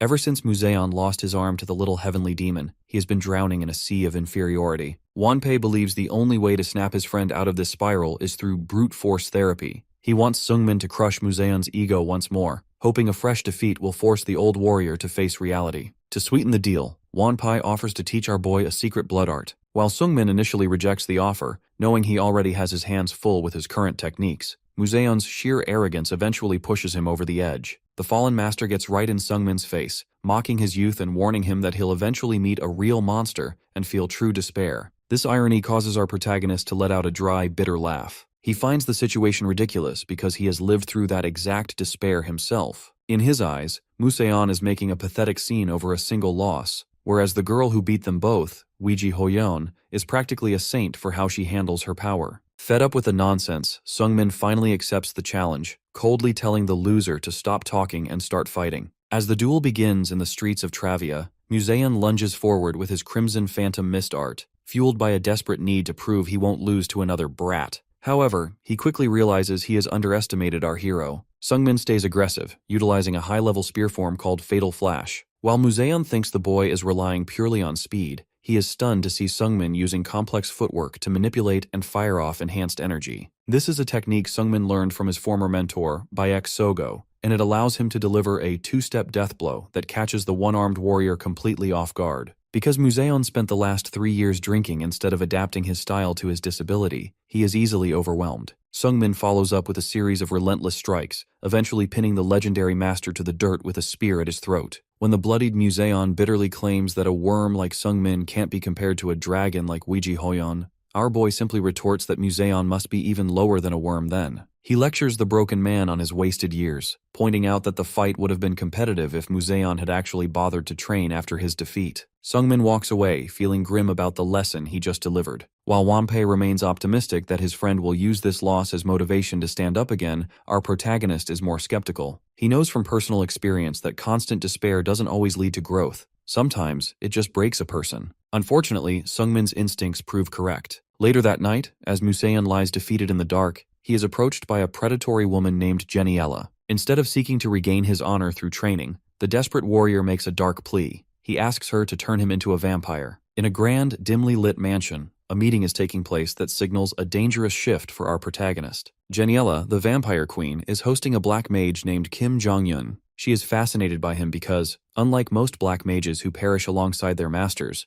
Jong-hyun managed to survive the death of his previous lord, the Demon King. Our hero's rival is quite humble about his survival, chalking it up to a series of lucky coincidences. As they talk, Jong-hyun offers her a drink made from the blood of 10 humans. While this might seem like a move to prove he's abandoned his humanity, the mage laughs it off. He doesn't feel the need for such gestures because his cold, dark aura already makes his nature clear. This confidence impresses the queen. She admits they click remarkably well, even calling him the second most insane human she's ever encountered. Because of this mutual respect, Jeniella officially welcomes him into Predator, an organization of monsters, by gifting him a red star emblem. However, the ceremony is interrupted by news that Lee Sungmin, the human Jeniella is quite fond of, is planning to leave the region of Travia. This news prompts the queen to turn toward a massive, monstrous figure lurking in the shadows. This is Museon, a creature who was previously humiliated by our boy, Sungmin. Jeniella decides to give Museon his long-awaited revenge, but with one catch. He has her permission to intercept the boy, but he is strictly forbidden from killing him. While this plot unfolds, Jong-hyun watches from the sidelines with a smirk. He knows exactly who the first insane human is, and he realizes Sungmin has just stumbled into something very troublesome. Using his magic, the black mage creates a projection to watch our hero from afar, wishing him luck in the coming conflict. At the same time, Sungmin is finishing a grueling 2-month training session with Wanpai, also known as the Crazy Heavenly Demon. The training is chaotic, often ending with Wanpai striking our hero for failing to grasp energy techniques. Despite the rough treatment, Sungmin stays focused. He originally rejected Wanpei's offer to teach him the Vortex Blood Demon God's secret art, because he didn't want to overcomplicate his martial arts style. Eventually, he gave in to Wanpei's persistent sales pitch, though he made it clear he was only there for the technique and not to become a formal disciple. As the year comes to a close, our protagonist reflects on his progress. He has spent 10 years preparing for a specific prophecy, and he's finally ready to leave Travia to reunite with an old friend. Unfortunately, his departure is immediately cut short. While standing in the snow, Wanpai catches the scent of blood on the wind. When the group looks up at the cliffs above, they see a figure shrouded in energy. To Wanpei's horror, he recognizes the bloodshot eye of the monster waiting for them. It's his old friend Museon, who has been completely transformed into a beast. The tension in the snowy clearing reaches a breaking point as Baek Museon fully reveals his horrific transformation. Both Sungmin and the veteran Wanpai are frozen in shock at the sight of the man standing before them. Museon is no longer the martial artist they once knew. His hair has grown wild, his teeth have sharpened into fangs, and he radiates a predatory red light. As Heoju, the purple spirit haunting Sungmin, bluntly puts it, the man has become a monster. Specifically, he has turned into a vampire. Wanpai is devastated by this, roaring in disappointment that his old friend would throw away his pride as a martial artist for power. But Museon just laughs. To him, pride couldn't restore his lost arm or grant him this new, invincible body. He clarifies that he isn't even here for personal revenge anymore. Those human feelings have faded. Instead, he is acting as a tool for the vampire queen, Jeniella, tasked with bringing Sungmin to utter despair. Sensing the immense danger, our protagonist takes a combat stance and asks Wanpai to protect the cat girl, Rubia. Heoju warns him to be careful, noting that Museon is far stronger than any low-rank vampire because the queen shared a massive portion of her own strength with him. The battle begins with an explosion of violence. Museon lunges with a blur of red energy, forcing Sungmin to combine everything he's learned. He weaves his Violet Dawn mystic art with the Vortex Blood technique he just studied, unleashing a massive energy dragon known as the Nine Dragon Destruction. It's a spectacular display of power, but as the smoke clears, Museon is still standing, completely unfazed. Before our hero can react, the vampire counterattacks with blinding speed. A single strike sends Sungmin flying through solid rock, leaving him defeated and face down in the snow. As the boy lies unconscious, Museon looms over him with a sadistic grin. He plans to follow the queen's orders to keep the boy alive, but decides he'll start by removing the boy's tongue and limbs. Luckily, Wanpai refuses to stand by. He catches Museon's wrist midair, his face twisted in a look of absolute authority. Even though Museon warns him to stay out of it, Wanpai declares that he is no longer watching a duel. He is protecting his successor from a blood-starved beast. With a sickening crack, he snaps the vampire's wrist. The injury doesn't stop Museon for long. His arm heals instantly, and he finds it amusing that Wanpai has finally found a successor in the boy. He welcomes the chance to kill the crazy heavenly demon with his own hands, and the two veterans clash, creating shockwaves that rattle the entire area. While the masters fight, Rubia desperately tries to save Sungmin by pouring an elixir down his throat. Heoju watches with deep concern, knowing that even if the boy wakes up, the gap in power is simply too wide to overcome. He begins to think the only way out is to force Sungmin to accept his own demonic energy, a risky move he's been hesitant to make. However, as the spirit watches the boy's body, his expression shifts from worry to absolute shock. Something impossible is happening. Despite his internal organs being shredded, a strange, fierce energy begins to radiate from our protagonist. Suddenly, Sungmin's eyes are about to open. Heoju, the powerful Void Monarch, can hardly believe his eyes as he stares down at Lee Sungmin. Our protagonist should be dead or dying after the brutal beating he just took, yet something impossible is happening. While his body heals in the real world, our guy is drifting through a mental void, surrounded by a thick mist. He catches a fleeting glimpse of his old friend, the little heavenly demon, which seems to anchor his consciousness. When his eyes finally snap open, they aren't normal anymore. They are glowing with a vibrant, star-like energy. For a moment, our hero is disoriented, even questioning if he actually died. However, the sudden sound of a massive explosion nearby snaps him back to reality. Through a mental vision, Sungmin sees the violent clash between Wanpai and the vampire, Museon. This sight hits him like a bolt of lightning, forcing him to realize that he cannot afford to die yet. He has too much left to do, and too many people counting on him, which is why he forces his hand to twitch and his eyes to flare with light. Unfortunately, the recovery is violent. Our protagonist suddenly vomits a spray of blood, terrifying poor Rubia, who thinks he has reached his limit. But strangely, Sungmin feels better than ever. Because his internal injuries healed in such a unique way, his inner energy is now flowing with a harmony he's never felt before. Heoju realizes that the black heart he'd heard about has finally evolved, effectively rebuilding our hero's body from the verge of death. As Sungmin stands up, draped in a celestial aura, Wanpai can only grin in disbelief at the change. He asks what happened, and our boy simply responds with cold confidence that his body just doesn't die easily. Deep down, the young warrior is questioning the source of this power. He remembers a prophecy about being loved by a chaos god, and suspects this unknown entity is the one pulling the strings. But since there's no point in overthinking it now, he decides to use this newfound strength to its full extent. This sudden shift in power completely rattles Museon. The vampire can sense that the aura around our hero has completely changed, and he's terrified that his opponent reached enlightenment while on death's door. Driven by a mix of rage and the power gifted to him by his queen, Museon lunges for a killing blow, but the result is immediate and devastating. Sungmin moves so fast he is a blur, slamming the vampire into the snow with enough force to create a massive crater. Museon is left coughing up blood, completely humiliated. He is confused because our hero isn't even using his spear to fight. Our hero calmly explains that if he used his weapon, the fight would already be over, and he isn't done testing his new limits yet. Driven by a final, desperate madness, Museon tries one last time to reclaim his dignity as the blood heavenly demon. He screams about his loyalty to Queen Yahello, but it's clear he's lost his way. Our protagonist looks down at him with pity, noting that even in his final moments, the man is only thinking about his queen rather than his own path as a martial artist. Seeing his old friend reduced to a mindless puppet, Wanpai turns away in heavy disappointment. He gives the word to end the misery, and with a final decisive flash of energy, our hero sends the fallen vampire off for good. The battle in the north has finally come to a close, leaving Lee Sungmin standing over the defeated vampire Baek Museon.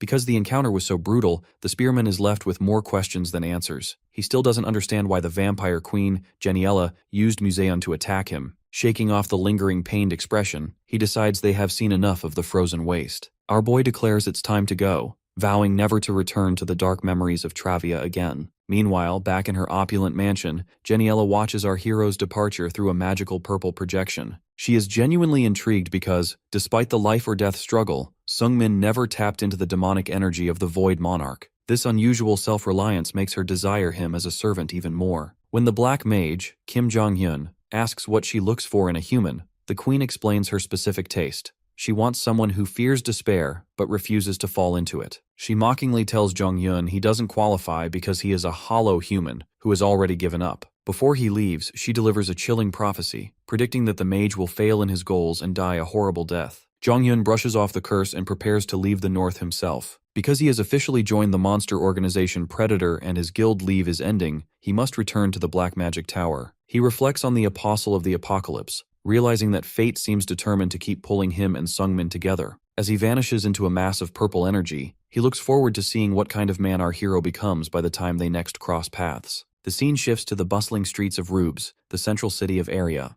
Known as the City of Dreams, it is a massive, technologically advanced metropolis, where the Mage Guilds and the Mercenary Guild HQ are all located. Because it sits right beside the Murim Alliance, the city is swarmed with elite martial artists and powerful mages. Our protagonist feels the pressure of the city immediately, noting that even an A-rank warrior is considered a nobody here. When the group goes to register at the local guild, the receptionist isn't easily impressed. She acknowledges Sungmin's S-rank status but loses her patience when the crazy heavenly demon, Baek Wonpai, starts shouting and slamming his medallion on the counter. The receptionist warns the old man that any trouble will be met with immediate force. This causes Wonpai to sweat and backtrack, as even he knows better than to recklessly pick a fight in such a heavily guarded sanctuary. Once they are clear of the desk, the cat girl, Rubia, pops out of Sungmin's cloak. She is excited to be back in Rubes, revealing that the city is home to the master of the Golden Magic Tower, Lloyd. To Sungmin's surprise, he learns that Lloyd was actually an apprentice to Rubia's master, Enverus. Because Lloyd previously promised to grant our hero a favor, and because Rubia hopes her master left a message for her there,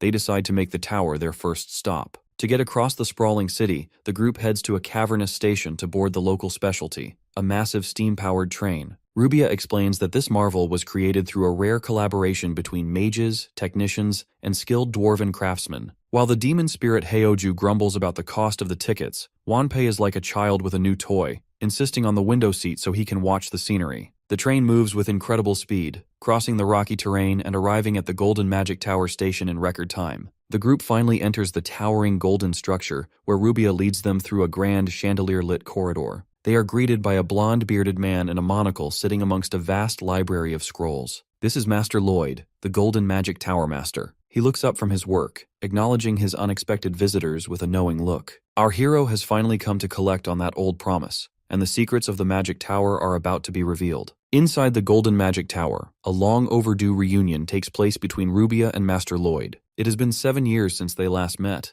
and while the cat-eared familiar hasn't aged a day, Lloyd is struck by how much Lee Sungmin has transformed. Our protagonist is no longer the weak boy from their previous encounter, but a composed warrior. Because Lloyd owes the young man a favor, he invites the spearman to name his price, though he jokingly warns that even a tower master has his limits. Strangely, our boy doesn't ask for a reward immediately. Instead, the group focuses on a more pressing matter, the whereabouts of Rubia's master, Enverus. Because Enverus is a mage with a twisted causality who survived the trials of the god of time, his movements are difficult to track. Lloyd reveals that the mysterious mage visited him recently, but left a cryptic instruction for Rubia and Sungmin to head south. This news fits perfectly with our hero's plans, as he already intended to travel south to master his demonic energy. However, Enverus left a final, chilling warning. Sungmin must not stray from the path of humanity. The weight of this advice is felt immediately when the spirit Heoju flares up behind our hero. Heoju realizes that Enverus likely foresaw their meeting and planned for the demon to join the journey. Before leaving, Sungmin questions Lloyd about the Lich Preskin's presence in the north. Lloyd explains that he cannot intervene because Preskin is protected by the vampire queen Yahello and a superior lich named Arbez. This revelation shocks our hero, as it implies Enverus possesses enough power to rival these legendary monsters. After a failed attempt to find Scarlet at the Red Tower, the group prepares for their next move. While Rubia judges Wonpai for acting like a country bumpkin with his new souvenirs, our protagonist is fixated on the calendar. Tomorrow is March 14th, the day of the 10-year promise he made to Weiji Hoyun. Even Heoju acknowledges that while Hoyun was a young monster a year ago, Sungmin has finally become a full-fledged monster himself. Restless and unable to shake his nerves, our guy heads into the moonlit streets to train. His precise spear strikes catch the attention of a stranger watching from the shadows, Yu Hojung, also known as the Ironclad Spear. Because Hojung is one of the top-ranked spearmen in the world, he recognizes our hero's skill as something beyond even a martial arts founder. However, the conversation turns tense when Hojung questions why a righteous warrior like the Demon Spear is traveling with a notorious criminal like the crazy Heavenly Demon. He even offers to help Sungmin kill Wonpai, but our hero coldly declines. This prompts Hojung to leave with a veiled threat, warning that the Sword of Justice will find Sungmin if he turns toward evil. Finally, the promised day arrives. While Wonpai runs off to enjoy the city's sights, our hero is a nervous wreck. Heoju relentlessly teases him, claiming his pounding heart is a sign of romantic affection rather than just a friendly reunion. Flustered and fed up with the demon's constant commentary, Sungmin decides he's had enough. Because he wants a moment of peace before meeting Hoyan, he reaches for his bracelet and begins to forcibly remove it. This triggers a violent explosion of light as the connection between our hero and the Void Monarch is abruptly severed. In the center of the city square, Lee Sungmin stands by a stone fountain, the constant flow of water marking the passage of time. Because this is the exact spot and time he promised to meet his friend 10 years ago, his anxiety is through the roof. He realizes he arrived an hour too early, and the weight is forcing him to overthink everything. He briefly wonders if he should have brought flowers, but he immediately flushes red at the thought, reminding himself that this is just a meeting between old companions. As he waits, our hero clenches his fist, wondering if he has truly become worthy of standing beside a genius like Weiji Hoyon. He reflects on his past, remembering how he desperately struggled for her recognition even when she called him talentless or stupid. To him, her praise was the ultimate goal, leaving him to wonder what his life would even look like if she finally acknowledged his hard work. When the noon bell finally rings, our boy scans the crowd with an intense gaze, but the square remains empty. Because he is certain of the date, his confusion turns to worry. He calls out to the empty air, summoning the shadow broker Neville from a black mist. Sungmin demands to know Weiji Hoyon's current location, and the report he receives is a shock to his system. Neville reveals that the little heavenly demon is currently at the city's southern gate, engaged in a violent clash with Yu Hojung, the ironclad spear. This news makes no sense to our protagonist. He knows that under normal circumstances, Hoyon should easily overpower someone of Hojung's level. Because he suspects something has gone horribly wrong, he ignores the city's laws against mobility arts and leaps onto the rooftops. He soars across the city in a blur of energy, his mind racing with dread as he wonders what could have possibly weakened his friend enough to put her in danger. At the southern gate, the situation is grim. Yu Hojung, draped in spiked armor, stands triumphantly over a battered and bloodied Weiji Hoyon. He mocks her for not living up to her reputation, pointing out that her black blood proves she is in an abnormal, weakened state. Hoyon, barely able to look up, questions why he is attacking her, but Hojung dismisses her words as the desperate talk of a villain. He admits his methods are dishonorable, but he believes killing her now, while she is vulnerable, is a necessary act of justice before she becomes truly unstoppable. Faced with her end, Hoyon doesn't ask for mercy. Instead, she quietly asks for the time. When she learns it is just past noon, she closes her eyes in heartbreak, realizing she has broken her 10-year promise to Sungmin. As Hojung approaches to deliver the final blow, Hoyon finds herself apologizing in her mind to the boy she wanted to see one last time. But the end doesn't come. In a sudden, explosive blur, a man lands forcefully between the predator and his prey. Yu Hojung is thrown back by the impact, while Hoyon looks up in total disbelief. Hojung is furious, demanding to know why the demon spear would protect a villain. Sungmin ignores the ironclad spear's manic screaming about justice and turns back toward the injured girl. Hoyon's voice trembles as she asks if it's really him. With a gentle, confident smile, our hero confirms his identity, standing protectively over her as a living shield. Enraged that he is being ignored, Yu Hojung lunges with a massive drill-tipped spear strike. Our boy remains perfectly still until the last microsecond,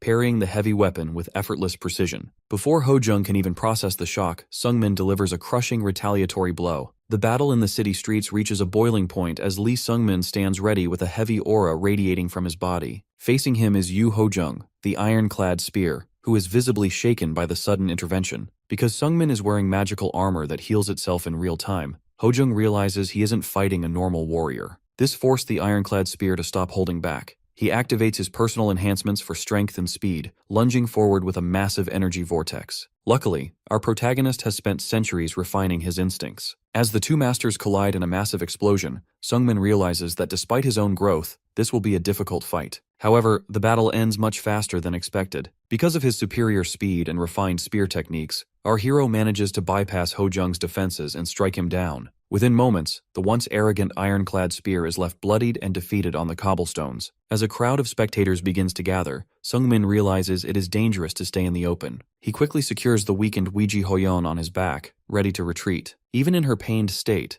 Hoyon is struck by the irony of their situation, admitting she never imagined their 10-year reunion would involve her being a damsel in distress. But the tender moment is cut short by a wave of embarrassment. Because Hoyon is physically close to him, the normally stoic Sungmin becomes incredibly flustered, sweating and blushing so profusely that Hoyon jokingly asks if she's too heavy for him. Behind them, Yu Hojung struggles to his knees, screaming that Sungmin is turning his back on justice by protecting the little heavenly demon. He warns that the Muram Alliance will brand him a villain and send an extermination unit to hunt them down. Our hero stops just long enough to deliver a cold, piercing look over his shoulder. He explains that he has zero interest in the game of factions between black and white martial arts. To him, saving a friend is the only thing that matters. He gives the fallen man a final dismissive warning to value his life and stop chasing a fight he can't win. As they leap across the city rooftops to escape, the spirit Heoju manifests to question their next move. Heoju suggests leaving the city immediately, but Sungmin refuses. He realizes that escaping an elite pursuit unit while carrying an injured friend is a losing game. Instead, he decides to roll the dice on a dangerous gamble. seeking sanctuary with the unorthodox demonic alliance. While Heoju mocks this as a naive move, Sungmin knows that in such a dire situation, the enemies of his enemies are his only hope. The situation becomes even more urgent when Heoju inspects the girl on Sungmin's back. The demon spirit realizes that Hoyeon's weakness isn't just from exhaustion, she is suffering from a curse of submission. This dark magic is twisting her energy and breaking her body down from the core. This revelation fills our hero with a mix of fury and deep regret. He realizes that even with her body in total agony, Hoyeon pushed herself across the continent just to keep their promise. When he asks how to break the spell, Heoju's answer is simple and brutal. They must find and kill whoever cast it. Finally, the group arrives at a lavish hidden estate. They are met by a mysterious woman in a red kimono named Boye, the chief steward of the unorthodox demonic alliance. She greets the demon spear with an eerie, welcoming smile, acknowledging the legendary reputation of the two young heroes in her presence. Our protagonist has officially stepped into the heart of the underworld, trading the threat of the Murim alliance for a new, uncertain alliance with the shadows. Upon arriving at the massive estate of the unorthodox demonic alliance, our hero is met by a high-ranking official named Guan Hu. Because Lee Sungmin recently made waves by defeating the Sword Demon and the Blood Heavenly Demon,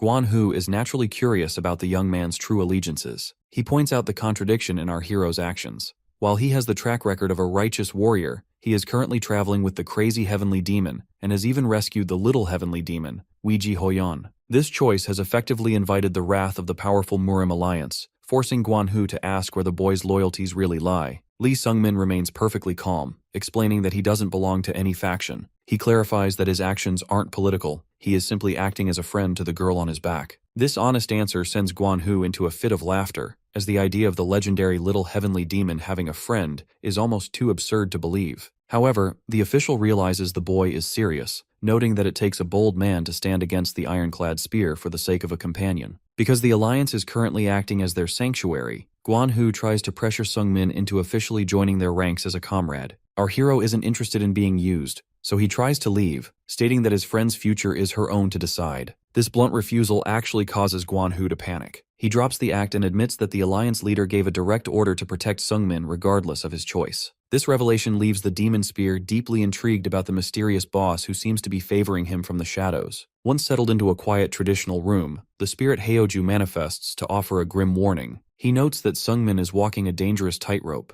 not just between the orthodox and unorthodox factions, but between his own humanity and the inhuman power of the Black Heart. The conversation is cut short when Weiji Hoyeon finally stirs on the floor, looking physically broken and drenched in sweat. As she regains consciousness, our protagonist immediately demands to know who cursed her. Hoyeon offers a weary smile and questions if he's even strong enough to handle the truth. She reveals that she fought her attacker for 3 days and nights but couldn't kill him. Instead, he left her with a curse of submission. The attacker was the Fist Sovereign, a member of the elite organization known as Beyond the Heavens. Because Wanpai had previously mentioned being wounded by a Sword Sovereign from that same group, Sungmin realizes they are facing a league of monsters far beyond anything he previously imagined. Despite the gap in power, our hero's resolve is absolute. He bellows that he will defeat the Sovereign regardless of the cost, a declaration that brings a genuine blush to Hoyeon's face. She finds his anger on her behalf touching, though she still tries to claim she can handle her own problems. This leads to a moment of light-hearted bickering about their past, with Hoyeon teasing him about how much he's changed in 10 years. The heavy mood shifts into something much more personal when Hoyeon locks eyes with him to ask for a friend's favor. Sungmin expects a request for medicine or revenge, but Hoyeon simply points to a bowl of rice and admits she's hungry. Because the curse has left her unable to move her arms, she playfully sticks her tongue out and demands that he feed her. This leaves our stoic hero in a state of comedic, flustered rage, realizing that even as a legendary master, his friend is still as unpredictable as ever. While staying at the branch of the unorthodox demonic alliance, Lee Sungmin finds his options for saving his friend rapidly dwindling. He attempts to use his high-level connections through Erebrisa to investigate the mysterious organization Beyond the Heavens, but even the world's best information brokers have nothing on them. Because there is no clear cure for the curse of submission draining the life from Weiji Hoyeon, the spirit Heoju suggests they head south to seek out powerful shamans. Our boy realizes he is running out of time. With the Murim Alliance's hunting dogs likely closing in, he seeks a final meeting with the branch leader, Guan Hu. Sungmin asks a pointed question about the extent of the Alliance's protection, which leads Guan Hu to explain their cold reality. Most members are practitioners of demonic arts that eventually warp their natures. Because some members inevitably cross the line into becoming mindless monsters,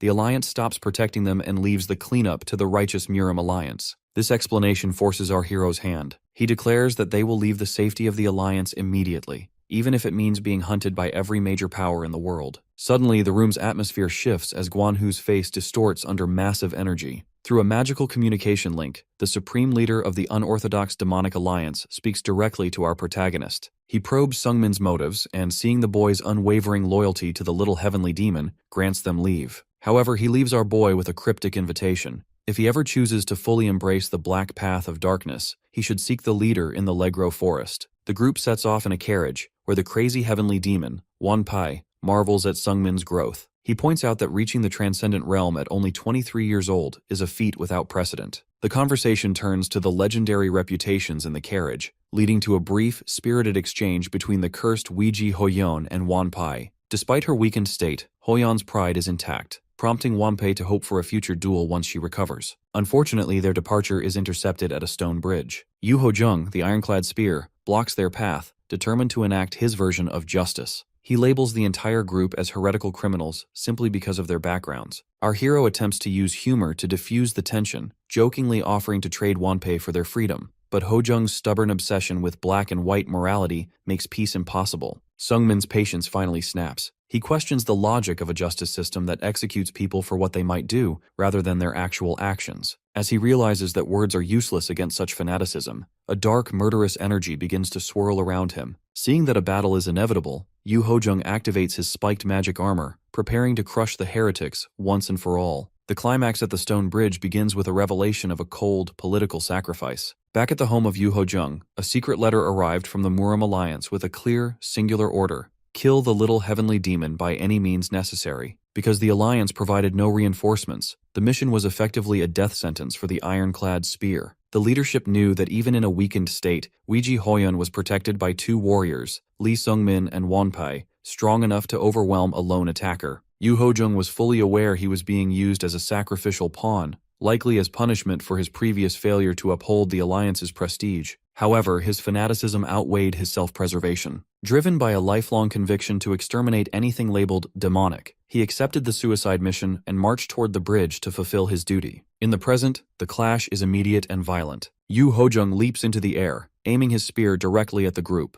Our hero steps forward to intercept him, fueled by an intense, simmering rage. Lee Sungmin finds it infuriating that men like Hojung can justify murder simply by applying a label of evil to someone like Weiji Hoyon, who has committed no crimes. Because their black and white logic is so unwavering, our protagonist decides to stop arguing. If the righteous world insists on branding him and his friends as demonic humans, he chooses to lean into that path to protect what matters. The resulting explosion of energy is decisive. Our hero pours his power into a final strike, overwhelming the ironclad spear and leaving him bloodied on the stone floor. As Yu Hojung lies dying, he warns that Sungmin will regret this choice, but the young spearman looks down without a shred of sympathy, firmly stating that he won't. Our boy watches the life fade from the master's eyes, left to wonder if such a rigid worldview was truly worth a man's life. Wanpai quickly breaks the silence with a grim reality check. Because our protagonist just killed a renowned master of a respected sect, his reputation as a righteous hero is officially dead. He is now a fugitive. The crazy heavenly demon explains the Alliance's trap. They sacrificed Yu Hojung specifically to create the justification they needed for a full-scale subjugation. Until now, the group hadn't been villainous enough to warrant an army, but the death of a hero like Hojung changes everything. To the Muram Alliance, losing a supreme peak master was a small price to pay for the chance to legally execute a monster like Weiji Hoyon, who has already reached the legendary realm of transcendence. As Sungmin tries to process the meaning of this transcendence, a chilling voice answers from behind him. In a terrifying display of speed, a masked man with long green hair appears instantly in the group's blind spot. This is the hidden sovereign of beyond the heavens. He mocks the group, calling them worms for even speaking of a realm that represents the ultimate wall for all martial artists, a height that failures like Wanpai could never reach. The atmosphere becomes suffocating as the hidden sovereign flares his energy, paralyzing our hero with pure pressure. He acknowledges Wanpei's past defeat by the Sword Sovereign, and notes that the little heavenly demon is conveniently unconscious. Declaring himself a true master of the realm of transcendence, the hidden sovereign invites both Wanpai and Lee Sungmin to face him at once. Our hero is left trembling in fear, realizing that the justification the Alliance wanted has arrived in the form of a monster he may not be able to move against,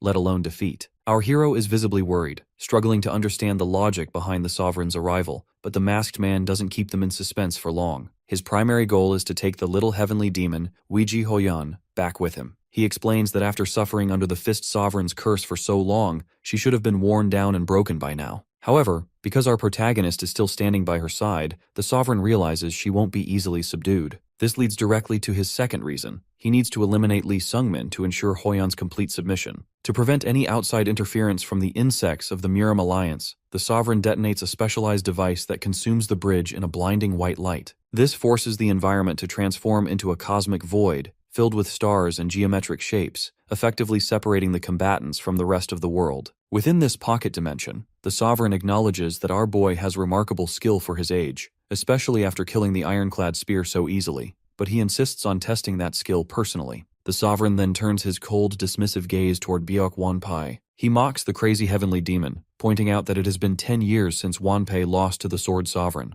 Because Wanpai still hasn't reached the Transcendental Realm in all that time, the Sovereign labels him as trash and tells him to stay out of the way. This humiliation leaves Wanpai trembling with rage, while our hero can only watch his ally's spirit being crushed. The battle begins when Lee Sungmin charges forward, but the Sovereign watches with complete indifference. He effortlessly deflects the attack and rains down a flurry of blades that create massive explosions. Our protagonist is left frozen in fear, realizing that the Sovereign missed on purpose just to show that the young spearman couldn't even react to his speed. The Sovereign then begins to toy with Wanpai, teleporting behind the veteran and delivering a brutal strike to his neck. Even the spirit Heoju acknowledges that this man is on a completely different level. Because the Sovereign is tired of the struggle, he catches Wanpai's fist mid-air and delivers a crushing kick to his face, declaring that the legend has wasted the last 10 years of his life. With Wanpai unconscious and bleeding out on the ground, the Sovereign decides he will only take Weiji Hoyeon. He glares at Lee Sungmin, expressing his disappointment that a warrior with such potential would rely on the power of a lowly demon spirit, like Heoju. Despite the overwhelming gap in power, our hero remains in his silver armor, standing his ground as energy begins to swirl around him for a final, desperate stand. Because he refuses to let the hidden Sovereign take Weiji Hoyeon, the young spearman ignites his internal energy, causing dark, swirling power to erupt from his feet and spiral around his silver armor. The Void Monarch, Heoju, watches from within the boy's mind, noting that his host's eyes have taken on a predatory red glow fueled by a state of high-tension fury. The hidden Sovereign looks down from the starry backdrop with a mix of amusement and contempt. He mocks our hero for relying on the power of a lowly demon spirit, believing the fight is already over. To the Sovereign, the victory is clear. The veteran Byok Wanpai lies slumped and defeated in the dirt, and our protagonist should be next. However, the Sovereign is quickly proven wrong when Wanpai begins to stir. Because the veteran's energy is in perfect resonance with Heoju's demonic power, he lets out a guttural roar and explodes with a massive aura, forcing the Sovereign to realize he is facing two berserk opponents at once. Heoju warns Sungmin to stay focused, noting that while the overflowing power feels thrilling, it carries a heavy price. The Sovereign immediately lunges to suppress the threat, catching Wanpai in a violent whirlwind of energy. He delivers a cold lecture, explaining that demonic power is a trap that eventually destroys any human foolish enough to use it. Because he views our hero's borrowed strength as a shortcut, he binds the spearman in energy chains, questioning if the boy truly thinks this borrowed power is enough to reach the transcendent level. Our protagonist answers not with words, but with action. He manifests a massive, jagged blade of material energy and prepares a move he's been refining, the Vortex Blood Demon God's secret art. As his hands glow with fiery energy, the Sovereign's eyes widen in genuine shock. Sungmin executes a lightning destruction thrust, his spear colliding with the Sovereign's defense in a cataclysmic explosion of light that rattles the entire dimension. As the smoke clears, the Sovereign stands in a crater, his robes tattered. He offers a rare bit of praise, admitting that in terms of sheer force, that last strike was indeed at the transcendent level. Unfortunately, Sungmin realizes he is still reaching his limit. Blood drips from his mouth as he calculates that even with the monarch's power, he is still slightly weaker than his opponent. Driven by the image of a suffering Weiji Hoyeon, our hero screams for more power, forcing Heoju to yield even more demonic energy, despite the looming consequences. This time, the results are different. Because his mind and body have been stabilized by centuries of mental trials, Sungmin is able to entangle his internal energy with the demonic power, creating a compressed vortex of destruction. The Sovereign, finally taking the fight seriously, snaps his fan open and adopts a combat stance. He realizes he can no longer look down on the boy, but his cold intent remains. He intends to end the duel once and for all. Our guy assumes a low stance and unleashes the seventh form of the Supreme Nine Heaven Spear, Sky Pierce. A tiny, dense orb of black energy forms at the tip of his Ori Halcon spear, before erupting into a massive storm of energy beams. The Sovereign is forced to use his fan to redirect the lethal strikes, acknowledging the quality of the attack. Just as the Sovereign prepares to counter, a sudden white flash consumes the scene. Before the Masked Master can react, a final unexpected strike from our hero carves a violent arc through the air. Red blood splatters across the void as the Sovereign collapses, clutching a smoking, fatal wound in his chest. He is stunned that the boy had any strength left to move after such an exhaustive attack. However, the victory comes at a horrific cost. The Sovereign, realizing he accidentally killed Sungmin during their final exchange, turns his back on the motionless hero to claim Weiji Hoyon. But before he reaches for the girl, a faint sound stops him. Our hero, his hand trembling and his eye glowing with an unnatural light, digs his fingers into the dirt and forces himself up. With a spectral voice, he delivers a final vow to protect Hoyon, even as his own life fades. The Sovereign is genuinely impressed by the boy's tenacity, but realizes he must end the threat for good. He draws a crystalline dagger to deliver a mercy kill, lamenting that he couldn't take the boy into his organization. As he raises the blade for the final strike, the focus pulls back on the devastation, only for a sudden bolt of dark lightning to flash across, interrupting the finishing blow. A massive column of dark lightning crashes onto the battlefield, signaling the arrival of a powerful new force. As the smoke clears, the unorthodox demonic alliance leader is revealed, holding the hidden Sovereign by the head with electricity around them. The leader greets his captive as Tang Mugi, mockingly asking why he is still bullying children. This causes the bloodied Sovereign to snap back, demanding the leader stop using that name. Despite the Sovereign's obvious fury, the alliance leader remains completely unfazed, even pressing a knife into the Sovereign's head to assert dominance. When the trembling Sovereign asks how the leader reached this hidden dimension, the man simply replies that there is no place he cannot go. The Sovereign quickly realizes he is fighting a projection, but the leader dismisses the detail, noting that even a clone is enough to end a worm like him. This display of absolute power leaves Lee Sungmin in shock, recognizing the terrifying presence of the man he once saw as a distant legend. The alliance leader ignores the Sovereign's threats about interfering with Beyond the Heavens, admitting that while it looks like interference, he was simply moved by how desperately our hero was struggling to survive. He delivers a cold ultimatum. The Sovereign is in no state to stop him, and the only person in the Sovereign's organization who could threaten the leader is currently acting as a spectator. Because he has finished talking, the leader gives the Sovereign 3 seconds to vanish before he is turned into a puddle of blood. Recognizing the lethal intent, the hidden Sovereign disappears into smoke with a final vow for revenge. Once the threat is gone, the alliance leader turns to the motionless Lee Sungmin, jokingly telling him not to grow up to be as pathetic as the man who just fled. When our hero rasps that he could have killed the Sovereign himself, the leader points out the grim reality. While a kill was possible, it would have prompted Beyond the Heavens to slaughter our hero and seize Weiji Hoyon within a week. By allowing the Sovereign to live, the leader has forced the organization into a strategic silence. The leader then addresses Weiji Hoyon directly, warning her that in her cursed and weakened state, she will only be a burden to Sungmin. He offers her sanctuary within the unorthodox demonic alliance and promises to send people for her in a few days. Before dissolving into a starry purple mist, he leaves them with one final ominous warning: to be wary of the Murim alliance leader. Sungmin eventually wakes up in a nearby cave, his head bandaged and his body broken.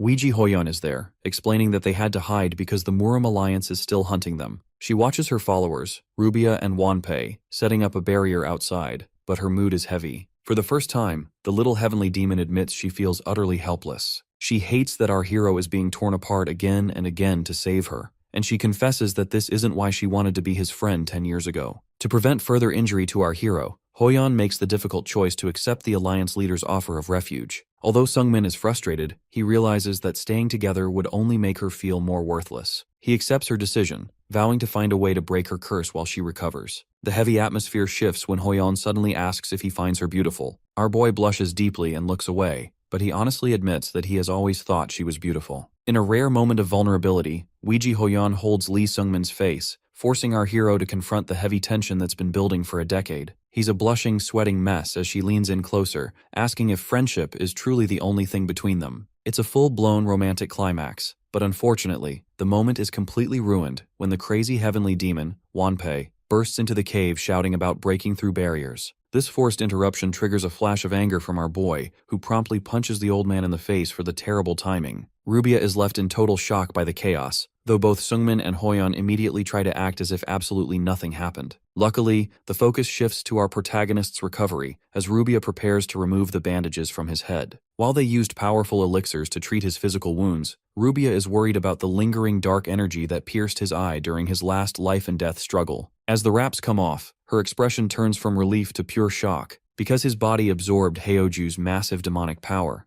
Sungmin's right eye has mutated into a predatory golden color with a vertical slit, while his left remains red. Our hero is confused by his new appearance, even though his vision is perfectly clear. Several days later, it's time for another painful separation, as the unorthodox demonic alliance arrives to escort Hoyeon to safety. She admits that her time with Sungmin has been invaluable, and vows to become someone he can be proud of by their next meeting. Sungmin watches her depart with a heavy heart, but he realizes this is the best choice for her recovery. He finds himself clutching a lock of her red hair, a gift the alliance leader suggested he keep for potential sorcery. Heoju can't resist teasing him about keeping a woman's hair, but our hero snaps back that he isn't going to do anything gross like sniffing it. He's just following instructions. With Hoyeon safe, our hero maps out his southern expedition. Because he needs to break Hoyeon's curse and learn to control the demonic energy warping his body, he sets 3 goals: find a shaman, locate the southern tribe that trained Wanpei, and hunt down the Fist Sovereign if their paths cross. As they trek through the dark southern forests at night,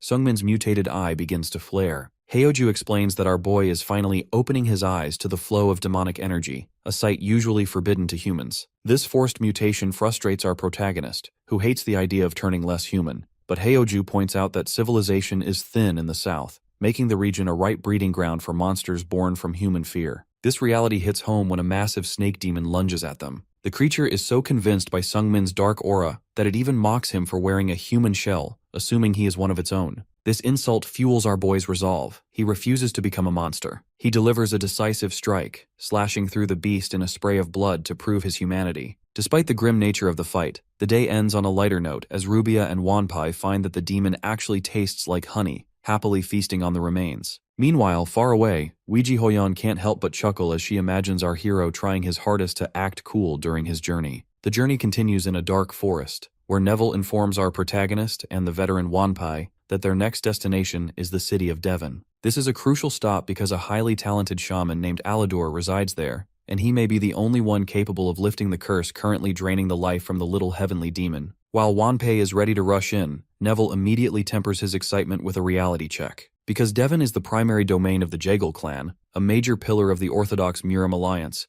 entering is a massive risk. The timing is particularly poor because the clan is currently hosting a massive celebration for the first birthday of the child of Jaegel Taeryung and Moyang Seojin. As a result, martial artists from every major Orthodox sect are currently flooding the city. This news hits home for Lee Sungmin, who recalls that Moyang Seojin was the woman his sworn brother, Nam Gung Heewon, once loved from afar. Because of this connection, our hero suspects that Heewon is likely in the city as well. Neville strongly advises against entering, reminding our guy that he is officially a wanted man labeled as a demonic human. However, our hero refuses to delay his friend's recovery any longer. To solve this dilemma, Neville offers a solution through the Arabrisa Guild. For a steep price, he provides a special disguise kit. Unfortunately, the quality of the disguise, which transforms Wanpei into a man named Helmut Sebastian Kraus, is so comically ugly and poorly drawn that it leaves our protagonist more annoyed than reassured. Meanwhile, the perspective shifts to a carriage traveling under the protection of the unorthodox demonic alliance. Weiji Hoyeon is being visited by a clone of the alliance leader, who continues to linger around her despite her obvious irritation. She questions his motives, as she doesn't believe a man of his status would show such kindness without a hidden agenda. The leader mocks her narrow worldview, explaining that her ego makes her assume she is the center of his attention. In reality, he reveals he has zero interest in her. Instead, he is fixated on our boy, the demon spear. When Hoyeon reacts with defensive killing intent, the leader, revealed as the legendary demon emperor Yang Ilcheon, shares a shocking secret. Because he prefers those who achieve strength through agonizing hard work rather than natural genius, he is considering taking Lee Sungmin as his disciple. Hoyeon attempts to argue that Sungmin is a genius in his own right, given his 10 years of rapid growth, but Yang Ilcheon simply laughs at her ignorance. He hints at a deeper truth, noting that the weight our hero carries represents far more than just 10 years of training. Because he respects the 1,000-year struggle he senses within the boy, he has decided that Sungmin is the only one worthy of his tutelage. Back in the city of Devon, our hero finally tracks down the shaman, Alador. The hooded man, covered in tattoos and piercings, is ready to offer his services, but the professional atmosphere is immediately shattered. As soon as he sees Lee Sungmin's comically half-assed dot-face disguise, Alador is visibly disgusted, questioning how anyone could walk around looking so absurd. Inside the shaman's workshop, Lee Sungmin holds a lock of red hair tightly within a cloth. Because he is desperate to save Weiji Hoyeon, he asks the shaman, Alador, to use the hair to track down the person responsible for her curse. Alador's eyes glow as he channels magical energy, and he quickly identifies a vision of a forest filled with elves. That's why he confidently declares that the caster is currently hiding in the elven forest. However, the news isn't entirely good. As the shaman snaps out of his trance, he explains that the curse is incredibly vicious, meaning the caster likely suffered a massive magical backlash. This forced them to endure pain equal to the curse they inflicted. Because of this weakness, the veteran Wanpai assumes hunting them down will be an easy task. The duo immediately prepares to depart for the forest, though our protagonist is forced to endure Wanpei's constant dramatic immersion in his nobleman persona. While they plan their next move, the political situation in the city of Devon grows tense. Jigal Taryung, a high-ranking master of the local clan, is confronted by the Black Hound squad of the Murim Alliance. Because our hero has been labeled a dangerous demonic practitioner, the Alliance has sent this pursuit division to hunt him down. Taryung reflects on his past encounter with the demon spear, realizing the boy has become a fearsome threat. The squad leader explains that they lost track of their target upon entering the city, suspecting that the fugitives are using disguises to slip through the streets. This suspicion leads to a highly awkward encounter. Taryung intercepts Sungmin and Wanpei, but the disguises are so absurd that he is momentarily paralyzed with confusion. Wanpei delivers a grand, theatrical speech about being a fallen heir named Helmut Sebastian Kraus, while our hero stands beside him wearing a comically swollen mask and claiming his name is Gedong. Taryung breaks into a cold sweat. Because the mask looks so unnaturally ugly, he knows it's a fake. However, he senses a terrifying aura radiating from the pair, making him realize that starting a fight right now would be suicide. As a result, he chooses to let them pass. As they walk away, Rubia wonders if their cover was blown, but Sungmin is more concerned with Wanpei's behavior. He wants to smack the old man for being so dedicated to the act, but Wanpei reveals a practical reason for the cheap disguises. The high-quality kits were too expensive. Because they needed to save their gold to pay the shaman, they were forced to buy the lowest-tier, ugly versions. Sungmin realizes that Taryung's presence was no accident, and that the city's elite forces are already closing in. Back at the workshop, Jigal Taryung leads the pursuit forces to Alador's shop, only to find they just missed their targets. Frustrated, Taryung prepares to alert the rest of the division, but he is interrupted by Namgung Hiwon, the dragon sword. Because Hiwon is Sungmin's sworn brother, Taryung demands his cooperation, threatening that going against the Murim Alliance would be a grave mistake. Hiwon agrees to help, claiming it is his duty to set his straying brother straight. This leads Taryung to immediately mobilize the Heavenly Light Squad for a full-scale tracking party. High on the city walls, the fugitives look back at the gathering forces. Wanpei dismisses the pursuit squad as subpar, but Sungmin knows they shouldn't linger. Because they've secured the information they came for, they prepare to break through to the elven forest at full speed. As our hero irritably peels off his sticky, ridiculous mask, he tells Wanpei to finally drop the act so they can focus on the road ahead. Because Lee Sungmin and his group are being pursued by the Murim Alliance, they are forced to flee into the dense woods. Luckily, the spirit Heoju realizes they are near an old, hidden location of his, and he promises to finally give our hero the treasure he mentioned before. However, the mood shifts instantly when they enter the trees. Our protagonist is horrified to find the forest crawling with aggressive, swirling, vengeful spirits. When he demands an explanation, Heoju admits that this bewitched forest was actually transformed by the world's lingering fear of him. Because the Void Monarch was such a terrifying demon 400 years ago,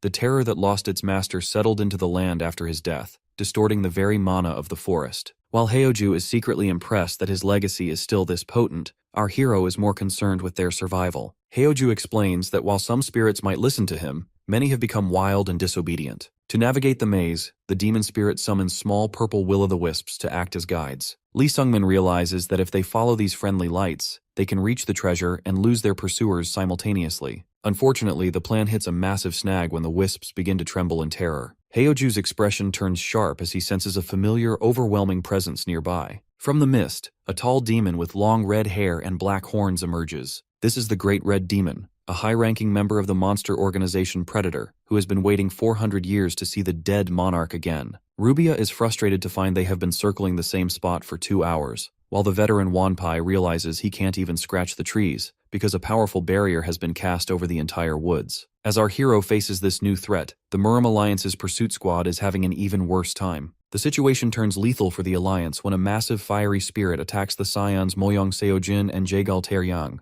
Their physical swords are useless against the vengeful energy, forcing the shaman Alador to intervene with a massive blast of mana. Alador is visibly terrified, screaming at the Alliance members for their arrogance. He explains that martial arts techniques are meaningless in the bewitched forest, because the spirits are born from pure ancient fear. Even though Jaegal Taryang tries to boast about the elite Heavenly Light Squad and the sword dragon Namgung Hiwon, Alador warns that they are all on the verge of a mass slaughter. Because the forest is fueled by the residual terror of the Void Monarch, even a small fragment of his leftover energy is enough to wipe out every reputable clan present. Back with our protagonist, the irony of the situation isn't lost on him. While the elite warriors of the world are being hunted by the forest, the will-o'-the-wisps are acting friendly toward our boy because he carries Heoju within him. Heoju is left in a state of awkward embarrassment, admitting that the entire hellish ordeal the pursuers are facing is technically his fault. As the red demon closes in, Lee Sungmin realizes that the very legend he carries is both his greatest shield and his most dangerous magnet.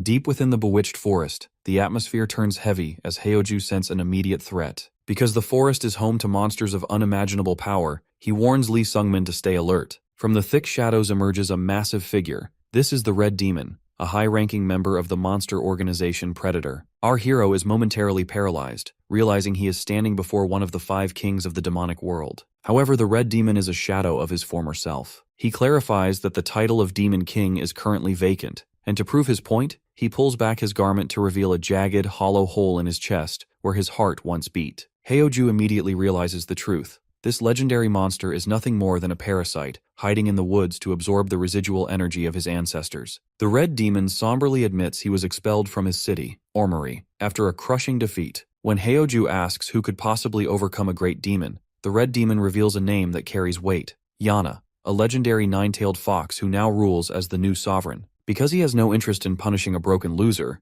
Heoju dismisses the Red Demon. He explains that they are only in the forest to retrieve a specific item, which visibly relieves the crippled monster. Our protagonist eventually reaches a massive dark pagoda, though he remains skeptical that the treasure hasn't been stolen over the centuries. Heoju mocks this doubt, flaring his energy to open a vibrant subspace portal. Because the items were stored in a separate dimension, they remained perfectly preserved for hundreds of years. The hall is beyond anything our boy could have imagined. He pulls out a glowing gem, which Heoju identifies as a dragon's heart. This discovery is followed by a hoard of dragon bones, scales, and several chests overflowing with gold. Among the artifacts is a magical gourd that pours endless alcohol, an item Heoju considers a masterpiece, even if Sungmin finds it a bit useless. As the young spearman begins to absorb the energy from the hoard, his internal power effectively doubles, marking another massive leap in his growth. The celebration is cut short as the group begins their trek out of the woods. While Rubia worries about the Muram Alliance pursuit squad, Sungmin realizes that without guides, the Orthodox warriors are likely being slaughtered by the forest spirits. This suspicion is confirmed when they stumble upon a clearing drenched in blood and littered with the corpses of martial artists. Strangely, the carnage didn't stop with the humans. They find the Red Demon torn apart, proving that an even greater predator is on the hunt. 2 survivors from the pursuit squad emerge from the fog, including Sungmin's sworn brother, Namgung Hwon. Battered and gasping for air,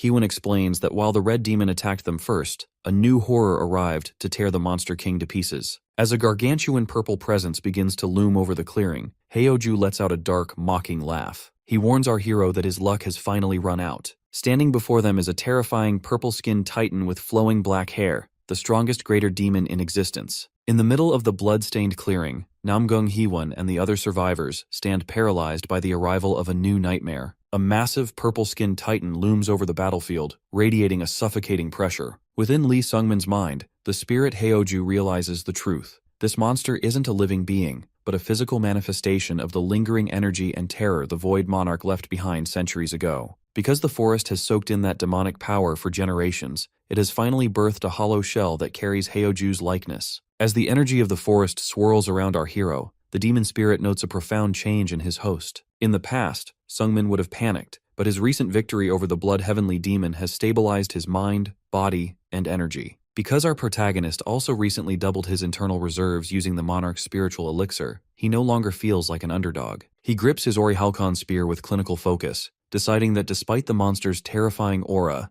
this fight is actually winnable. The battle begins in a flash of violence. The purple clone, the same creature that just slaughtered a great red demon, lunges at our boy. Namgung Hwon watches in utter disbelief as Sungmin doesn't just survive the exchange, but begins to move on equal footing with the Titan. Within moments, the power dynamic shifts further. The young spearman begins to systematically overpower the demon clone. Hee-won is left sweating from the sheer intensity, unable to fathom how such a massive gap in strength has opened between him and his sworn brother. Haeoju explains the logic behind this dominance. Although the clone looks like a god, it is ultimately a hollow imitation without a soul. While it was strong enough to scavenge a fallen red demon, it stands no chance against a warrior like Seungmin, whom the monarch personally refined through centuries of mental trials. Our hero remains observant during the clash. He notices that while the clone has massive energy reserves and near-instant regeneration, its attacks are crude and simplistic. This allows the spearman to dismantle the monster with master-level efficiency. As the energy finally dissipates and the threat ends, the spirit Haeoju mocks our boy, suggesting he enjoyed the exercise a little too much. With the forest quiet again, Seungmin turns his attention to the remnants of the pursuit squad. Namgung Hee-won, realizing he is completely outclassed, appeals to their past connection. He vows that if our hero shows him mercy, the Namgung clan will no longer oppose him. Because he values their history, Seungmin grants the request and prepares to leave the clearing. Just as the group starts to move, the shaman Alador suddenly emerges from a pile of corpses. Our hero is confused, as he was certain the shaman had died earlier. But Alador nervously explains that faking his death is his primary survival skill. Realizing that staying with the doomed pursuit squad is a death sentence, the shaman begs to join our protagonist. He offers his tracking services in exchange for a safe exit from the forest. Seungmin considers the benefit of having a guide and accepts, though Alador is visibly shocked to learn their next destination is Ormuri, the very city of demons the red demon fled from. Deep in another part of the forest, the political fallout of the mission turns into a massacre. Jiggle Tae-young is in a state of blind rage, cursing Hee-won for abandoning the pursuit squad and succumbing to a demonic human. As the survivors Moyoung Seojin and Jiggle Tae-young argue about how to escape the fog and request reinforcements, their journey is cut short by a final betrayal. A masked assassin from their own side suddenly appears and stabs Jiggle Tae-young through the back. The assassin reveals a cold, hidden truth. The Murim Alliance never expected the pursuit squad to win. From the very beginning, these scions were nothing more than sacrificial pawns intended to create a political excuse for war. Because the mission failed to produce the desired result, the Alliance's cleanup crew has been ordered to eliminate the witnesses. As the masked captain stands over the fresh corpses, he confirms that the massacre is complete, carrying out the dark will of the Alliance leader. While our hero is busy navigating the dangers of the south, the scene shifts to the vibrant Legro forest. Because the unorthodox demonic Alliance leader, Yang Il-cheon, promised sanctuary to Weiji Hoyon, the little heavenly demon has finally arrived to meet the man in person. Yang Il-cheon initially tries to maintain a dignified, legendary presence, but his composure quickly crumbles. This is because he is constantly pestered by small, mischievous spirits known as fairies. He explains to a confused Hoyon that these creatures are drawn to the forest because it is the home of the fairy queen, making it the perfect, high-energy environment for her to recover from her curse. Although she is safe, the Demon Emperor warns that it will likely take at least half a year for Lee Seungmin to catch up to her. Meanwhile, our protagonist and his party are trekking through a dense jungle. Because the veteran Wanpei only has vague memories of where he learned his demonic energy techniques 10 years ago, the group finds themselves hopelessly lost. This forces the shaman Alador to intervene. He asks if Wanpei has any physical objects from the tribe to use as a focus for a tracking spell. With great embarrassment, Wanpei produces a braided bracelet. This causes Rubia to tease the old man relentlessly, correctly guessing that the item was a gift from a woman. Once the shaman ignites the tracking spell, they finally have a clear path forward. Unfortunately, their arrival at the tribal lands brings nothing but tragedy. They encounter a survivor named Purvis, who is visibly traumatized. When he recognizes Wanpei, he doesn't offer a warm greeting. Instead, he collapses in agony. He reveals the horrific truth. Everyone else is dead. Because a fire-breathing demon attacked 3 years ago looking for humans who could handle demonic energy, the entire clan was burned alive. Purvis weeps, lamenting that their false faith in the long-dead Void Monarch served as their punishment. As our hero presses for details, Purvis explains that a golden nine-tailed fox appeared just as the fire demon was finishing the slaughter. The fox drove the demon away and offered to take the survivors to safety. However, Purvis refused to go, convinced that the fox was just another deceiver planning to devour them. This news hits the spirit Haeoju hard.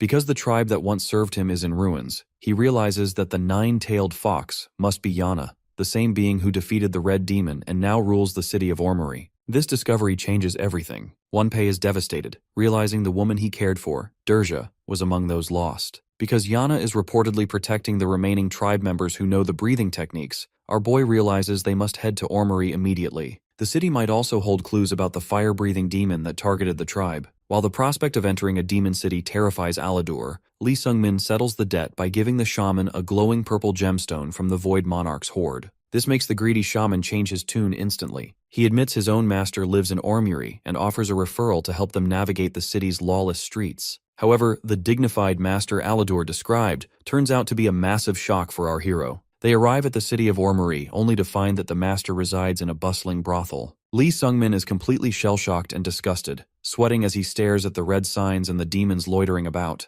Heoju finds the situation hilarious, noting that demon cities are naturally wild and full of life. As they approach the entrance, a beautiful woman in a blue robe welcomes them with a promise of the best service possible. But the final blow to our protagonist's sanity comes from Heoju, who mischievously points out that in this establishment, the staff wearing blue are actually men. Faced with this bizarre and overwhelming reality, our dead-eyed hero can only offer a hollow response as he prepares to step inside. Inside the flower house, Lee Sungmin finds himself standing before a tattooed sorceress who introduces herself as Frau. Because our hero saved the life of her disciple, Aladur, the Grand Sorceress feels a professional obligation to repay the debt. This leads to a somewhat awkward initial meeting, as Frau mistakenly assumes the young spearman is interested in her body. Our protagonist quickly shuts down the suggestion, clarifying that he didn't come for romance, but for an audience with the ruler of the city. Because Frau is an old friend of the sovereign, she agrees to arrange a meeting with the nine-tailed fox, Yana. However, she is curious about why a human is wandering through a city of monsters. When our guy explains that he is seeking a way to control the demonic energy warping his body, Frau observes him with a specialized gaze. She is stunned to find that he has maintained his sanity, despite the purple aura swirling around him. She suspects this stability is a result of fate force, a powerful energy that compels a person's life to flow in a predetermined direction. Frau explains that because our hero carries such a massive amount of this force, he is constantly surviving impossible situations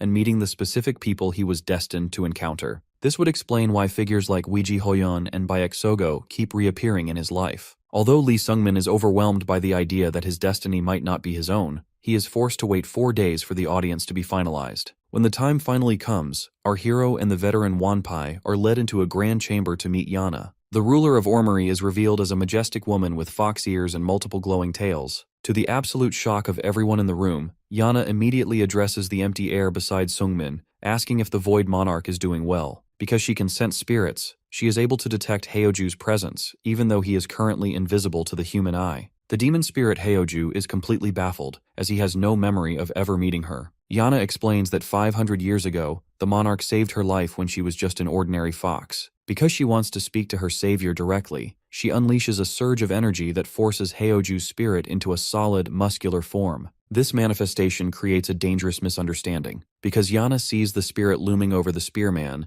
she assumes Heoju is a parasite trying to steal the pathetic human's body. Driven by a desire to repay her ancient debt, she offers to help the monarch restore his original power. Our protagonist can only watch in pain as the energy clash intensifies, while Heoju lets out a dark, predatory laugh. The Void Monarch seems more than happy to accept the offer, leaving our hero trapped between two legendary powers that have just begun to realign. Within the grand halls of Ormuri, the atmosphere shifts from tension to a strange, deferential chaos. The nine-tailed fox queen, Yana, is overcome with emotion, her long-held devotion finally validated by the physical manifestation of the Void Monarch. However, the reunion is far from sentimental. As soon as Heoju takes form, he delivers a sharp backhand to Lee Sungmin, sending our hero reeling. This isn't an act of betrayal, but rather a display of the demon's characteristic pride. Yana watches in disbelief as Heoju immediately begins to berate her. He is offended by her earlier suggestion that he simply possess Sungmin to regain his strength. To the monarch, the idea of inhabiting what he calls a pitiful creature is a personal insult. He mocks the fox queen, demanding she tuck in her tails and stop trying to find him a shortcut. Because he intends to reclaim his original body through his own means, he commands her to stay out of it.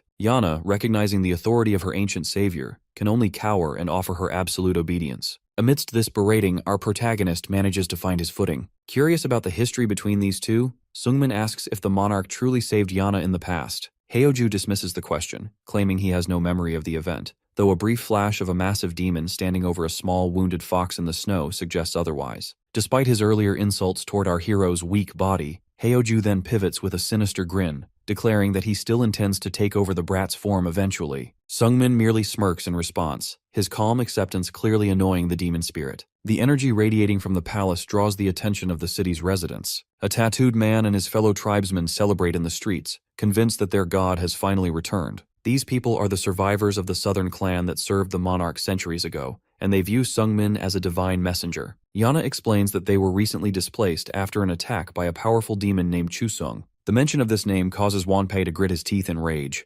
realizing this is the same monster that slaughtered his tribe. Driven by a thirst for vengeance, the veteran follows Yana to gather more information on the beast. Left with the tribesman, our hero is approached by a man who offers him a red book, a secret manual on wielding divine power. Heoju explains the logic behind this title. Because this tribe has worshipped his terrifying legacy for hundreds of years, their faith has essentially transformed his demonic energy into a form of divinity. While a normal human would be driven mad by such power, the spirit assures our protagonist that he will be fine because he is already inhuman and carries the monarch within him. With the manual secured, Yana returns to deliver a final piece of news. She must leave Ormuri for half a month to visit the mountain where she trained. She explains that because she took a shortcut to gain her 9 tails in 500 years instead of 2,000, she is bound by certain magical restrictions. Heoju, showing a rare moment of awkward sincerity, acknowledges her loyalty and promises to look after the foolish Sungmin while she is gone. As the group prepares for the days ahead, Wanpei shares the intelligence he gathered. Chusung is revealed to be a mutated Imugi,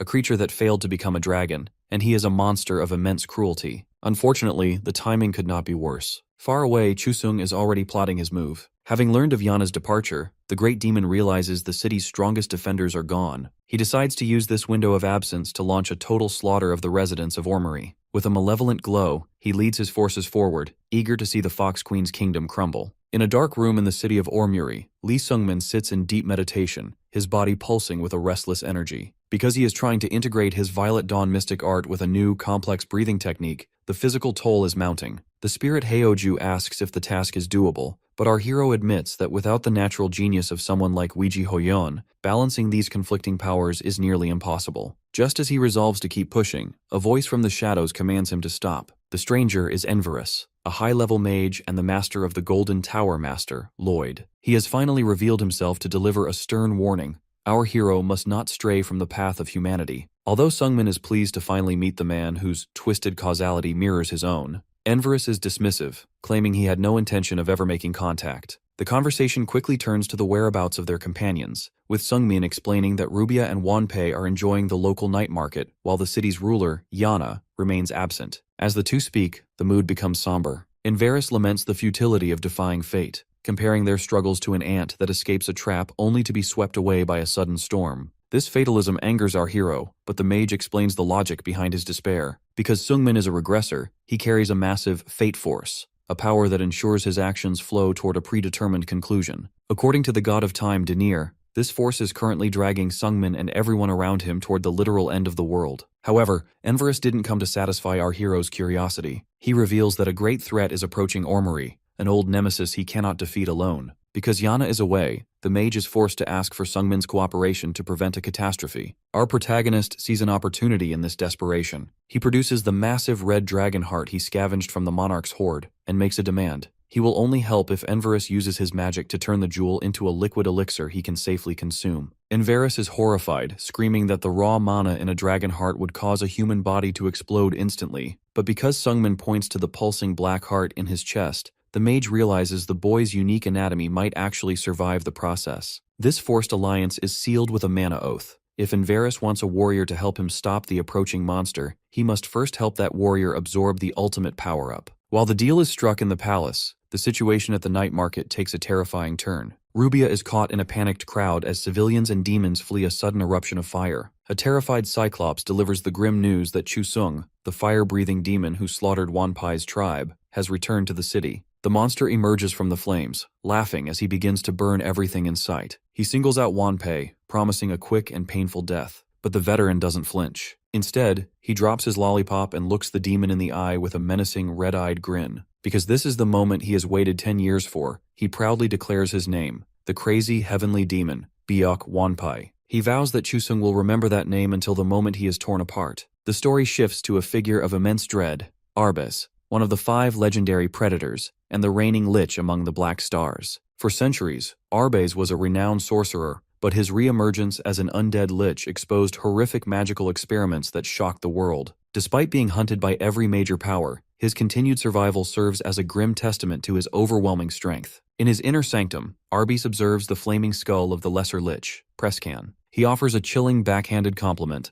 praising Preskin for creating a masterpiece out of materials he dismissively labels as child's play. This moment of condescension is interrupted when Arbez senses a breach in his territory. He immediately detects 2 rats breaking through his barrier. While Preskan panics, fearing the return of the Fox Queen Yana, Arbez remains composed. He explains that Yana is incapable of being there because she hasn't yet completed her possession ritual. Because he views the intruders as mere nuisances, Arbez commands a reluctant Preskan to go stall them. Back in the courtyard, Lee Sungmin stands calmly under the night sky. When Preskan arrives in a fit of rage, our hero greets him with a casual familiarity that only further infuriates the Lich. Preskan is stunned to realize that the heart thief is the one who broke into the city. Recalling a flashback of the mage Enverus, Sungmin confirms that his companion has already headed toward the center of the city, leaving the 2 of them to settle their old score. Preskan prepares to reclaim his black heart, but he quickly realizes he is outclassed. In the few months since they last met, our protagonist has undergone a staggering evolution. Because Sungmin moves with a speed and precision the Lich can no longer track, Preskin is left reeling from the very first exchange. This pressure forces our hero to seize a rare opportunity. He decides to test the union of his inner energy and the demonic power he has been cultivating.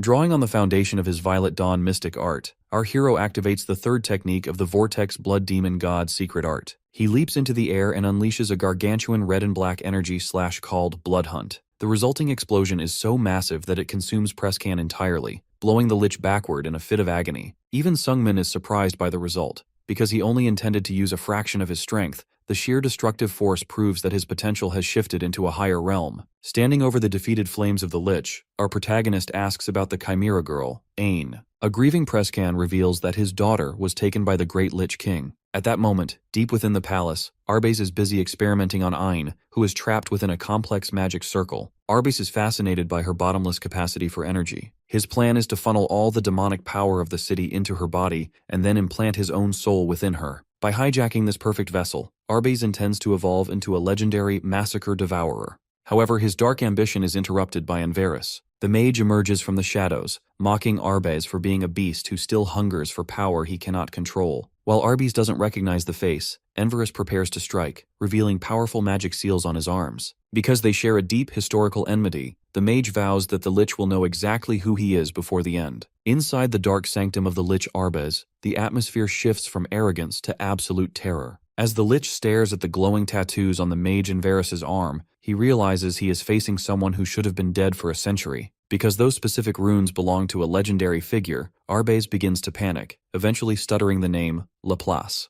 However, the mage standing before him is far more complex than a simple ghost from the past. Enverus, now revealed as Laplace, is actually a man named Cain, the most powerful mage to ever walk the earth. Cain explains that he once had a fate of certain ruin ordained for him, and to escape it, he cast away his power, his identity, and even his original face. He spent 100 years in hiding, but because of his unexpected meeting with Lee Sungmin, the destiny he fled has snapped back into place. That's why he decided to reclaim his mana and his original form, choosing to stop running and finally face his duty to save the world. As Cain's massive mana erupts, the scene shifts to our protagonist. After dealing with the lesser Lich, Preskan, our boy Lee Sungmin runs toward the central plaza, only to find a scene that looks like the end of the world. Because the duel between 2 great mages has reached a peak, the entire city is being torn apart by pillars of light and energy tentacles. Arbez is at his breaking point. He is frustrated to learn that Preskan has fallen, though he knows the Lich can resurrect as long as his soul urn remains intact. Seeing Lee Sungmin join the fray,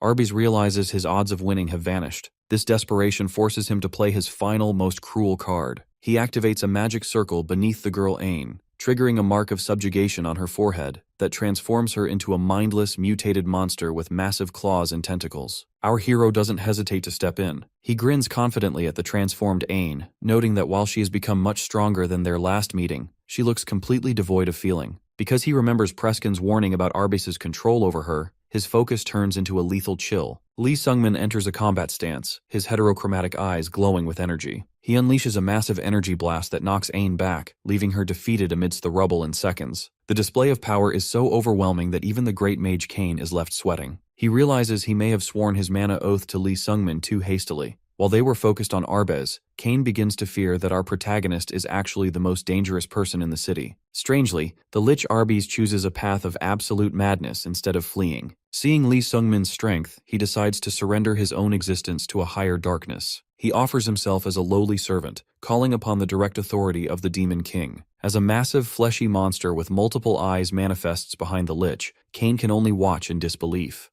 Kane explains that any mage who invokes such power is doomed to have their soul seized and eternally tormented after death. This forced transformation leaves the Grand Mage frustrated and questioning Arbez's sanity, but the Lich remains chillingly rational. He reasons that if the only problem with the contract is what happens after death, he simply has to ensure he never dies. Now reborn as the King of Predators, Arbez manifests a grotesque form covered in fangs and eyes, fueled by his obsession with slaughter and devouring. The situation turns lethal as a massive phantom arm claws through the air above the monster. Kane immediately recognizes the threat and shouts a panicked warning to Lee Sungmin, explaining that this is soul annihilation magic. Because that spectral hand has the power to extinguish a soul upon contact, our hero is forced onto the defensive. Unfortunately, the pressure is too much, and our boy is struck by a violent blast of energy that sends him crashing into the dirt alongside the monster girl, Ain. As our protagonist winces in pain, Kane realizes they are in a war of attrition. He knows that strength borrowed from a demon king always exacts a heavy price and won't last forever, so he decides their only hope is to buy time and hold out until Arbez's borrowed power eventually vanish out. Arbez mocks this strategy with a laugh, pointing out that Kane has clearly gone senile. Because the massive magic circle gathering the city's demonic energy is nearly complete, the Lich is actually the one waiting for time to pass. He gloats that once he absorbs the full power of Orrery, he will be truly unstoppable. Strangely, Arbez notes that he only resorted to this desperate measure because his reinforcements, Chusung and another ally, failed to arrive on time. He scans the battlefield with glowing eyes, wondering exactly where those bastards have gone. The answer lies elsewhere in the city, where the crazy heavenly demon, Byok Wonpai, has finally intercepted the fire demon Chusung. Our veteran warrior stands his ground, vowing to tear the monster apart in the name of the humans he previously slaughtered. Chusung, however, finds the encounter boring. He dismisses the idea of revenge, admitting he is far too superior to ever remember the stupid humans he's killed. This cold indifference triggers a lethal response from Wonpai. He envelops himself in a massive aura, activating the Vortex Blood Demon God's secret art. He vows to rip out the monster's heart and engrave the names of the fallen upon it. Chusung is stunned when the mere human remains standing even after being blasted by demonic fire. This forced the demon to take the fight seriously as our hero moves in a blur of red energy, delivering a series of heavy, energy-infused blows. Wonpai's strength is so overwhelming that Chusung realizes he cannot take the strikes head-on. Because our protagonist is fighting with a century of refined rage, he successfully punches through the demon's metal face mask, sending Chusung flying with a massive shockwave. Despite the heavy damage, the fire demon manages to pull himself from the smoke with a predatory laugh. He acknowledges that Wonpai's strength and reckless courage are impressive for a human, so he decides to return the favor with his full power. Chusung flares his aura into flames, revealing his true nature as an imugi, a creature that failed to become a dragon. Rather than being intimidated by the monster's true form, Byok Wonpai simply grins back. He realizes that in their shared failure to reach a higher state, he and the monster are remarkably alike. Lee Sungmin finds himself at his physical limit, hunched over and gasping for air as the battle reaches a critical junction. Because he is facing the Lich Arbez and the endlessly regenerating Chimera, Aini, our hero, realizes that a prolonged fight will inevitably drain his remaining stamina. This exhaustion is exacerbated by the oppressive dark aura radiating from the Lich's magic, which threatens to obliterate anything it touches. Inside our protagonist's mind, the demon spirit Heoju is equally frustrated. He questions whether they've been dragged into a pointless struggle just to consume a dragon heart, a sentiment our hero silently acknowledges given the dire circumstances. However,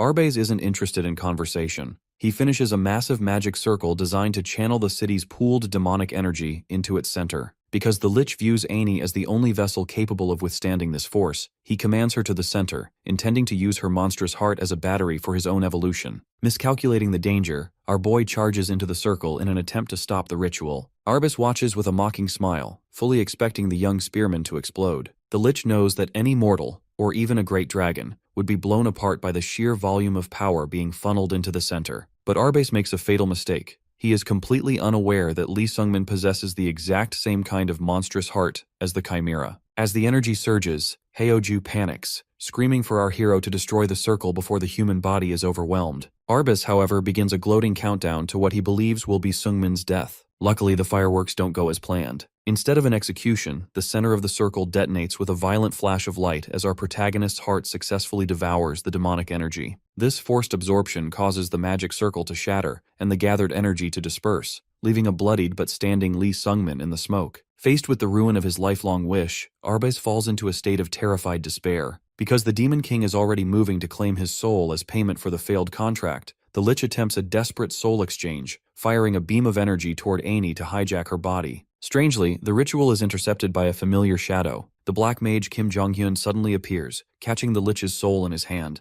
Arbus is stunned, realizing that the ally who had disappeared earlier was actually waiting for this exact moment of weakness. Jong-hyun casually admits that his entire cooperation was a ruse to harvest Arbus's mana and knowledge. The great mage Cain can only watch in silence as the once mighty Lich King crumbles into black dust. Although Arbus is gone, the atmosphere becomes even more sinister. Cain senses intuitively that by draining the Lich's soul, Jong-hyun has facilitated the birth of an even greater evil. As the black mage smiles at our hero, he notes that Lee Seungmin's fate has finally begun to move, even as a much more powerful demonic figure begins to stir in the shadows. The battle for Orrery has taken a terrifying turn, as the demonic energy Lee Seungmin absorbed from the magic circle has completely overwhelmed him. Even though the rampage is brief, the sheer volume of power is transforming our hero into a monstrous entity with glowing eyes and jagged teeth. Kim Jong-hyun can only watch and laugh in manic delight. Because he thrives on chaos, he finds this ominous evolution to be a spectacle beyond his wildest imagination. As the black mage prepares to see how this new fate unfolds, the perspective shifts to the battered and sweating Cain. The great mage is at his absolute limit, realizing with a grim sense of dread that Lee Seungmin has become an entity that should never have been released into the world. Because his mana is mostly depleted and his body is failing from the backlash of his previous spells, Cain knows he is in no condition for a long fight. Arbus is gone, but the threat has only shifted. That's why Cain makes a final, desperate choice.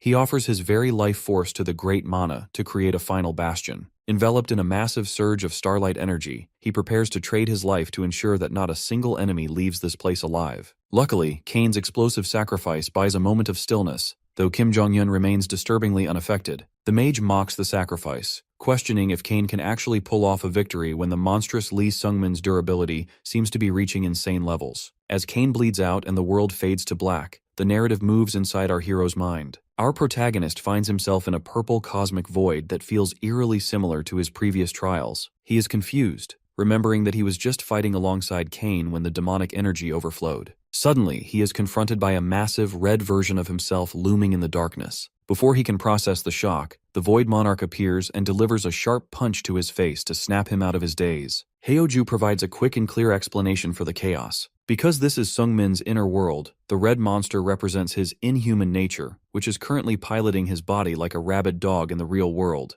The monarch explains that while it's a miracle our boy's human identity is still intact, the only way to regain control is to beat the crap out of his own demonic consciousness. Heoju can't help directly, as this is a wall the young spearman must cross on his own. Instead of falling into despair, our guy gives a confident smile. He reminds the demon spirit that when it comes to fighting by himself, he has centuries of experience. As the spirit of the Void Monarch fades away, Lee Seungmin summons his energy spear to face his inner demon. Meanwhile, in the real world, the stakes grow even more bizarre as a blue energy giant manifests from behind, signaling that the final act of this nightmare is just beginning. Inside the mental realm, the situation has taken a terrifying turn that even the legendary Void Monarch wasn't prepared for. Because he is sharing a subconscious space with Lee Seungmin, Heoju is the only one who can see the blue-veined, muscular entity standing right next to our hero. This sight leaves the demon spirit in a state of pure panic. He is horrified that a being of such overwhelming power has taken root inside a mere child without anyone noticing. As Heoju screams in terror, he finds himself falling through a cloudy void, completely suppressed by a force he doesn't understand.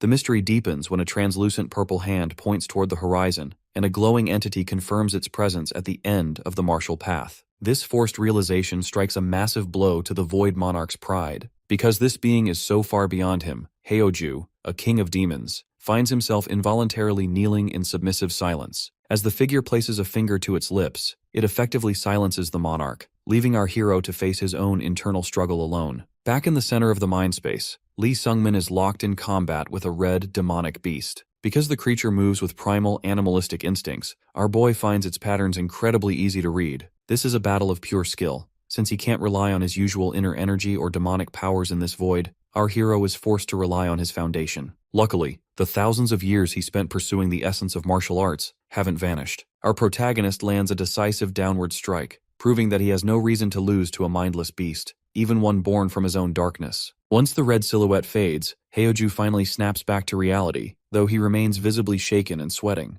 When our hero asks how to exit the mental realm, the monarch is unusually quiet, choosing to hide the terrifying encounter he just had. This secrecy leaves Sungmin confused, but the transition back to the physical world is even more jarring. In the real world, the mage Cain is suspended by blue chains, appearing physically and emotionally broken. Because he had to burn through his very life force to subdue the rampaging Sungmin, he is now a shell of his former self. Cain views our hero as a dangerous existence with limitless, terrifying potential. He admits to the bloodied sky that he is glad he managed to stop the boy before he could become a true destroyer of worlds. However, Lee Sungmin shatters the chains and steps forward, offering an apology that Cain immediately rejects. Because the mage previously swore a mana oath to help our boy absorb the dragon heart, Sungmin demands he fulfill that promise. Cain is horrified by the request. He points out that both of Sungmin's eyes have now mutated into demonic eyes, a clear sign that he is losing his grip on humanity. Cain believes that granting the demon spear any more power would be a catastrophe for the world. Our hero refuses to back down, his face set in a look of absolute determination. He reminds Cain that breaking an oath of mana carries a death sentence, but the mage is beyond fear. Because Cain has already burned his life away to stop the rampage, he believes he is already dying anyway. He plans to take his broken body and use his final moments to drag down the evil that Sungmin represents. Just as the battle for Orrery reaches its breaking point, a pillar of energy descends from the sky, crashing into the earth with overwhelming force. Lee Sungmin can only look up in pure shock, paralyzed by the sheer magnitude of the arrival. Because he is physically cracked and exhausted from his previous efforts, the mage Cain stares at the beam in disbelief,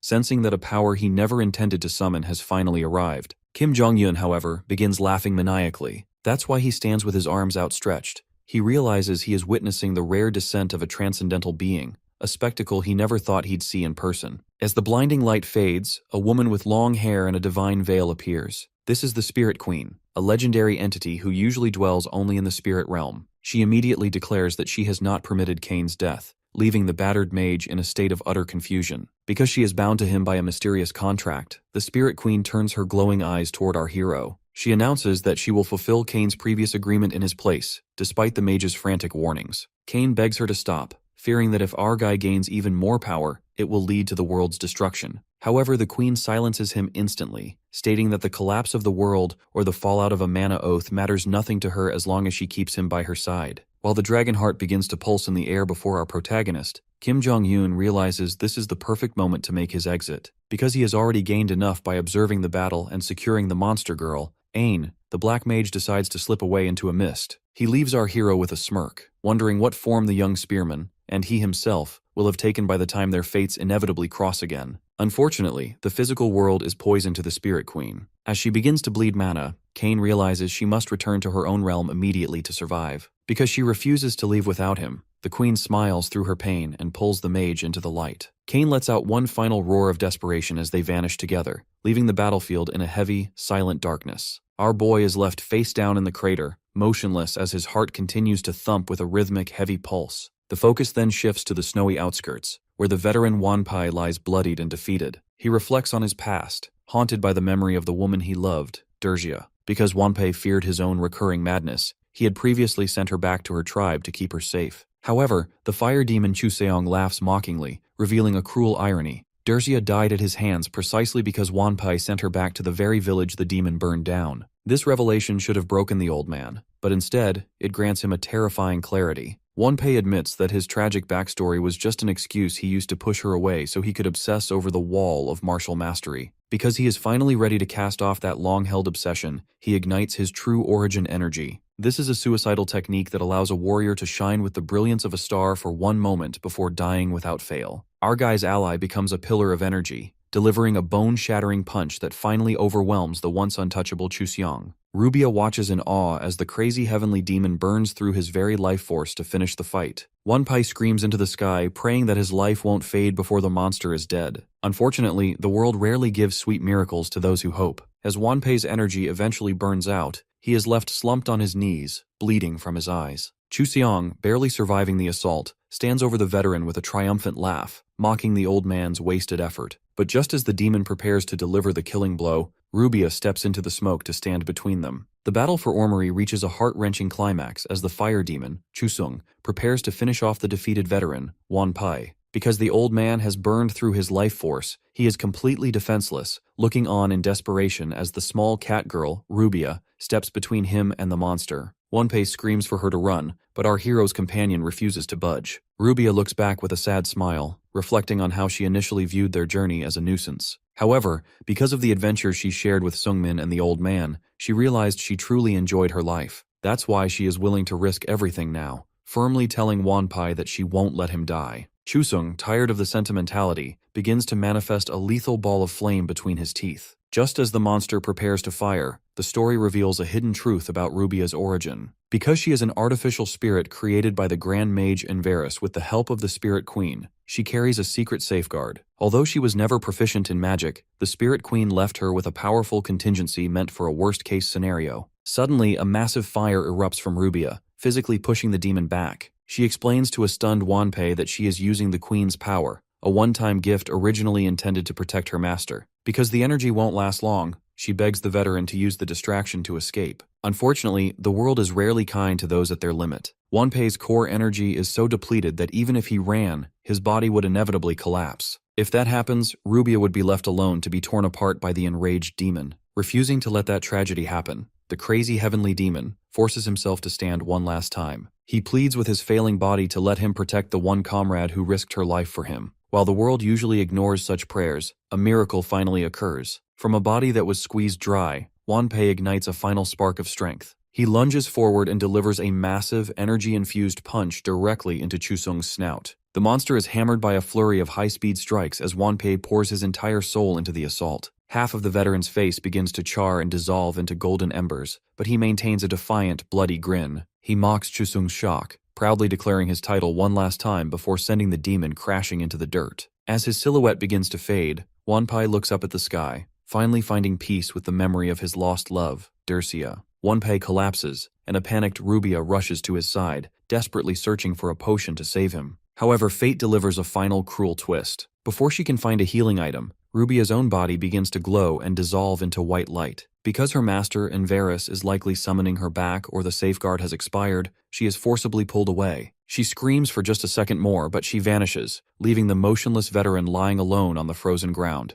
The battle for Ormeri has finally quieted, but for Lee Sungmin, the victory is heavy with grief. Standing in a dark room, he meets the sorceress Frau, who acknowledges that while the city is safe, the cost was high. She watches our hero with a somber expression, noting that it was a constant struggle to keep the veteran Wanpai alive through the final clash. Because the old master has reached his limit, Frau reminds our protagonist that a proper farewell is now the only thing left to offer. Standing over the body of his companion, our boy sees a tragic sight. Wanpai is half charred, his physical form slowly fading into embers as his life force burns out. Despite his horrific injuries, the old man lets out a weak laugh. He is satisfied because he successfully ripped apart the throat of the fire demon Chusung, the monster that haunted his past. Frau confirms that this was an incredible feat, as Chusung was considered the strongest demon in the region, second only to the city's ruler, Yana. The loss of their group doesn't stop with Wanpai. Frau explains that the cat girl Rubia has been reverse summoned back to the spirit realm. Because her soul is bound to the mage Enverus, she was likely pulled along when he followed the Spirit Queen into her dimension. Although our hero is pained by this sudden isolation,